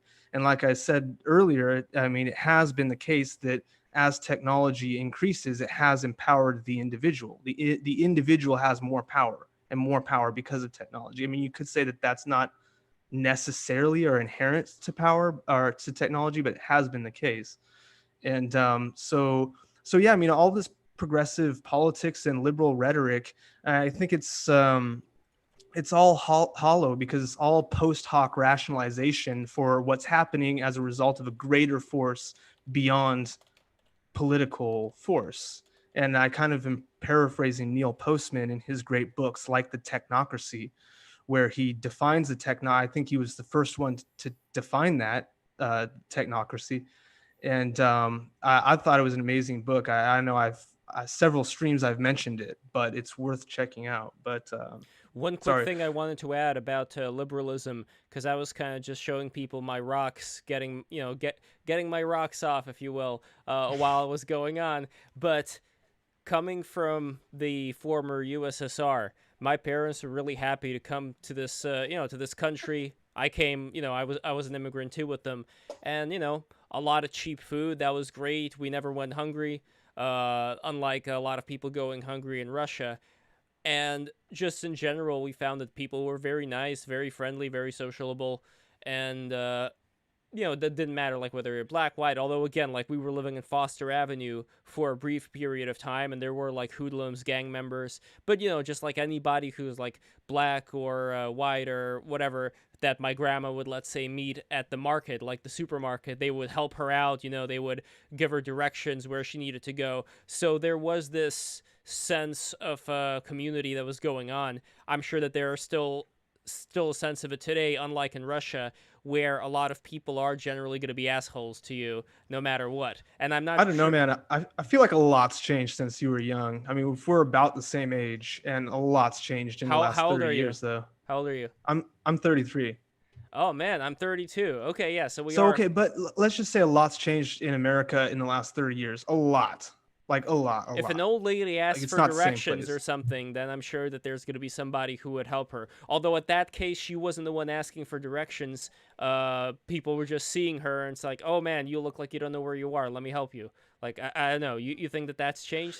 You know what's funny, Lev? It's actually, I used to be, really blue pill because I grew up in a very liberal area, and I was just never exposed to any alternative worldview. I just didn't know that there was any, you know what I mean? Like, a right wing was just totally forbidden, out of sight, out of mind. And the first kind of, well, not the first red pilling experience, but one of my big ones is that I met a dude and we became very good friends, and he grew up in the former Soviet Union. So he kind of red pilled me a lot about socialism and communism and about how these leftist tricks, because he grew up very prescient. He was from Bulgaria, and he grew up there, about my age, and he told me that he was a really smart guy, and he said that because of the Soviet Union, because of the nature of the Soviet Union, his father had like an advanced degree in engineering, but because he lacked connections, he couldn't get any job, right? So his talents were totally wasted. He had literally no opportunities. And so my friend here, he had grown up kind of idealizing the opportunities of America. And so the first opportunity he got, he went here. And it's funny, he won his green card in a lottery, because that is a thing. So that's kind of crazy.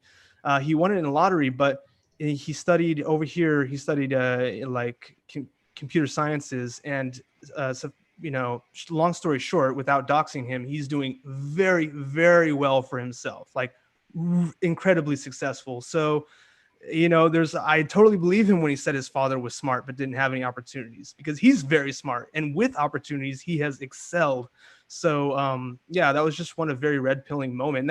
That's why, you know, when meeting Eastern European people, they do seem to mostly be pretty wise to, or pretty skeptical, I should say, about the left. They have like liberal skepticism in a healthy measure. We were skeptical about the left since the very beginning. The one thing that we would still, let's say, assume, and we still assume it a bit, is that when it comes to a lot of the so-called left, a lot of you know, the machine, the establishment, whatever you want to call it, most of all that is them shaking little baby rattle so that the babies would calm down, and that way they just get votes, they get voted in. But more or less they do similar policies that the establishment's been doing for a long time, and so far mostly it hasn't really been that bad for most people. Like I guess when you say, you know, bad, you know, the economy's not great right now. Obviously there are a lot of problems.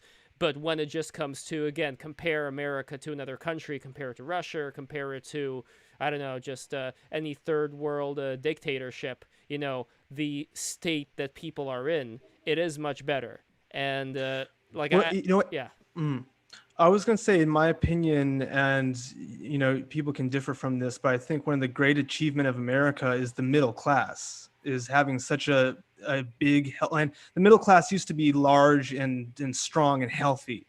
I think that the unfortunate thing here in America is that, like, yes, you know, if you're poor, there's some programs for you. If you're rich, you're really rich. But the problem is the diminishing middle class, because not only is that just a great standard of living, and it kind of ties people together it allows for social mobility, right? Because a middle class is kind of like a ladder between an upper and a lower class, and allows people to excel if they have the potential. But it also is a check on power, because if you're born in the upper class, social mobility means that you can fall down too, which is obviously something that they you're right. would like to do without. Social mobility, I think it's extremely important. It's not something that Imperial Russia had, which I think was one of the reasons why the revolution was fomented, and not even the communist one that ended up taking power with the Bolsheviks, but before that, the one that resulted in like a parliamentary system similar to the one in England. But my point here is that when it comes to liberalism in general, I feel like it is in a way built on a lie, but that lie may not be the worst thing. It is like basically having these Democrats come out and trick leftists into voting for them all the time. Meanwhile, sure, they don't really do anything that extraordinarily good, but at the same time, they're not instituting Maoism. So it's a weird feeling, like, for people who come from the Soviet Union, they take that as being the lesser of two evils. If you're talking about, like, okay, they're just pretending. We know they're pretending. We know that with all the Emma Gonzalez, David Hogg, we know they're fucking pretending. Let them pretend. It's cynicism. Let them calm down, you know, all these rabid leftists, so that we can at least, like, go to normal. Sure, they're going to do some corruption. Sure, there's probably going to be, like, some proxy wars, various things happening, but it's like shit happens. You know, this is what we have. So see, I would rather take that kind of cynicism, because I find what's worse is the naivety of most Americans. You know what I mean? Like, they have a naivety about. Well, do you think, like, the people who are, let's say, living in, you know, like the Upper East, Upper West Side, you know, who have a lot of money, do you think that they're not in on it, that they don't really understand what's going on? I think a lot of, so the difference is, I'd say that, well, Russians, you could say, oh, well, you better watch these leftists because they'll promise you the world, but if they get into power, it could get really bad. And the Russians will probably agree and say, yeah, okay, I've seen that before. But with most Americans, you should turn around and say, oh, well, it happened over here, it can happen to us. But a lot of Americans don't seem to make that connection. It's just like, oh no, I'm probably those Democratic politicians are probably sincere. Like, I don't think they'd really fuck us over. And it's just like, why don't you think that that could happen? I mean, that does happen. It has happened a lot. Like, you know what I mean? So I'm cynical, I guess, but I'd rather take cynicism than naivety. I don't know. What do you guys think? Saturnalia? Well, yeah, Jackson? Yeah, it's when you're talking about how cynical the elite is, like I was talking about just normal people myself, but normal people are especially much less cynical about this stuff. Like they followed along with the circus as though it actually matters. They look at this at Black Lives Matter riots as though like these people are actually motivated by grievances instead of like $100 million Ford Foundation check. All of this stuff, they genuinely believe it because this is how they're told the world works. So they're not. I think that it's going to be difficult to find out what a normie is now, because we've hit the point where it's possible to automate things on a smaller scale, and everything that we see from music video views for like popular songs to people's opinions on Twitter is largely botted. And I would guess that like 80% of that is bots. And so there is no normie anymore on the internet. There's just like bots and not bots. Yeah. Are we peak normie we're post normie? We're like we're like in the, yeah, like no, it is fun though. It is fun. But if you talk to people in like real life, this is the kind of thing they'll say. Like if you're a conservative, you might like, for example, to use the Black Lives Matter thing that I made. If you're a conservative, you might not agree that those purported grievances are legitimate, but you believe that that's why they're out there burning shit. But Cowboy, the scary thing here, though, is that when I've talked to some people who are, let's say, much more within New York high society or whatever, they seem to echo. It's like parrots, you know, like they say these phrases using the word privilege and all these college student words that we've seen so much appear. So it does feel like they're reading off a script, and some of those scripts were probably tweets or posts that bots were making over time, but they do end up feeling more robotic when they say it. It's like they're transferring this information not out of what they generally believe, but they've just been taught like a parrot to say it. Lev, maybe they're just very decadent bourgeoisie, and they're so comfortable in life that there's no reason for them to seriously consider anything like what's going on or what's real or what's fake news. You know what I mean? If people live a very comfortable life, there's no impetus for them to figure out what's really going on. They might, you know what I mean? They don't care. They're unbothered. Well, two things. First off, this isn't a new phenomenon. Like if you go back and read Tom Wolfe's Radical Chic, that essay about like rich New York socialites hosting like a charity party for like the Black Panthers, or whatever. Before that, by the way, Joseph Stalin. If you read the Eugene Lyons book, The Red Decade, most of those same people, they were Stalinists to the core. Right. So this is not something that the internet caused. This is how these sorts of elites have always basically functioned in America for at least a century. So the second thing is that a lot of this weird dysfunctional stuff benefits them. So like if all you're doing is talking about privilege, then this, as we found out in that infamous leaked Amazon memo where they're talking about we have to diversify the workforce so they don't unionize. All of these people yelling at each other about privilege benefits it's the elite in the same way that all of this diversity stuff does, because they go together. But both of those actions, though, like the unionization you mentioned, like I mentioned with my father, and he wasn't in construction, he was in the interior construction, which I guess is also construction, but like, you know, constructing the interior, I don't know, whatever's going on inside the house, basically. But he is, by the way, an amazing carpenter, which is why, by the way, this is an opportunity for me to say again, for those who are watching, we have 33 people watching right now. all of you 33 people, please consider right now becoming not just a subscriber, but also a patron. And here are my father's beautiful magnets. You can see the texture. Cowboy, you've seen some of these magnets, right? I've shared some of these with you. I think I saw them. Can you show me them again? Because I forgot. Sure. I see so much like bullshit flying by my face on Twitter that like it erases any beauty from my mind. Let me put them in right now into the Discord chat thing, because they are on a separate screen. But anyway, if you become a $20 patron, then you are going to get one of these magnets every year. They are completely original, one of a kind. There is not going to be any other magnet like it.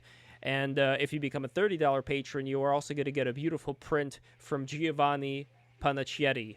And it is from the TFWGF series. It is very beautiful. I own one of these prints myself, and it was one of the greatest gifts that I've gotten this year, especially the gift of friendship from Giovanni and everybody else. Yes. Can I commission your father to make me out of wood, like a pocket pussy, like a wooden pocket pussy? Slivers.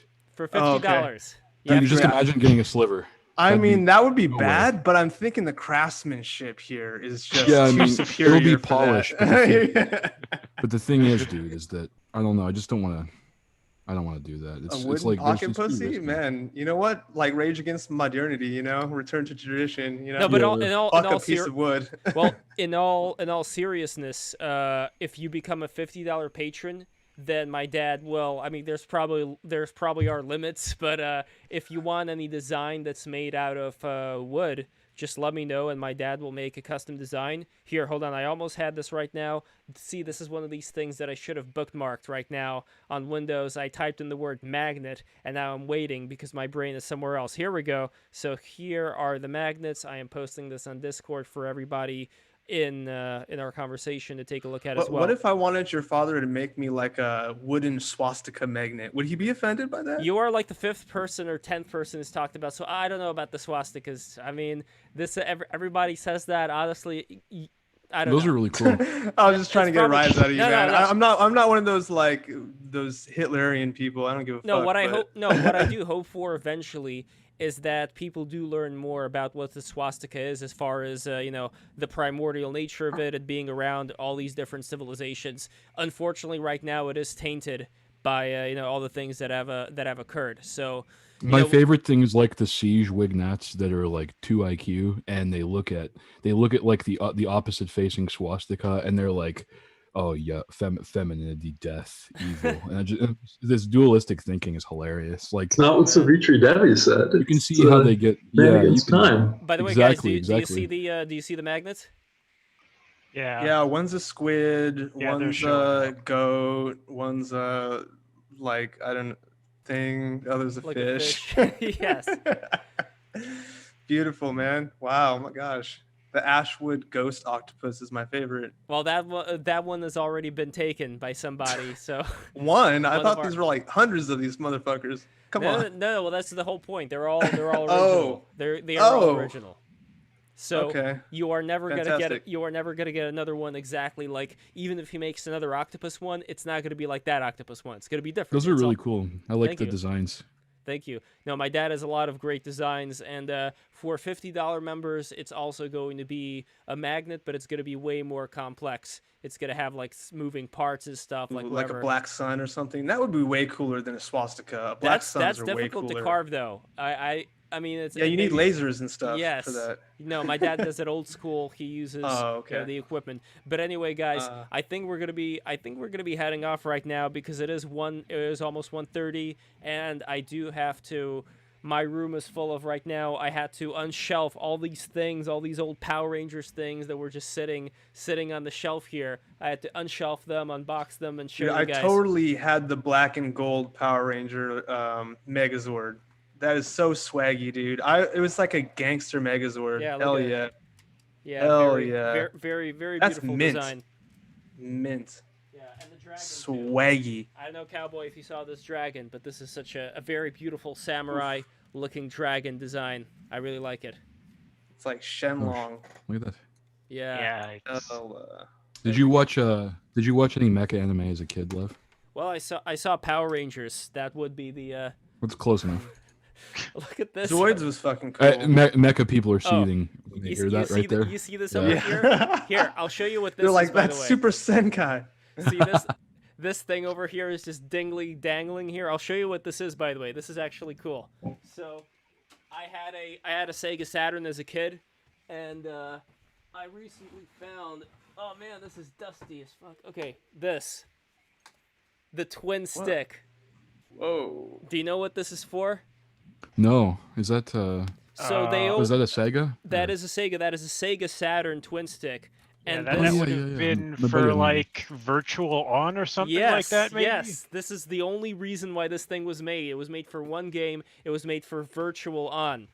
Is that like a fighting game? Have you ever seen those like those mecha simulators where people like play a game and they have like a full control panel and there's like thousands of buttons. And like Steel Battalion, stuff like Steel that. Battalion. Yeah, that stuff is crazy. I knew a guy who was really into that and he like bankrupted himself on simulation games. Like he actually went so deep consumer that he like actually bankrupted his finances by trying to like get the perfect flight simulator. Well, at least he didn't spend them on like waifu gambling mobile games. Yeah, no, like I agree because that would be worse. But it's still amazing to me that there's not enough self-awareness that you can just spend on something like that without limitations, and then you just homeless. This is one of the robots from Virtual On. Her name is Fei Oh Yen. no, I remember that. Yeah, I remember. She this looks one. like she looks like Sailor Moon. See, she's got like those Uzagi rabbit ear designs. She's a going magic on. girl. Yeah. Exactly. Yeah. Magic girl is a trope. Yeah, I had the sequel to that on Dreamcast when I was growing up. Yeah, Virtual On Mars. Yeah, or I don't remember what it's called. And they had a really beautiful robot too called Jaguarundi, which made me look up the animal itself. You know the Jaguarundi? Sounds tight. So I will show you. Oh, it's so cute. Yeah, there we go. I will show you both of them, and then it will be time for us to go. But yeah, the Jaguarundis, they are very cute animals. And let's see, Virtual On. Guys, please subscribe, by the way. All of you probably have already subscribed, but if not, be sure to click the bell as well. So, okay, this is the Jaguarundi. Look at this guy. Look at this little schnoz that he has here. Hold on. Here. This is a Jaguarundi. This is a very, very beautiful looking animal. Look at this fella. Oh, yeah. And this over here, and this is Jaguarundi. This is like a secret boss from Virtual On. He looks nothing like like a Jaguarundi, but what he does look like, at least to me, is he looks like the outfit of a Japanese emperor. Cowboy, if you remember, this is something that I was talking about. Before, where I looked at all these different structures, the Japanese temples. I remember you saying that.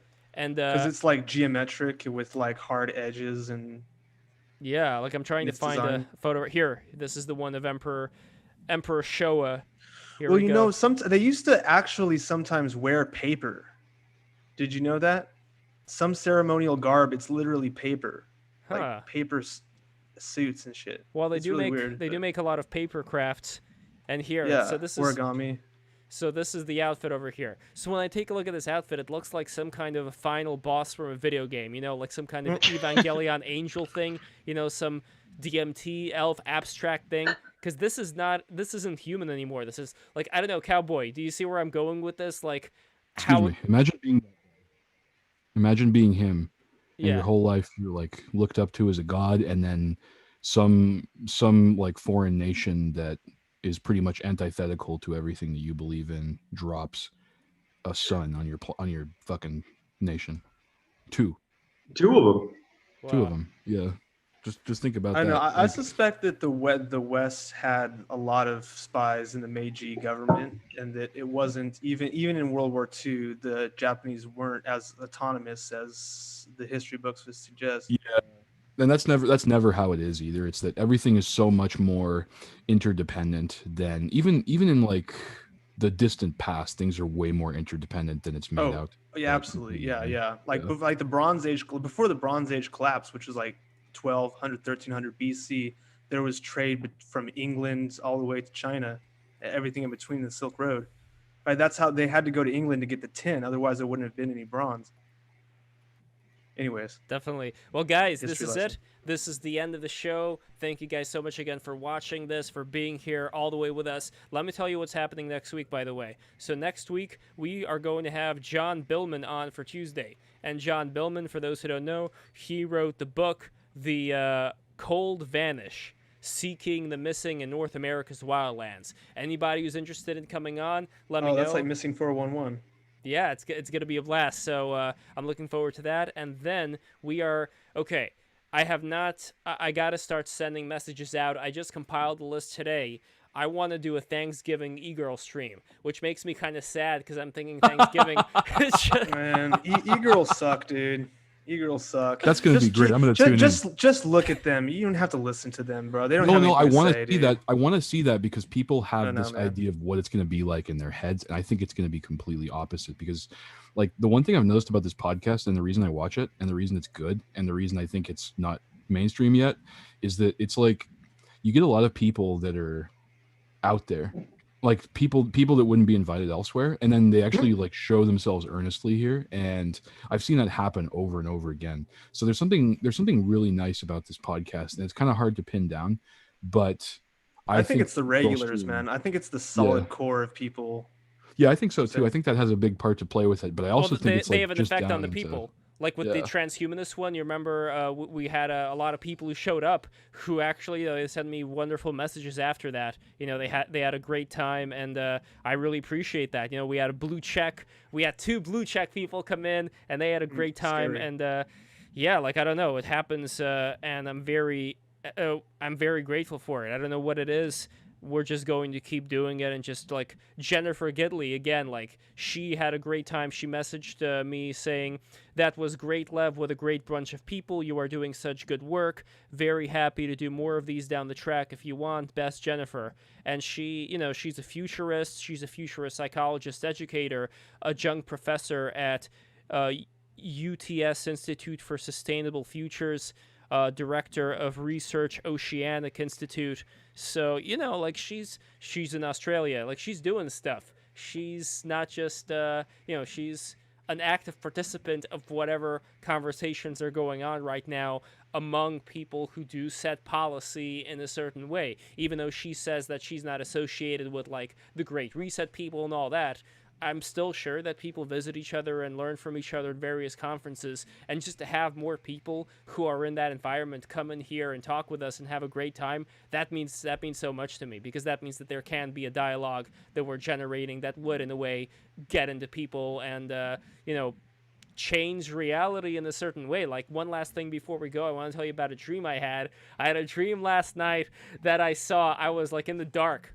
and in the dark I saw a squirrel or something, a little animal like a squirrel, and I could tell it by like the silhouette. So it was so dark, but I still saw that dark silhouette, and I was going after the squirrel. Next, what I remember is I was in the point of view of like a raised up camera, like, I don't know, like a, not completely from above, not bird's eye view, but sort of like a diagonalized view.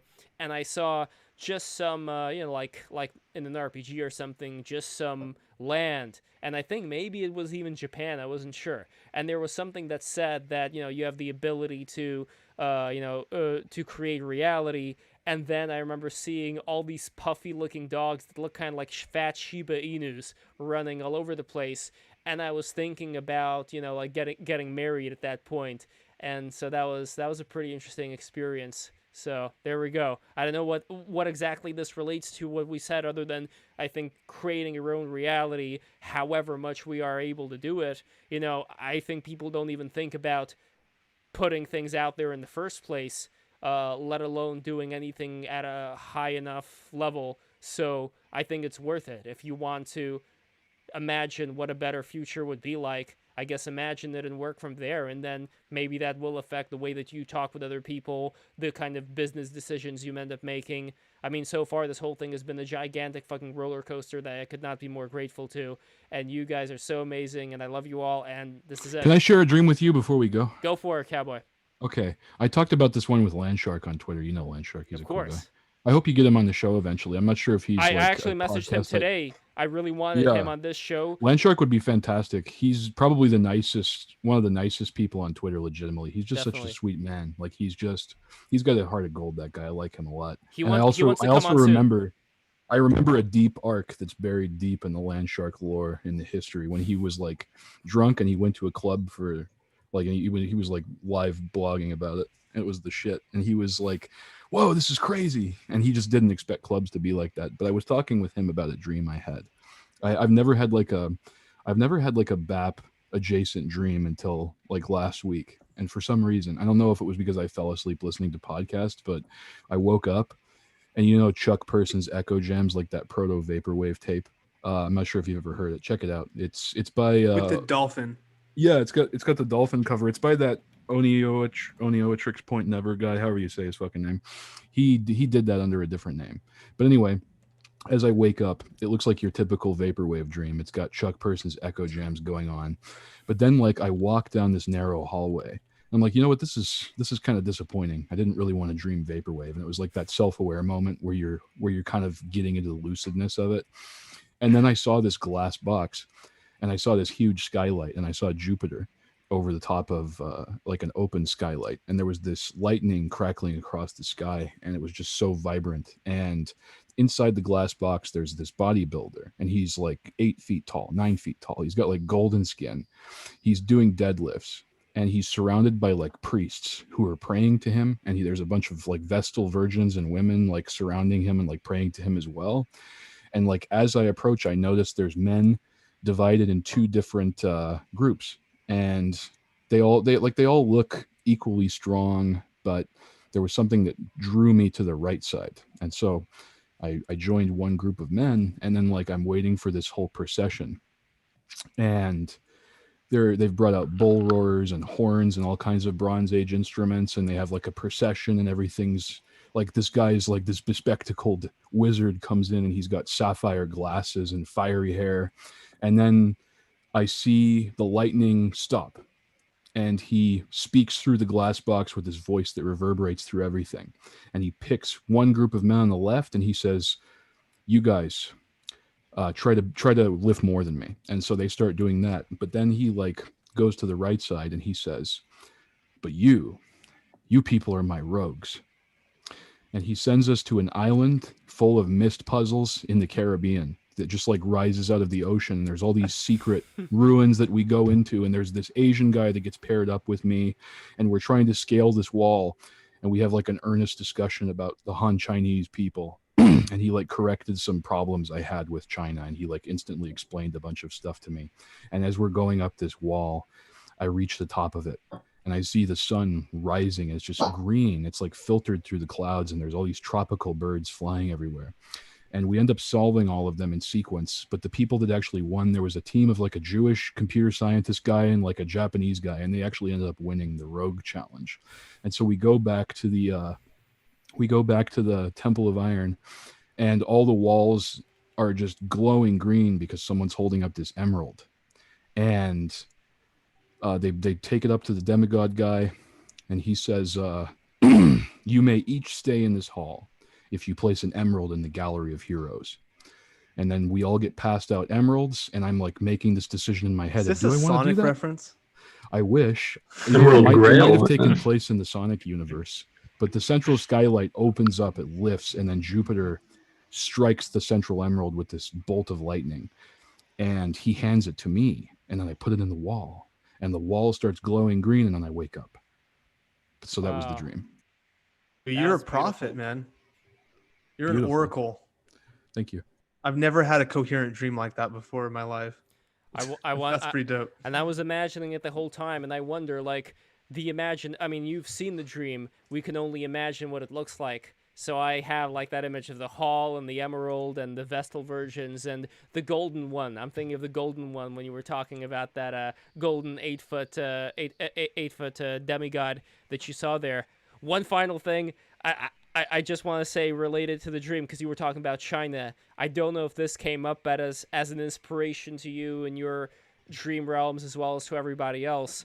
I wanted to quickly read from 2/12/18. An incident in the classroom which caused me to hide inside of a 100-inch bear. I was at a Buddhist temple, and a well-to-do couple was having breakfast in bed, and there were others on the bed, including me. They shared some with me and the others. The food was yellow-colored, and I picked up a piece that reminded me of sea urchin. I talked with a Tibetan Buddhist monk and asked why the lamas don't do something magical to defeat China. His response may have had something to do with their mission being to let go of attachment. There was a chest inside of which were cow heads with a wooden shell on their face. As I drew my hand closer, one of the heads opened up, and there was a fleshy tongue and mouth inside. The heads may have been attached to bodies, but there were so many heads I am not sure there would have been room for bodies. I got into a relationship with a Chinese girl from the future, like 1,000 years into the future, who attempted to cause chaos by causing the water hose outside my room to start going crazy. The Chinese girl had equated me to Superman and trapped me, but then Robin Jr. came to the rescue in his jet that turned into a black and red metal dinosaur. I was in a toy store and saw figures from an old collection made from metal. And I also saw a Pokemon stand with a carrier ship on top of which were glued many Pokemon figures, though of the same type as the Nidoran series. They looked slightly smaller than the Tommy series. So just so you know what I'm talking about, like the Tommy figures, they're like this small, and there were... What do you got there? Pokemon? You got my Pokemon cards, man. Oh, man. I was going to sell them. Hold on. Here we go. Here we go. Lev, you should have a stream where people talk about their dreams for the whole stream, and like you just bring on rotations of guests. That is a good idea. Yeah, that'd be cool. Oh, Nido King. Hold on. That. Hold on, I got the Nido King in here as well. I also have like the jumbo cards. Let's see. I'm gonna pull out a random one. Let's see. Oh, here's a Gyarados. Look at this beautiful Gyarados card over here. I love the colors, by the way. The green, That's yellow, so cool. green, purple, No, blue. was Gyarados named after Gary because he was originally Gary's Pokemon in the original manga? I actually think that might I be. thought you were talking about No, Jules' Gary. it's spelled like Gyara, isn't it? It's like G-Y-A-R. Oh, I okay, you're right. I always thought it was Gary Dose because Dose means two, like Zapdos. Oh, okay, whatever. I have a question about people's dreams. Do you have okay, so there's like sensations in dreams, but do you have like pressure and heat? Like, can you sense those things in dreams? Yes. I mean, as far as pressure goes, like I said before, when I'm in not the dream state proper, but like the in-between dream state, that is when I get pressure in the forehead, the kundalini, all this stuff, and it is way, way, way more intense than I would have it like right now, let's say, Yeah. I'll tell you, if you will permit, I will tell you about one more dream that's completely elementally opposite to that one. Sure, go for it. I had a dream that I was, this is probably the scariest dream I've ever had. It was so real, and it felt like a past life memory almost. And we woke up in this trench, and there were like the rain was coming down, and I heard all of these explosions in the distance. And then my commanding officer, who comes out, and he's got this long trench coat that I've never seen in any culture. It's like this trench coat with symbols all over it, and it seems so real that it couldn't have been just my mind coming up with that, right? Like it seems like it existed. And he talks to me in a foreign language. And I instantly, like, it sounded Indo-European, so it sounded like some kind of language in the same family, but it sounded far more ancient. And when he spoke to me, he was like, "Get up." And I was like lazing around, and I had just been sitting there drinking really heavily. Like I was a fucking drunk in that lifetime. And I walk through the trench, and he's like, and I go up, and all my buddies around the central, like, artillery gun are all fucking dead. And I realized that while I was getting blackout drunk, all of the people I was supposed to be like protecting died. And the gun has this coil mounted on the end of it. It doesn't it's like not artillery. It has a coil on the end of it. And I have like no recollection of how this thing works. And I'm standing there like a retard, and he pops out this baton and strikes me really hard on the head. And he like tells me to fire. And I go up to this thing. I try to put my hands on this like rubberized surface, and when I do it instantly, I felt this jolt through my whole body and like pulls energy out of my body, and the coil circles and fires this lightning into the air. It strikes the sky, and immediately these meteors start blazing down in trails of purple light, and in the distance I see something shift in the fog, and it's this 100-foot tall hominid. And I realize there's millions of soldiers on this battlefield, and what we're fighting is giants. And then I woke up. Death Stranding, kind of. I wonder how that would work, by the way, with the meteors. So it reminds me of that Final Fantasy spell Meteor, but here you're not really using a spell, you're using tech to send a lightning bolt up. But a meteor would be very far away in the sky, somewhere in space. You know, I think that they must have had something like they must have had stuff in orbit that was orbital satellite beam. Yeah, I was thinking that they had like some kind of magnetic weapon where they could maybe there's also a lot of like scraps orbiting around in like low orbit that can just be drawn down with like that could be some shit.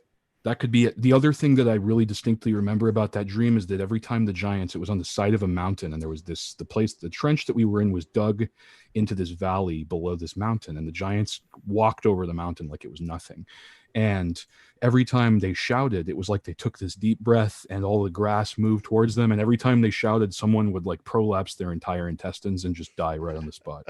Wow. Epic, man. Hell yeah. So I'm going to take this as an inspiration to make a series on BTR for people to talk about the dreams that they had. I just got to figure out exactly like what the best time and day to do that in. But that sounds really fascinating. Like, I want to make sure that we keep on, getting more people, bringing in more clout to grow the stream. So this is why I always encourage people to bring in your best guests. But hey, like, I'm sure that some clout-alicious guests would love to talk about some of the dreams, some of the dreams that they had, right? Like, why the fuck not? I hope we never see those in this world. I've never seen something so terrifying. Did you see Wendigos or Skinwalkers? No, they were like no, Wendigos and Skinwalkers is like a different thing, right? Like this felt like. I know. Something... I was just trying to meme on you, but I I get it was like Nephilim, right? I have like a shiver going up my spine even thinking about them because they're so pale and so tall. But these giants, when you say they're pale, tall, did they have any body hair? Did they have any armor? They had tons of body hair, and they had big hairy feet, and they didn't wear any armor, and they just blew humans out of the way like nothing. And the only I must have died at that point. I'm thinking it's like a past life memory because I just completely lost recollection. So I'm thinking that as that one turned to face me, it probably just obliterated me with like a single shout. What was their physiognomy like? Caucasian, white, Aryan, whatever you want to call it. It's like they had like a very like it looks like a but then there was like the skull was elongated. And dude, when I first turned on this stream, you guys were talking about Nephilim. That's so funny. It goes full circle, bro. Yeah. Exactly. But okay, so elongated skull, Caucasian features, hairy, pale. Yeah, strong jaw. Like they had like that Thanos jaw. Were they completely naked? Were they letting it all hang out? Yeah. But the really interesting part was that they didn't have dongs, dude. They just were like, they had like every other feature. Like Ken doll? Yeah, they had Ken doll and they had no nipples. And so I think like I told this dream to somebody once and they feels said, bad, man. They said that, he said that they think that he's had a dream about them too. And he thinks it's like some kind of ancient hominid that one of our civilizations made. Prometheus, right? Wasn't that in Prometheus? You remember Prometheus? The bald but totally different. Totally different. Pissed, like totally different in stature and appearance. Imagine how pissed they'd feel if they didn't have a dick. Like they were such a big masculine, force of nature, yet they couldn't fuck. No wonder they'd be pissed. Yeah, maybe it was internal. Like okay, well, most animals, a lot of animals, it's internal. I don't really know how that works. Like I think it can like pop out or something. They were so featureless down there that there was no way to hide it. Like it was like it was made in a lab. Wow. That's what it looks like. The only that makes a lot of sense. The only fear that I'd say I can recollect right now, I'm sure that there's a lot more fear, but one very often occurring thing that happens is when I look up at the sky and I see battleships in the sky and one of the battleships ends up falling down. Scary. You know, like very alien-looking battleships too. Or sometimes they look like regular planes, but there was something really haunting about it. Cowboy, did they have like a belly button? Yeah, they did. Oh, it did. That's one feature they did have. They did not have nipples or anything So else that like that. must mean that they had an umbilical cord. If they had a belly button, exactly. Did they have they didn't have like a butthole, like any like no. butt cheeks? Well, I mean, I couldn't even see that because they were facing us. So they were facing right. us, and I remember ears, nose, everything else checks out. Yeah, we Okay. saw this. We saw this like slick that we thought was mud at first, and when like I had another dream in that life, but it was probably before. Like I have like a chronological theory of how these dreams relate to each other, and in one dream we were walking and the side of the hill looked like it was muddy, but then we realized it was blood, and we all like had this moment where we just kind of like realized how serious it was, and someone spoke and said, "Is that what I think it is?" And I said, "Yeah," and we just tried to remain calm, but the whole hillside was just covered with guts. And oh, sorry. Yeah, and then we had like miniaturized versions of these magnetic or like electric weapons or whatever, and everybody had like these trench coats on and these hats, and like kind of like I don't know, I'll have to look up a picture of it and show you later, but there's stuff I found that's similar, but nothing quite one-to-one. But yeah, and then the there was at least 5 of those big things. Dude, Arian, I feel like you have such a like resonance to the Vedic culture that you should travel to like India or something to see if that conjures up. Yeah, I was thinking. You know what I mean? I had a compulsion like to go to Greece when I was younger, and long story short, I came very close, but I didn't quite go there. But I had like I've always been obsessed with that culture and the kind of cultural iconography. It just resonates like deeply. So, but I honestly feel like traveling to different places, especially in the old worlds with a lot of the same features, like ancient features, could maybe stir more of that up in you. So yeah, it's happened before. That's absolutely something that does happen. Do you remember any writing, anything that was written down in any particular No, language? that was what was so unusual. There was no writing, no books, nothing written down on the weapons, nothing like that. And nothing even on the uniforms that had letters on it. No battle insignias or anything, ranks. There was battle insignia. There was the symbol I saw over and over on the soldiers on our side was that they had a fist holding a lightning bolt. That's hot. Wow. I've seen that before. Well, I think. that reminds me of the Vajra, but I'm not really sure exactly like when you're talking about something like the Vajra, it seems like some kind of an ancient doomsday weapon from the descriptions of what it was able to cause. But it's like, you know, it doesn't look that big. It just looks like this thing that you hold and like, what do? You just throw it? The eagle, the U.S. Eagle is holding lightning bolts. Yeah. True. But I don't know, like...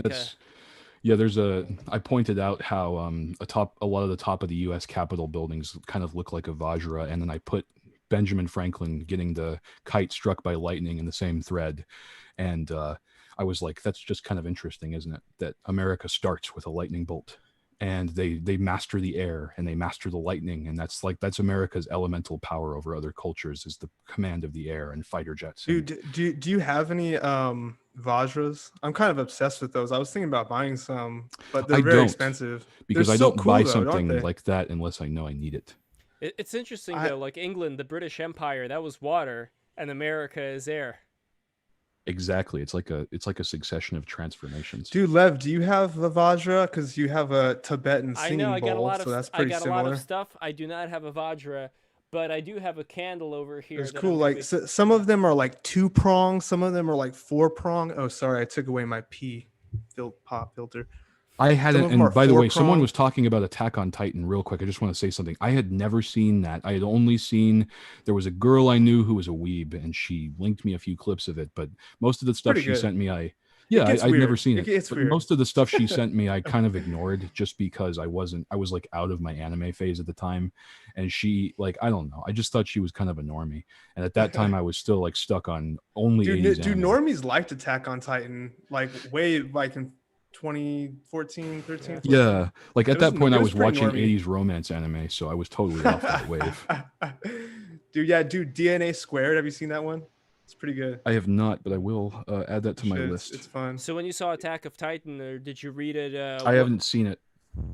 I've only seen a trailer or a clip or so, but I might watch it. But honestly, kind of the reason I don't watch it is because it reminds me of that nightmare. And it's like, I don't know, like, do I really want to relive that?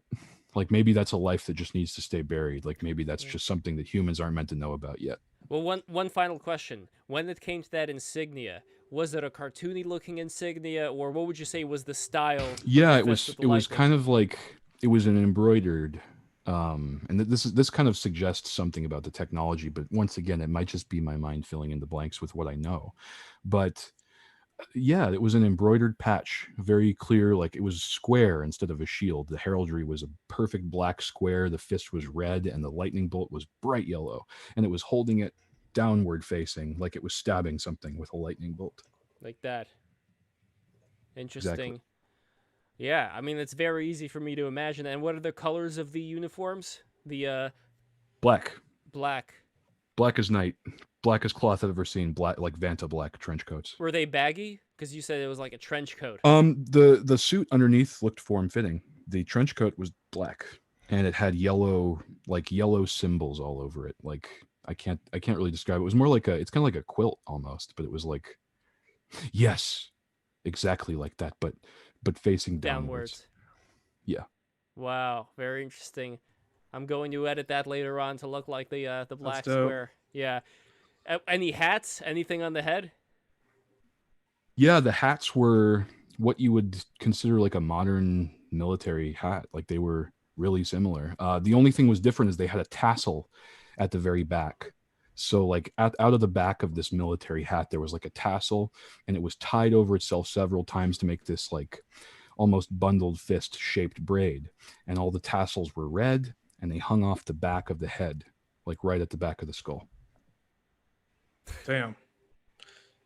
Wow. This is yeah, this is very interesting. We're gonna get a lot deeper into this and figure out what comes next. But guys, this is the end of the stream. I really appreciate everybody sticking around for this.